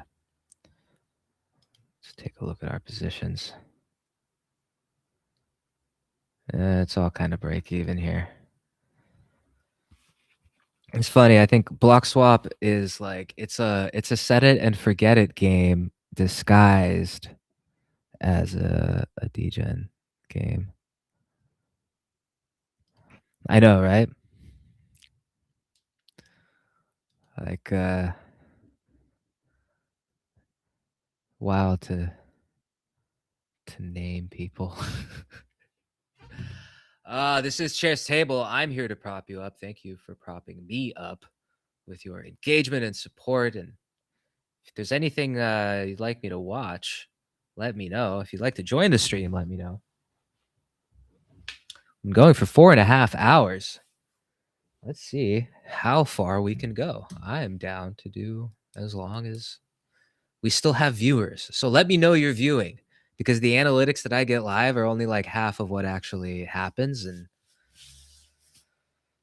so I can still see some people are watching. I thank you, folks. We'll be doing this every Friday, so turn your notifications on. And we've been talking a lot about logos, which I've been contributing to for past few years at this point, and it's very exciting at the progress that has been made, as it's been many years. And so, you know, in multi-year long effort projects, for a long time, there can be like seemingly no progress, even though things are happening, but really nothing to report or nothing celebratable. But things are very rapidly moving now as a mainnet, Logos mainnet approaches next year, probably around this time next year, if not a little bit sooner, but probably like spring of 27 is the goal. And while Logos continues to build on all fronts, it's really like 5 big major components of Logos. At the lowest level, there's the runtime, which is really similar to the Linux. You can not really similar, but you can think of it as like the Linux runtime is like everything that is Linux runs on that lowest level, sort of a foundational layer. On top of that, in Logos is the networking layer. So all of the different networking and discovery among nodes and capability discovery and the actual passing of the message and data messaging and data packets, and is the storage, and all the different modules talk to each other. It's on that networking layer. And on top of that networking layer, this is layer 3 now, there is all of the modules. There's Logos storage, blockchain, and messaging respectively. And so that makes the 5 sort of core components, but anyone can create their own module on Logos. So we talked about the runtime at the very bottom, and then the networking on the top that sort of allows everything to communicate in a private anonymous optional, optionality for private anonymous, fully private anonymous apps and usage, including at the smart contract and program level. There are the 3 core protocols of blockchain for consensus, storage, and messaging, which, by the way, those are the 3 core protocols defined in the Ethereum white paper that create the vision of the Web3 ecosystem that the good Dr. Gavin Wood coined back then. But of course, Ethereum stopped supporting 2 of those 3 protocols. Well, Logos built those 2 or 3 protocols, and there has all 3 now with privacy, full privacy at the consensus level, both for validators of blocks and for all of the action, let's call it, on the blockchain. So that is what Logos is building.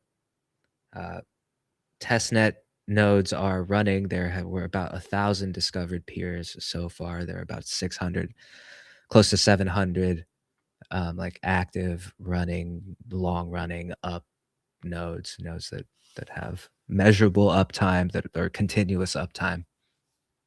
And you can check out leaderboard.logos.live if you want to see more of that data. I can show it to you real quick. Somehow, some way, Finland is in the lead with 2,535 total hours up, and over the last 7 days has 100% uptime amongst the discovered nodes. which is wild. No privacy. There's no data that is being leaked via this site. This is just simply taking the peer IDs and the geolocation of the IPs in the logs of the nodes, and how this data is derived is all on the site as well. So you can see the Python script that's generated and how the data is actually captured, and it's all stuff that's in the logs. And right now, there are IPs, but of course, in the future, for block proposer anonymity reasons, they will not be. How fun is that? Now you can run your node, claim testnet faucet tokens rather, and start staking immediately if you are so inclined. And if you are just now watching, you can go back and see some of the demo videos, or just go to the Logos YouTube page, build.logos.co to get started. And I do not see Seb back yet. So, it's my favorite part of it is just the map. Now we're looking at the 7-day. Looking at the 30-day, Finland's still on top with 10,202 hours of uptime and a 94% up rate over 15 nodes. In Finland, Germany, 13 nodes, 8,000 hours, 86% uptime. France in third place, 12 nodes, 7,552 hours, and a slightly better average uptime than Germany, actually, at 87.3%. Canada, with 5 node runners, 3,037 hours of total uptime and 84% average uptime, beating the United States, that has 7 node runners, but only 2,611 hours total running, with an abysmal 51.7% uptime rate. Get your shit together. Get your shit together, United States. Nigeria on the board in the top 10. Vietnam, Moldova, Singapore, Czech Republic rounding out the top 10. And then just outside of the top 10, Australia, Brazil, Norway, Pakistan, Netherlands, Austria, and some interesting and notable locations showing up on the map. Armenia with a node, Switzerland with a node. That's not so surprising. Ghana with 2 nodes, Bangladesh showing up with a node, Indonesia with a node, Russia with a node, Sweden with a node, Malta with a node, and then quite a bit of nodes that were not up long enough to fully register. So leaderboard.logos.live if you are interested in checking that out further. Checking in on our HyperLiquid leverage long, $10 at 10x. We're up $3 hairs. This is Bloxwap. Have a couple other positions open, but none of them are in the green, only the HyperLiquid. Bitcoin down a little bit. I mean, it's 63. My 40x leverage at $10.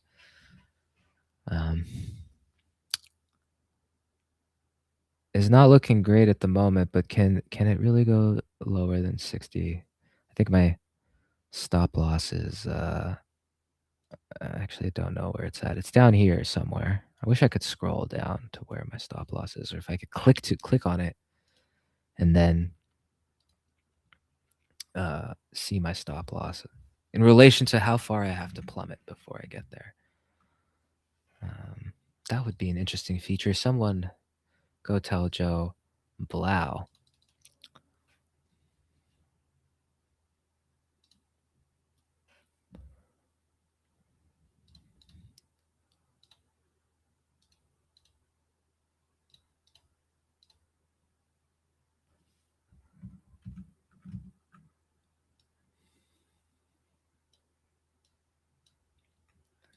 I think I can turn on the sounds here. Let's see if it. I think it only actually works. There it is. Oh, we are swapping now.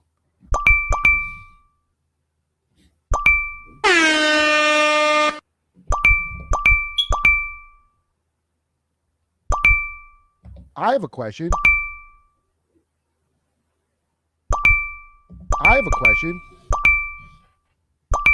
All right, that's a lot. One thing I wanted to do is get into the Internet Archive portion of the program, and what that means is I hope you are aware of the Internet Archive, archive.org. It is my favorite website. And it can be yours too. You just have to use it. And I encourage you to upload things to it, especially things that you want to see live on. I would love to see the entirety of the Internet Archive backed up on Logo storage. But that can only happen if you run a Logo storage node and participate in the network and make the space available for that to happen. And then benevolent people sponsor the storage in perpetuity of those files, because it is a public good like no other. The archive of the world, the Library of Alexandria of the world must be protected. And the Internet Archive is an amazing resource. So you should use it, archive.org. And one of the things that are backed up on the Internet Archive are every single Metamoris. Look at all of his accomplishments. You look at the amount of time that every single Metamoris a competition that has ever gone on. And Metamoris is my favorite ever. And look at all of it. But it is by far my favorite jiu-jitsu competition format. And it is my favorite format because it is submission only. And there is, I like best no time limit, but Metamoris is 20 minutes, which is by far much longer than any other. Much longer than any other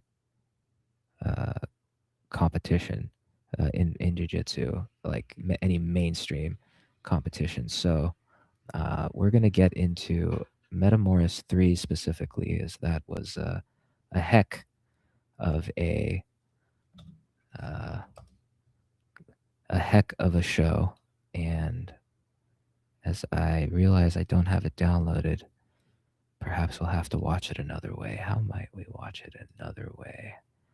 Let's not do that. Thank you for watching Chair's Table, folks. I am here to prop you up. Thank you for propping the legacy up. Will live on forever. Maybe I can just do it like this. Can you hear me? This event, 20 minutes time. Win or die. Right here.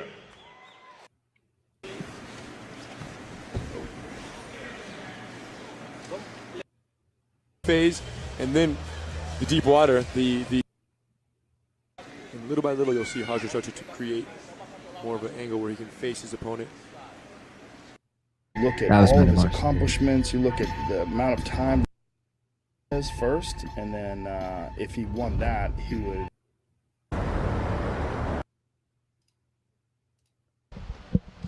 And again, you see that angle. You see how he shifts the hips off to the side, but Kevin, and he's drilled and trained all these attacks and all these techniques so much. Absolutely, everything is connected with these guys, and it's nonstop. It's all the setup submissions. So that's the beautiful thing about the Mendes brothers. Getting down to the nitty-grit. Privileged to train with Hoyler for this event, and let me tell you right now, associated with this is just. All right, so for a little bit of context, as these guys get going, Eddie Bravo, who is the gentleman in the black top wearing the white pants, beat his opponent in this match something like 15 years prior to the year 2003. I think this match happened about 13 years prior to this match. Now, his opponent, the man on top in the white gi, is Royler Gracie, who at that time, I think still at that time, was like the most accomplished no-gi grappler and a member of the Gracie family, and son of Helio Gracie, the grandmaster, one of the grandmasters, along with his brother of all of Brazilian Jiu-Jitsu, which is a psyop we'll get into later, maybe. But Eddie, the man on the bottom, who is getting a little bit smushed at the moment by Royler, was he was basically an unknown, went to the world championship, or like the Olympics basically, of grappling, submission grappling, called ADCC in 2003, and in the quarterfinals beat Royler Gracie. He lost in the next match to the eventual winner of the bracket, Leo Vera. But just simply off of beating Royler, who at the time was undefeated for like a decade, he made a huge name for himself and started his school, 10th Planet Jiu-Jitsu, and then had many, many hundreds of affiliates after that. And so kind of, made a name for himself, got rich even, not completely off of the name of beating Royler, but it helped a lot, and he leveraged that publicity a lot. You could see Royler grabbing the back of Eddie's pants here, which you are allowed to do in jiu-jitsu if your opponent is wearing gi pants, even if you are even if it is a no gi match. Now, you'll notice that although Royler is on top and with his hand precariously on Eddie's butt, his right leg is stuck in what is called a 3/4 guard by Eddie Bravo, or one name for it is 3/4 guard. I think there's another name, which basically means like Royler is almost mounted. He's past the half guard position as his knee is past Eddie's knees. So you can see there, his foot is on the ground. His knee is almost on the ground on the other side, but Eddie still has a grip on his leg. By the way, let me know if this is interesting to you guys, folks, as I'll try to break this down technically as best as I can. So Eddie has his 3/4 guard. Royler is trying to get through. Eddie is trying to get Royler's leg there, as you can see with his right arm. He's controlling Royler's leg and kind of not letting him get through. And what Eddie is also trying to do is get under Royler's right arm with his left arm. So Eddie's left arm, which is there, the one that's connected to Royler's shoulder there. Ultimately, Eddie wants to get an underhook there. There it is. And now he has it. And so now he's had to take it away because Royler's doing a good job of controlling the distance. But as Royler stands up like that, an immense amount of pressure is coming down on his knee. So he really can't go too far unless he does something about that 3/4 guard, or quarter guard rather, that Eddie has on him. Now Royler is being heavy on the face, trying to keep his body weight heavy on Eddie. Eddie is grabbing that underhook on the leg on the near side there. Royler is doing a great job of framing with his shoulder onto Eddie's throat. That is not a comfortable position, I can assure you. Eddie is not relinquishing the control, however. If he does, things will get much, much worse very quickly. Both he and Royler know that. And so Eddie is doing everything he can to stay locked onto the leg of Royler in that quarter guard position. And he is keeping the underhook on the leg with his right arm. And Royler is making him pay for his stubbornness with a lot of pressure down on his body. Eddie is able to get on his right side here, and that ultimately is what he wants to do. He wants to keep the control that he currently has, but be fully on his right shoulder, and that is what is going to allow him to do his own work here in this position. But Royler continues to do a really good job of flattening Eddie out. You can see the pain that Eddie is feeling on his face a little bit as it gets red. That shoulder is deep into his eye now, as Royler has connected his hands and is going full body pressure on. Now, the only thing that is saving Eddie, again, is that quarter guard position. He will not relinquish that leg. If he did, or was forced to, Royler would be in an incredibly dominant position of side control or mount even, depending on the direction he goes. And he's trying mostly for side control here as he does his knee slice pass. Eddie being very stubborn with his quarter guard. Eddie has an overhook with his left arm on Hoyler and checking for blood there. Now that leg is precarious. You could see the ankle is almost all the way through now. So if Hoyler is going to get through, this is the best opportunity that he has had so far. Eddie putting a frame on the leg, not letting it advance. Hoyler putting that shoulder continuously into the eye sockets of Eddie Bravo. Basically a stalemate, but a painful one, as there are no points, and there would have been no points even if this was a points match. But the closest person to points is Hoyler, Eddie being very, very stubborn. And it's interesting, although this is not a points match, it is interesting to count the points if they do happen, because if there is a tie, both men are declared. It's a tie, it's a draw. There are no points regardless. But it's interesting to see, let's say, if this was a traditional points match, what the outcome be. Now Eddie has transitioned to what's called a lockdown half guard. That is when you have full control of the opponent's leg. Now Eddie was in quarter guard, as I spoke about. He has advanced his position. He's been able to interlace both of his legs, and I'll see if you can see. Yeah, so right here, Eddie has, it's not hidden on the other side. Eddie, on this side, he has the underhook on the leg. Hoyler is continuing with that pressure. Okay, this is a good shot. I'm actually going to pause it here because this is a great, almost a great shot. So Eddie has both of his legs completely interlocked and interlaced in a triangle around Hoyler's right leg. As you can see, Eddie is caught Hoyler's ankle here, and Eddie's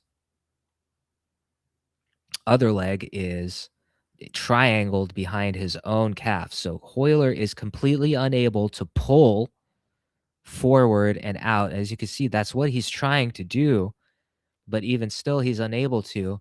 But what Hoyler doesn't realize, and what a lot of people, what nobody realizes unless you study this position, which is called lockdown half guard. So Eddie has put Hoyler in lockdown.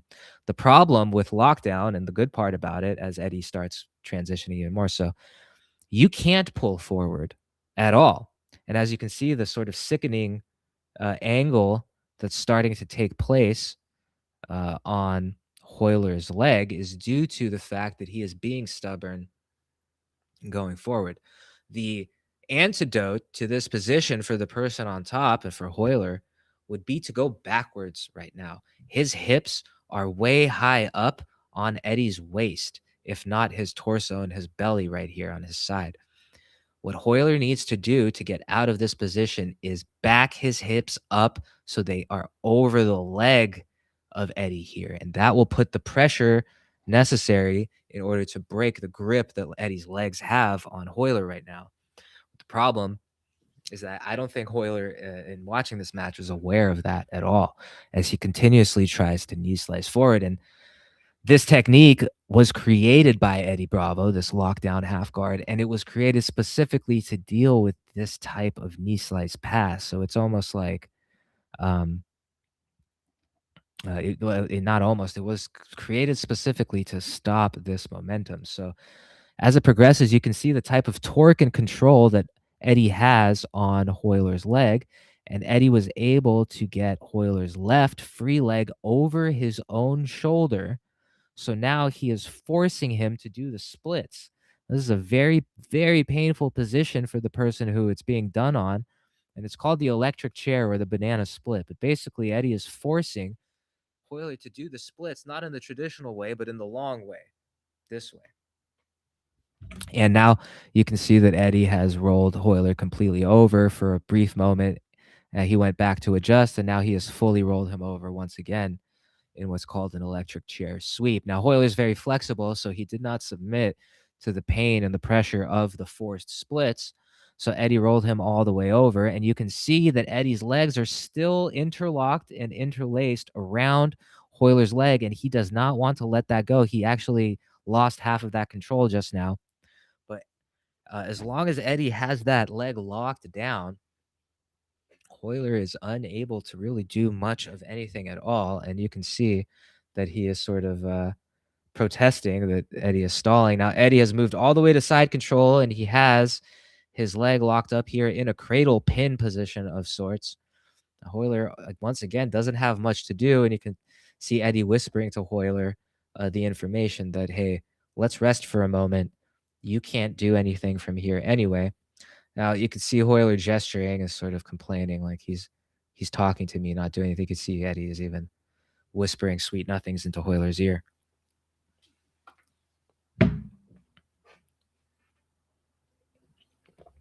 Now Eddie's going to go for a what's called 100% submission here, and it's a neck crank that involves getting the opponent into a sort of like full Nelson, like or almost a reverse full Nelson position. So as Eddie gets to the back here, he rides the back, and now he is on the side, and this is a very painful position called 100%. You can't see it too well until they switch. There you go. So you can see Hoyler's arm is completely being pulled behind his head, and his other arm is stuck behind Eddie's body. So he now was able to free that arm on this side.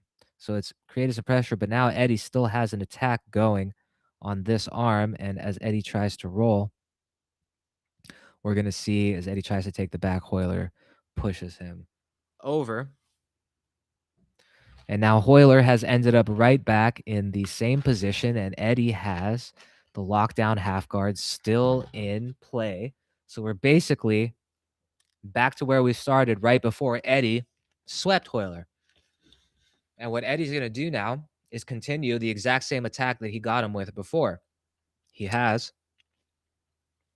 his right arm underhooked, and he has that. You can see him torquing that left leg again with the lockdown half guard.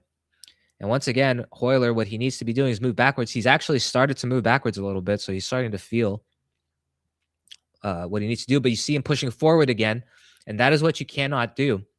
Every time you push forward, it allows the person playing lockdown to re-torque your knee, taking away all of the progress that you made, putting your knee in jeopardy.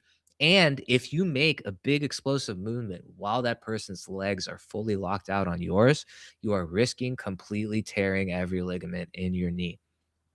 And if you understand this as a lockdown player, you never do that because you know it's at risk. But a lot of people do not train. In fact, very few people outside of the 10th Planet system, outside of the schools that Eddie is affiliated with, people don't train this technique. And for those that know this system, it's a great pleasure. But if you are looking to round out your game completely, you absolutely need to know how to defend at the very least lockdown. Now, Eddie went for a rubber guard attempt and didn't make it, so he went right back down to lockdown. Oh, it's, when I was watching this match the first time back in 2014, 13, 14, something like that, I was not a lockdown player. This match was one of the things that convinced me that I should learn the game. Number one, because Eddie was absolutely clowning Hoyler with his technique, as you see him torquing out the knee again, getting the underhook once again, getting the shoulder onto the knee once again, forcing him to do the splits once again, this time even a little more locked up. Now you see Hoyler trying to grab Eddie's head to alleviate the pressure, but that actually does nothing to alleviate the pressure.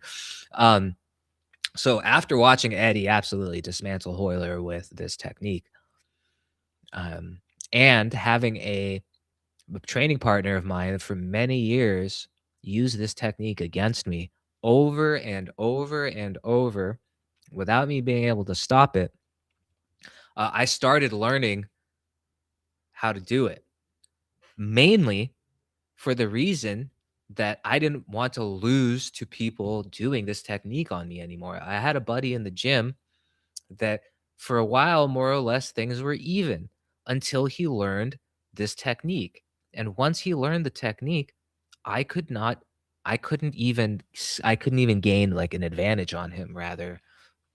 Like I couldn't even get a good position on him. Once he had the lockdown, I was completely screwed.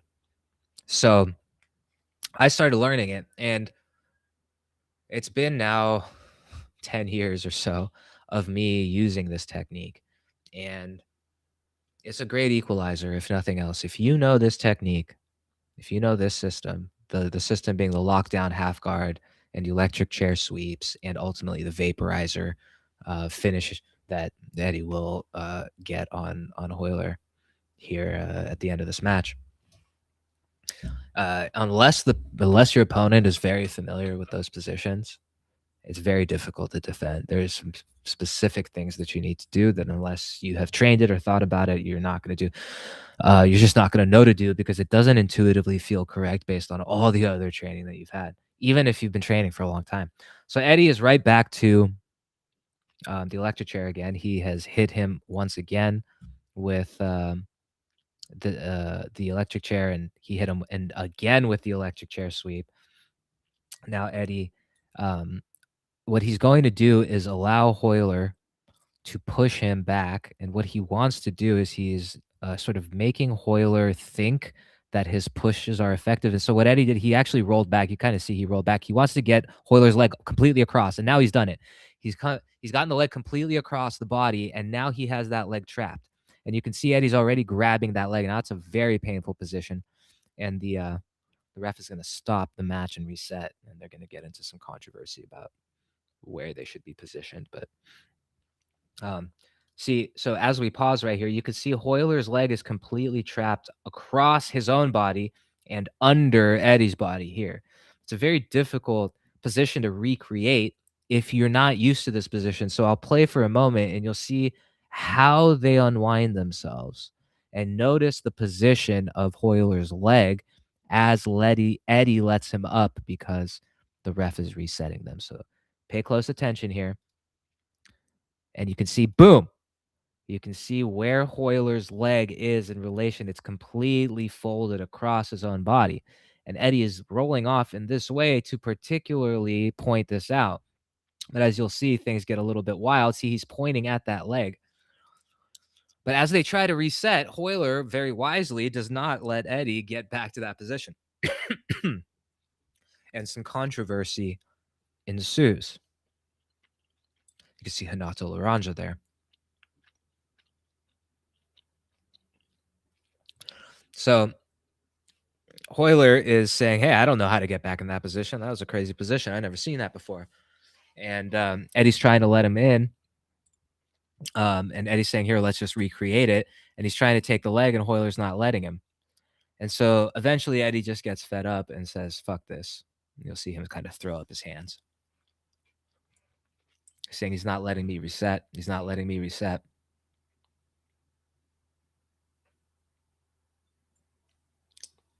So eventually they just go to they're going to go to the replay here.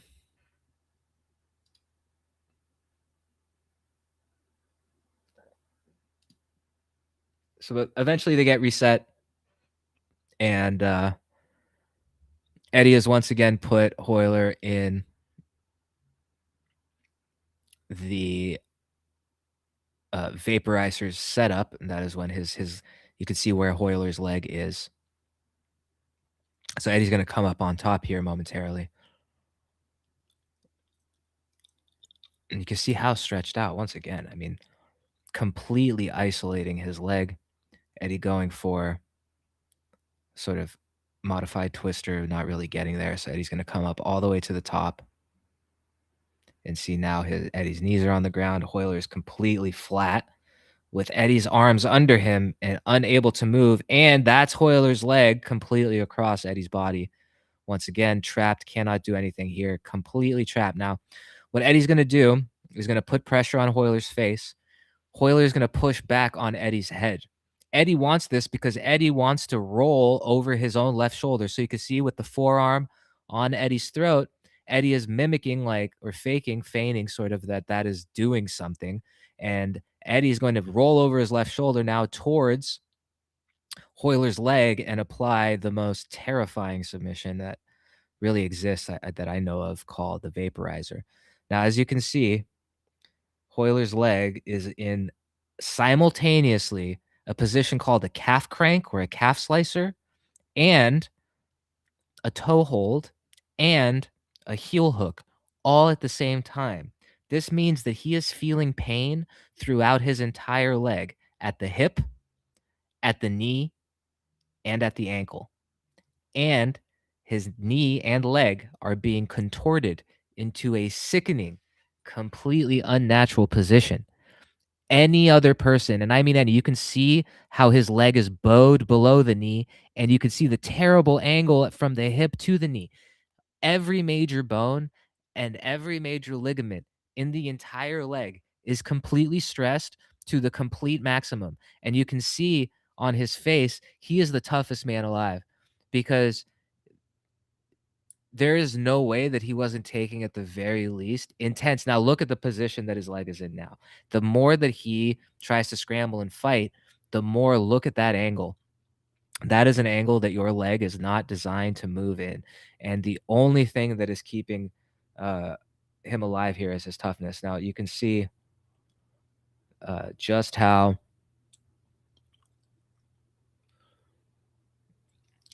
crazy. And you can hear the audience. Let's turn the audio. Wow. It's amazing. This is amazing. It's a brilliant catch here from Eddie Bravo.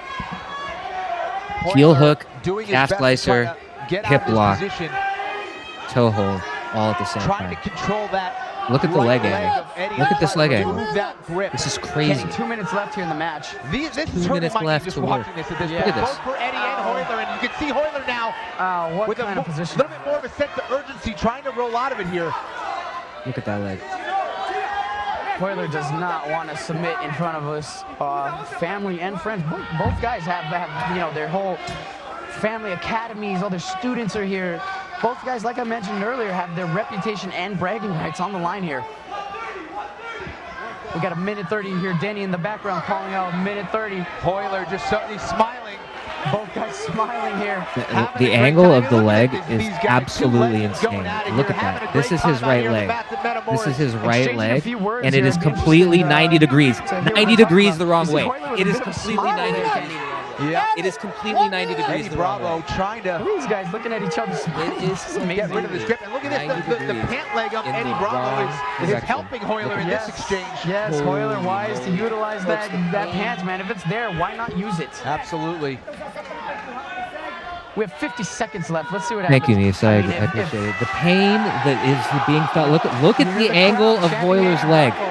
Look at the angle of Hoyler's leg. It is pointed 90 degrees in the wrong direction, and there is continuous pressure being exerted on every major joint. The fact that he has not submitted is a testament to the toughness. I've never seen anything like this. Look at his ankle. Look at his knee. Look at the hip.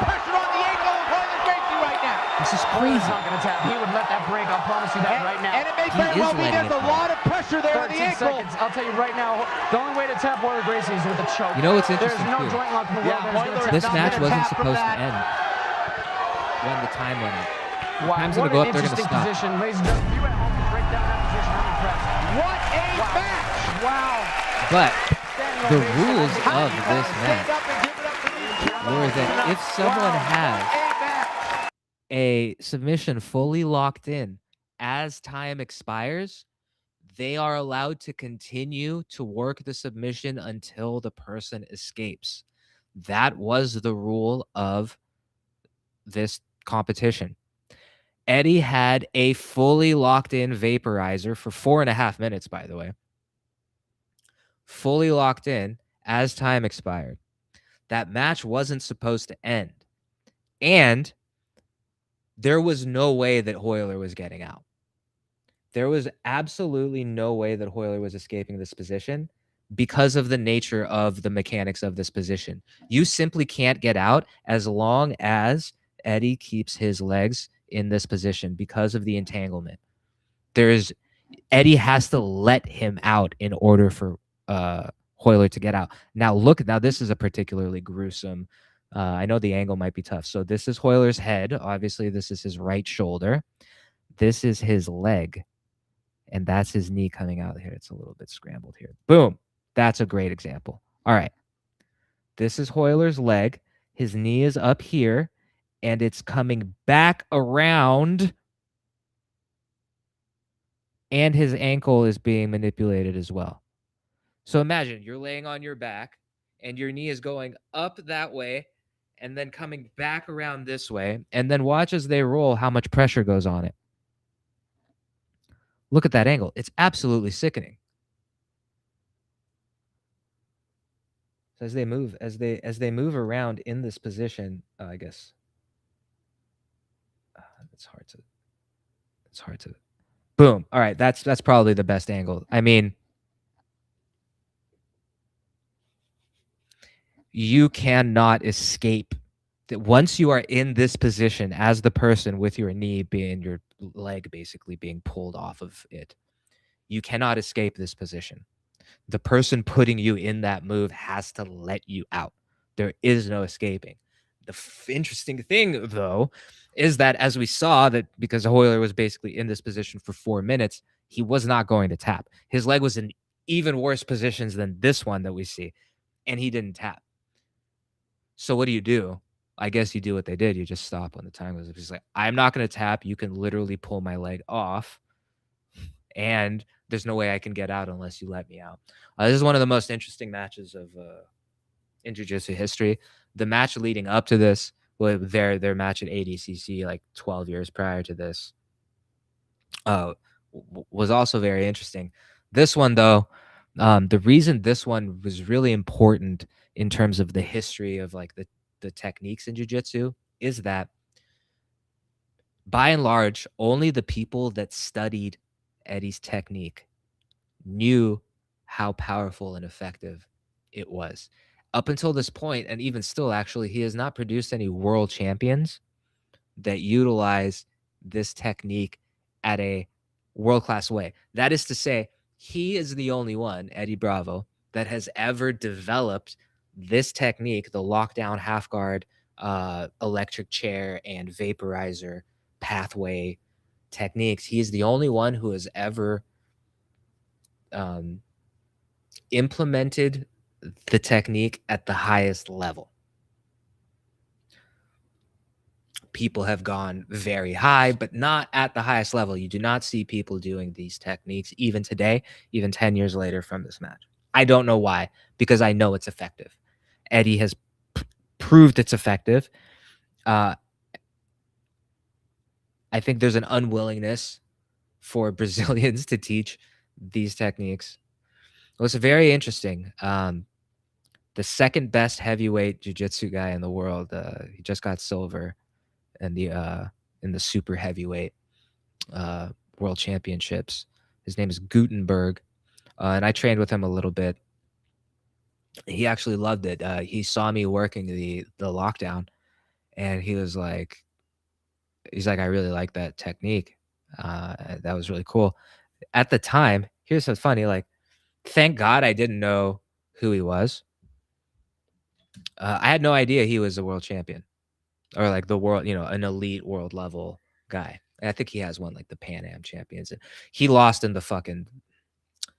He is the super heavyweight champion in my opinion. But he was like, yeah, I really like that. I didn't know. I just thought he was a really good teacher. I didn't know that. I don't really follow the competition scene that much anymore. And then when he like showed up on my reels at some point, it's like, oh shit, I've been learning from one of the best guys in the world, and I didn't even know it. That's fun when those things happen. But anyway, I know that the best in the world are very aware of these techniques, and they are aware how to defend them because you have to be. But at the highest level, you don't see people using the lockdown half guard to win matches, to score points, to win world titles. I know that it's powerful enough. I know that it is. But it's just not being used. It's interesting. So that was a little jiu-jitsu breakdown. I hope you like that. And if you don't, my apologies to you. But this is Chair's Table. Rather, we've been going for 5 hours. I might go a little bit longer. Please, if you are watching, if you're in the chat, let me know. It's the only way I can really tell if I'm just completely screaming into the void or not. I'm going to take a quick break. If there is some activity in the chat, we'll keep going. I won't be longer than 5 minutes. This is Chair's Table. I'm here to prop you up. Please take your seat. Let me know if there's anything I should have on this Friday.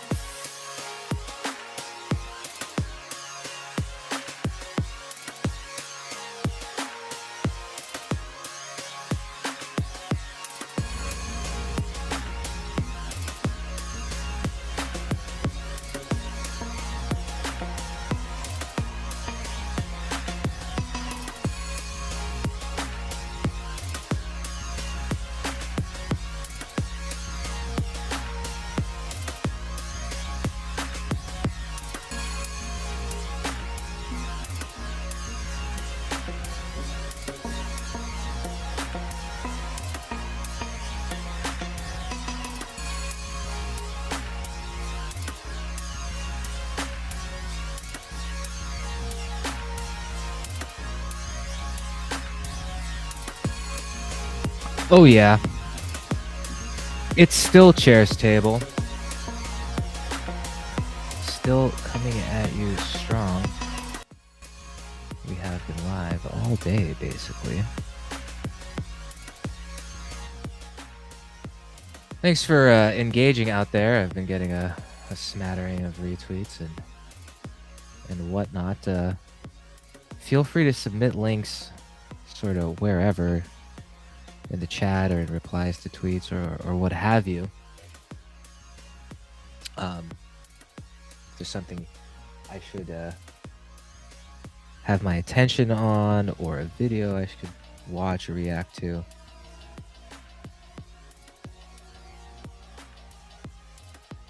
Have a short open on ApeCoin. It's doing nicely. Oh, my HyperLiquid long was in the green for so long, and now it is not. Aww. Now, I'm getting a Lagosaurus like you wouldn't believe. Let's see if I can't fix that. Alright, that's better. This is Chair Stable. I'm here to prop you up. Let me know if you're out there in the chat. It's the only way I know I'm not just screaming into the void. I'm here to prop you up. You can follow me all over the place. It's VRYCMFY, very comfy. Everywhere. Real easy. Keep going here for a little while longer. I don't see the harm in that.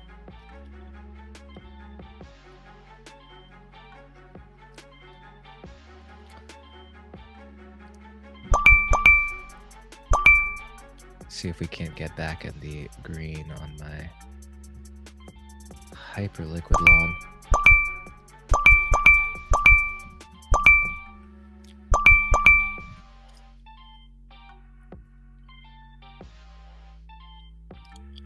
Oh, that's an annoying sound.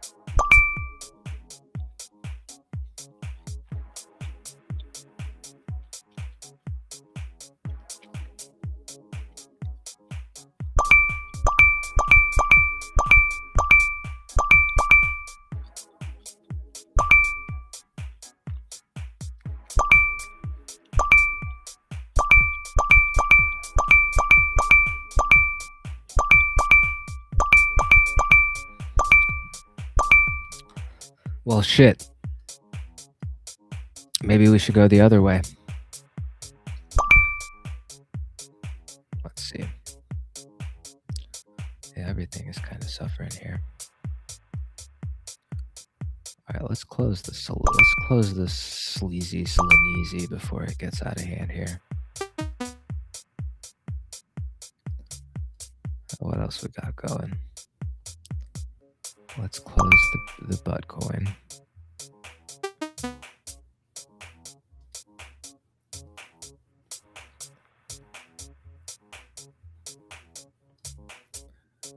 Let's close the HyperLiquid. And we did not break even on this one yet. Where is our break even? I'll leave this one open, I guess. All right.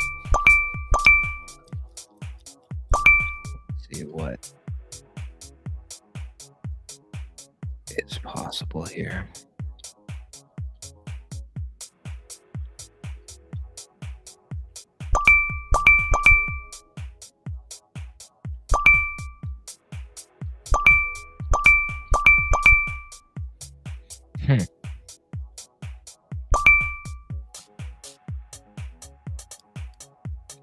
We can just reverse.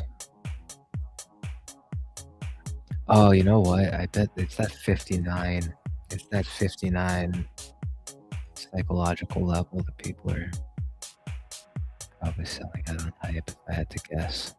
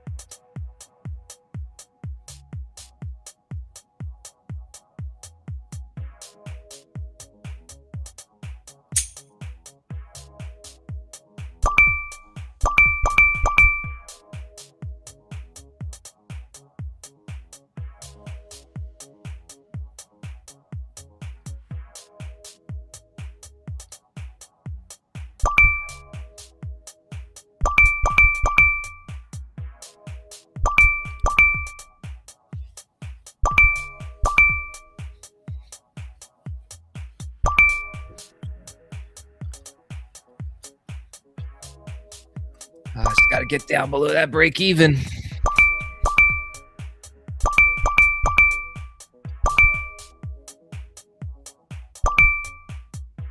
The Great Barrier.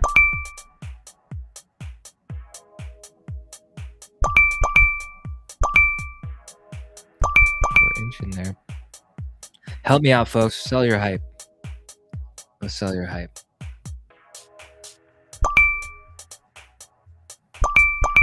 Don't market buy large amounts of hype right now, please. I have no idea where what data feed this game is using. Oh, we're so close. We're so close. Oh, we're in the money. We're in the money. It's like a lightning bet. Oh shit! Wow. Oh wow. Oh god. Wow. Oh no, it's going the wrong way. It's going the wrong way.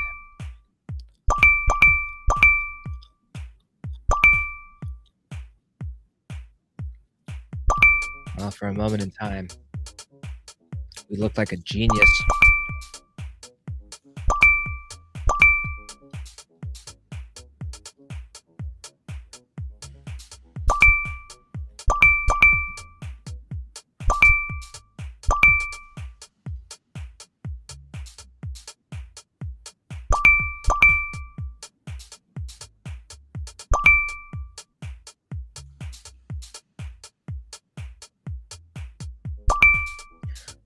Back in there. I think the break even takes into account the fees that you have to pay, so that's why it's its own threshold.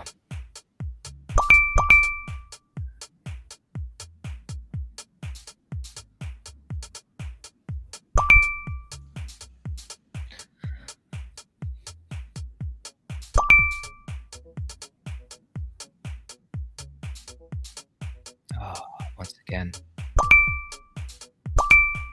I think would it make sense for me to just trade as much as I can to get into the leaderboard, put volume up? A good question for someone out there might know. Someone go read the docs.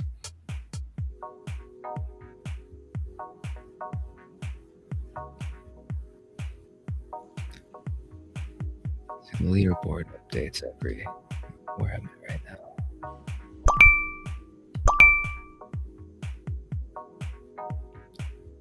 here.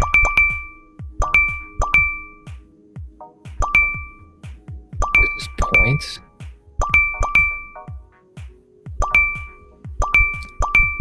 Okay.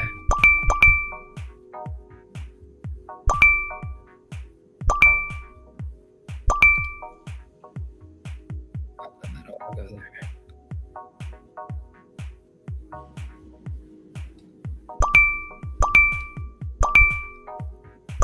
All right, the HyperLiquid short is now well in the money.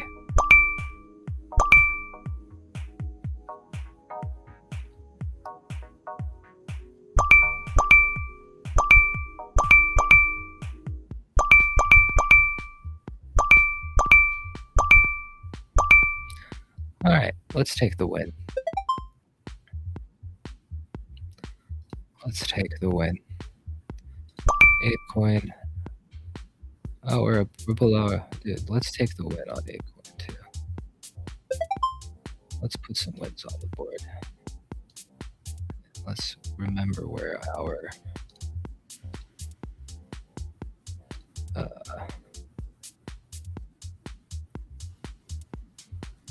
all right. That's not me. This is me. 22 updates every 15 minutes.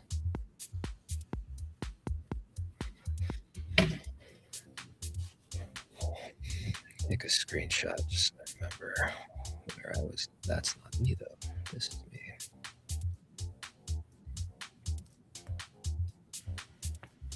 All right, 15 minutes. That means when?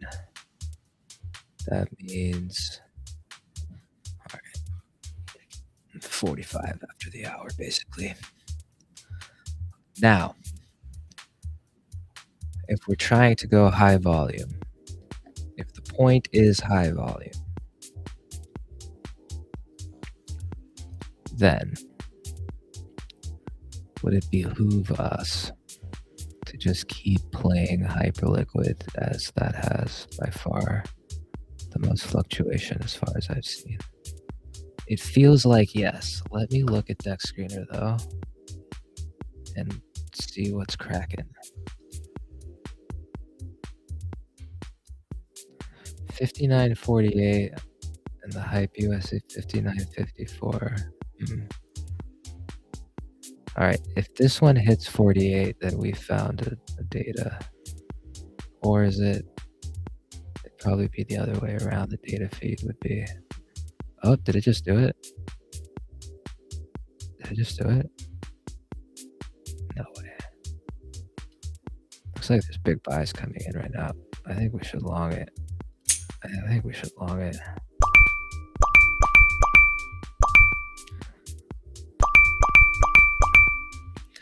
All right, let's hit that break even. We're trying to put volume. Volume is the name of the game.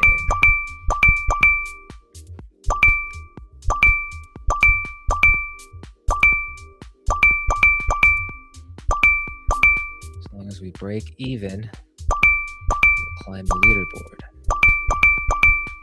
That is the ultimate goal, is to get as many points, but also not lose our entire bankroll. That would be bad too. 59.63. Way more buyers than sellers. Way more buy volume over the last 24 hours. How's the 5 minute looking?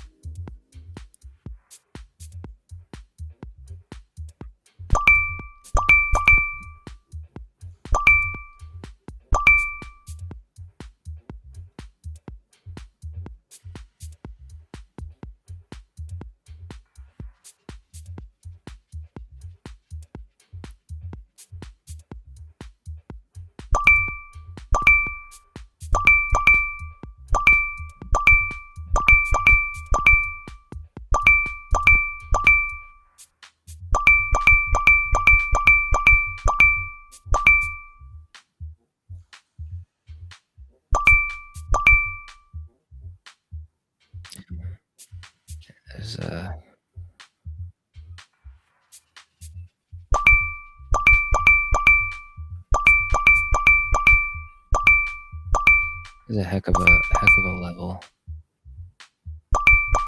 Heck of a level right now.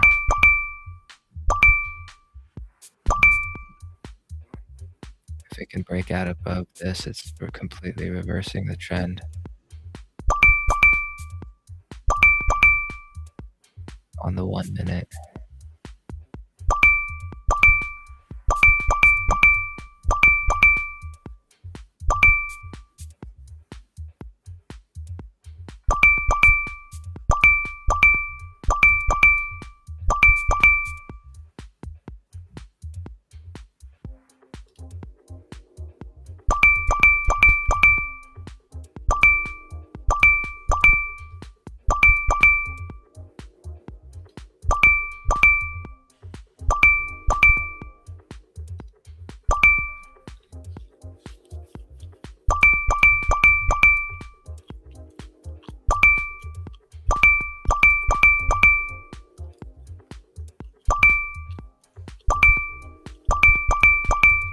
All right, we're back in the green. That's good.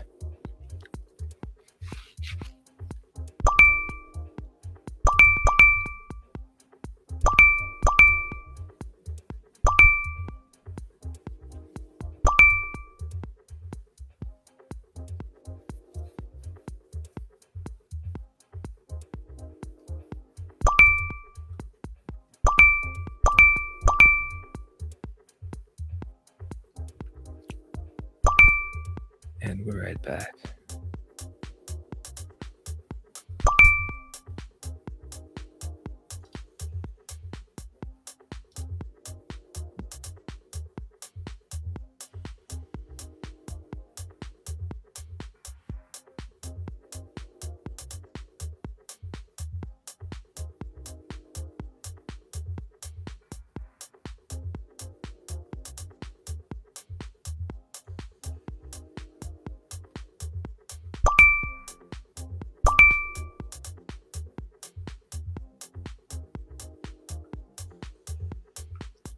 Oh yeah.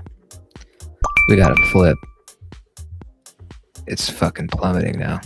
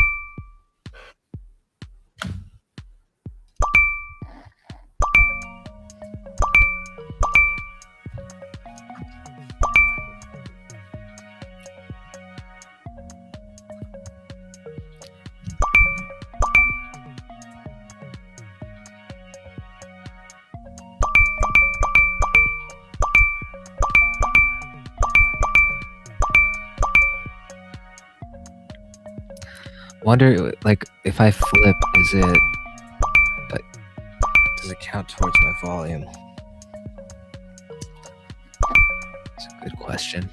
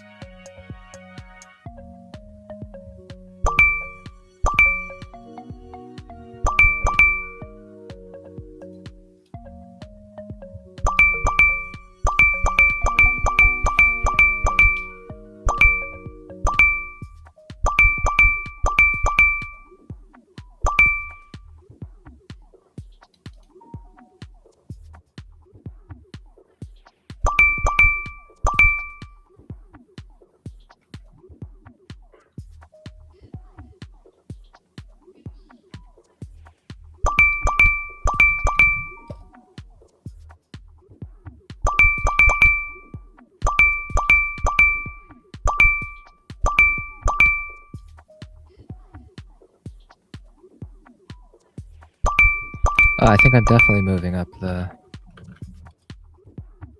leaderboard. Let's reference the. That's not it. Was it this? Okay, I had 1287 points and I was in 22nd place. Now I have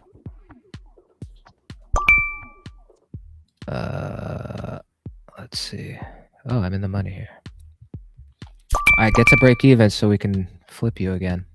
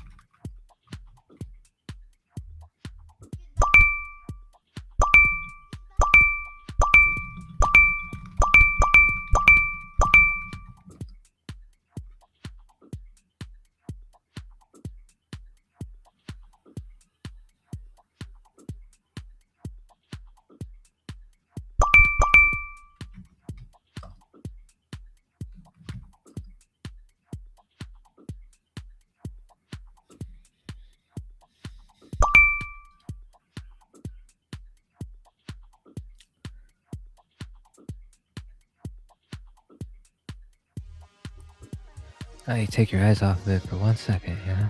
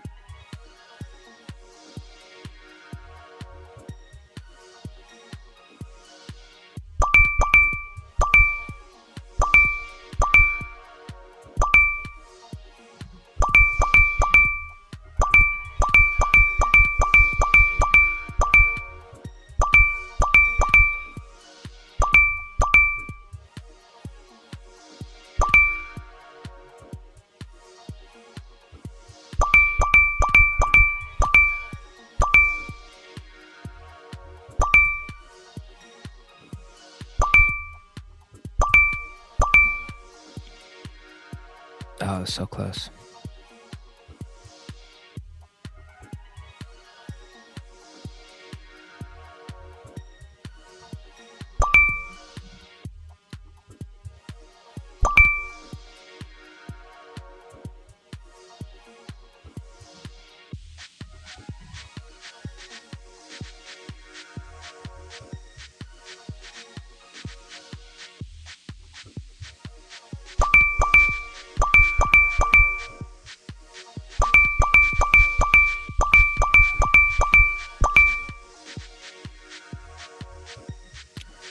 fee gets you.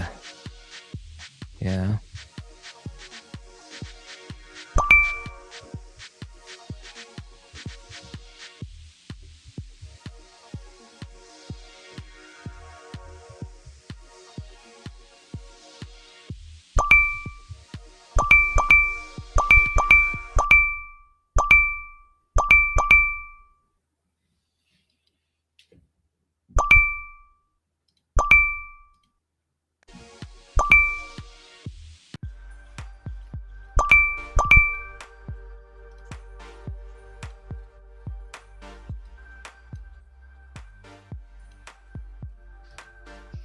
This is Chair's Table.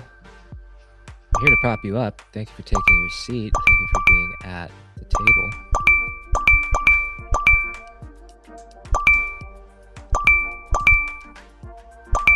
Putting some volume on the board. There we go. Let's close in the green there. Get the volume on the board. Now, which way do we think it's going to go? Yeah, that went on. Is it going to correct again? It's going to correct again. It's probably going to correct up again a little bit. So let's go back up. Just putting volume on the board. Trying to get a piece of the Bloxwap giveaways.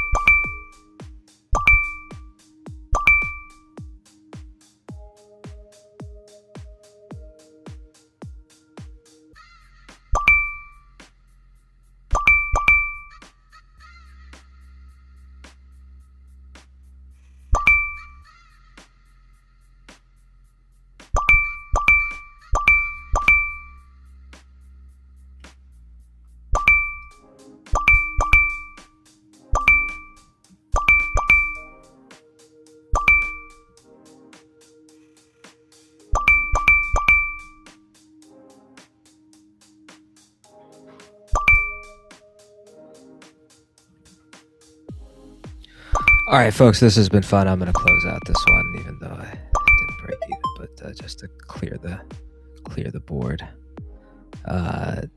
This was really fun. Went for 6 hours, and I plan to continue to do streams every Friday. Thank you to those who stuck around for the entire stream. This is Chair's Table. This was Chair's Table. Please follow and subscribe everywhere and turn notifications on. We did a lot. We went over logo stuff, Logos node running. We talked to Cebu, who's a node runner. Talked to the data bro, LightLake, the author. Did some jujitsu analysis. We're pretty deep on logo stuff, Ethereum ecosystem. We'll do more of the same and more next Friday. Look out for how you can participate going forward. The world is a lie. That lie is the truth. This was Chair's Table.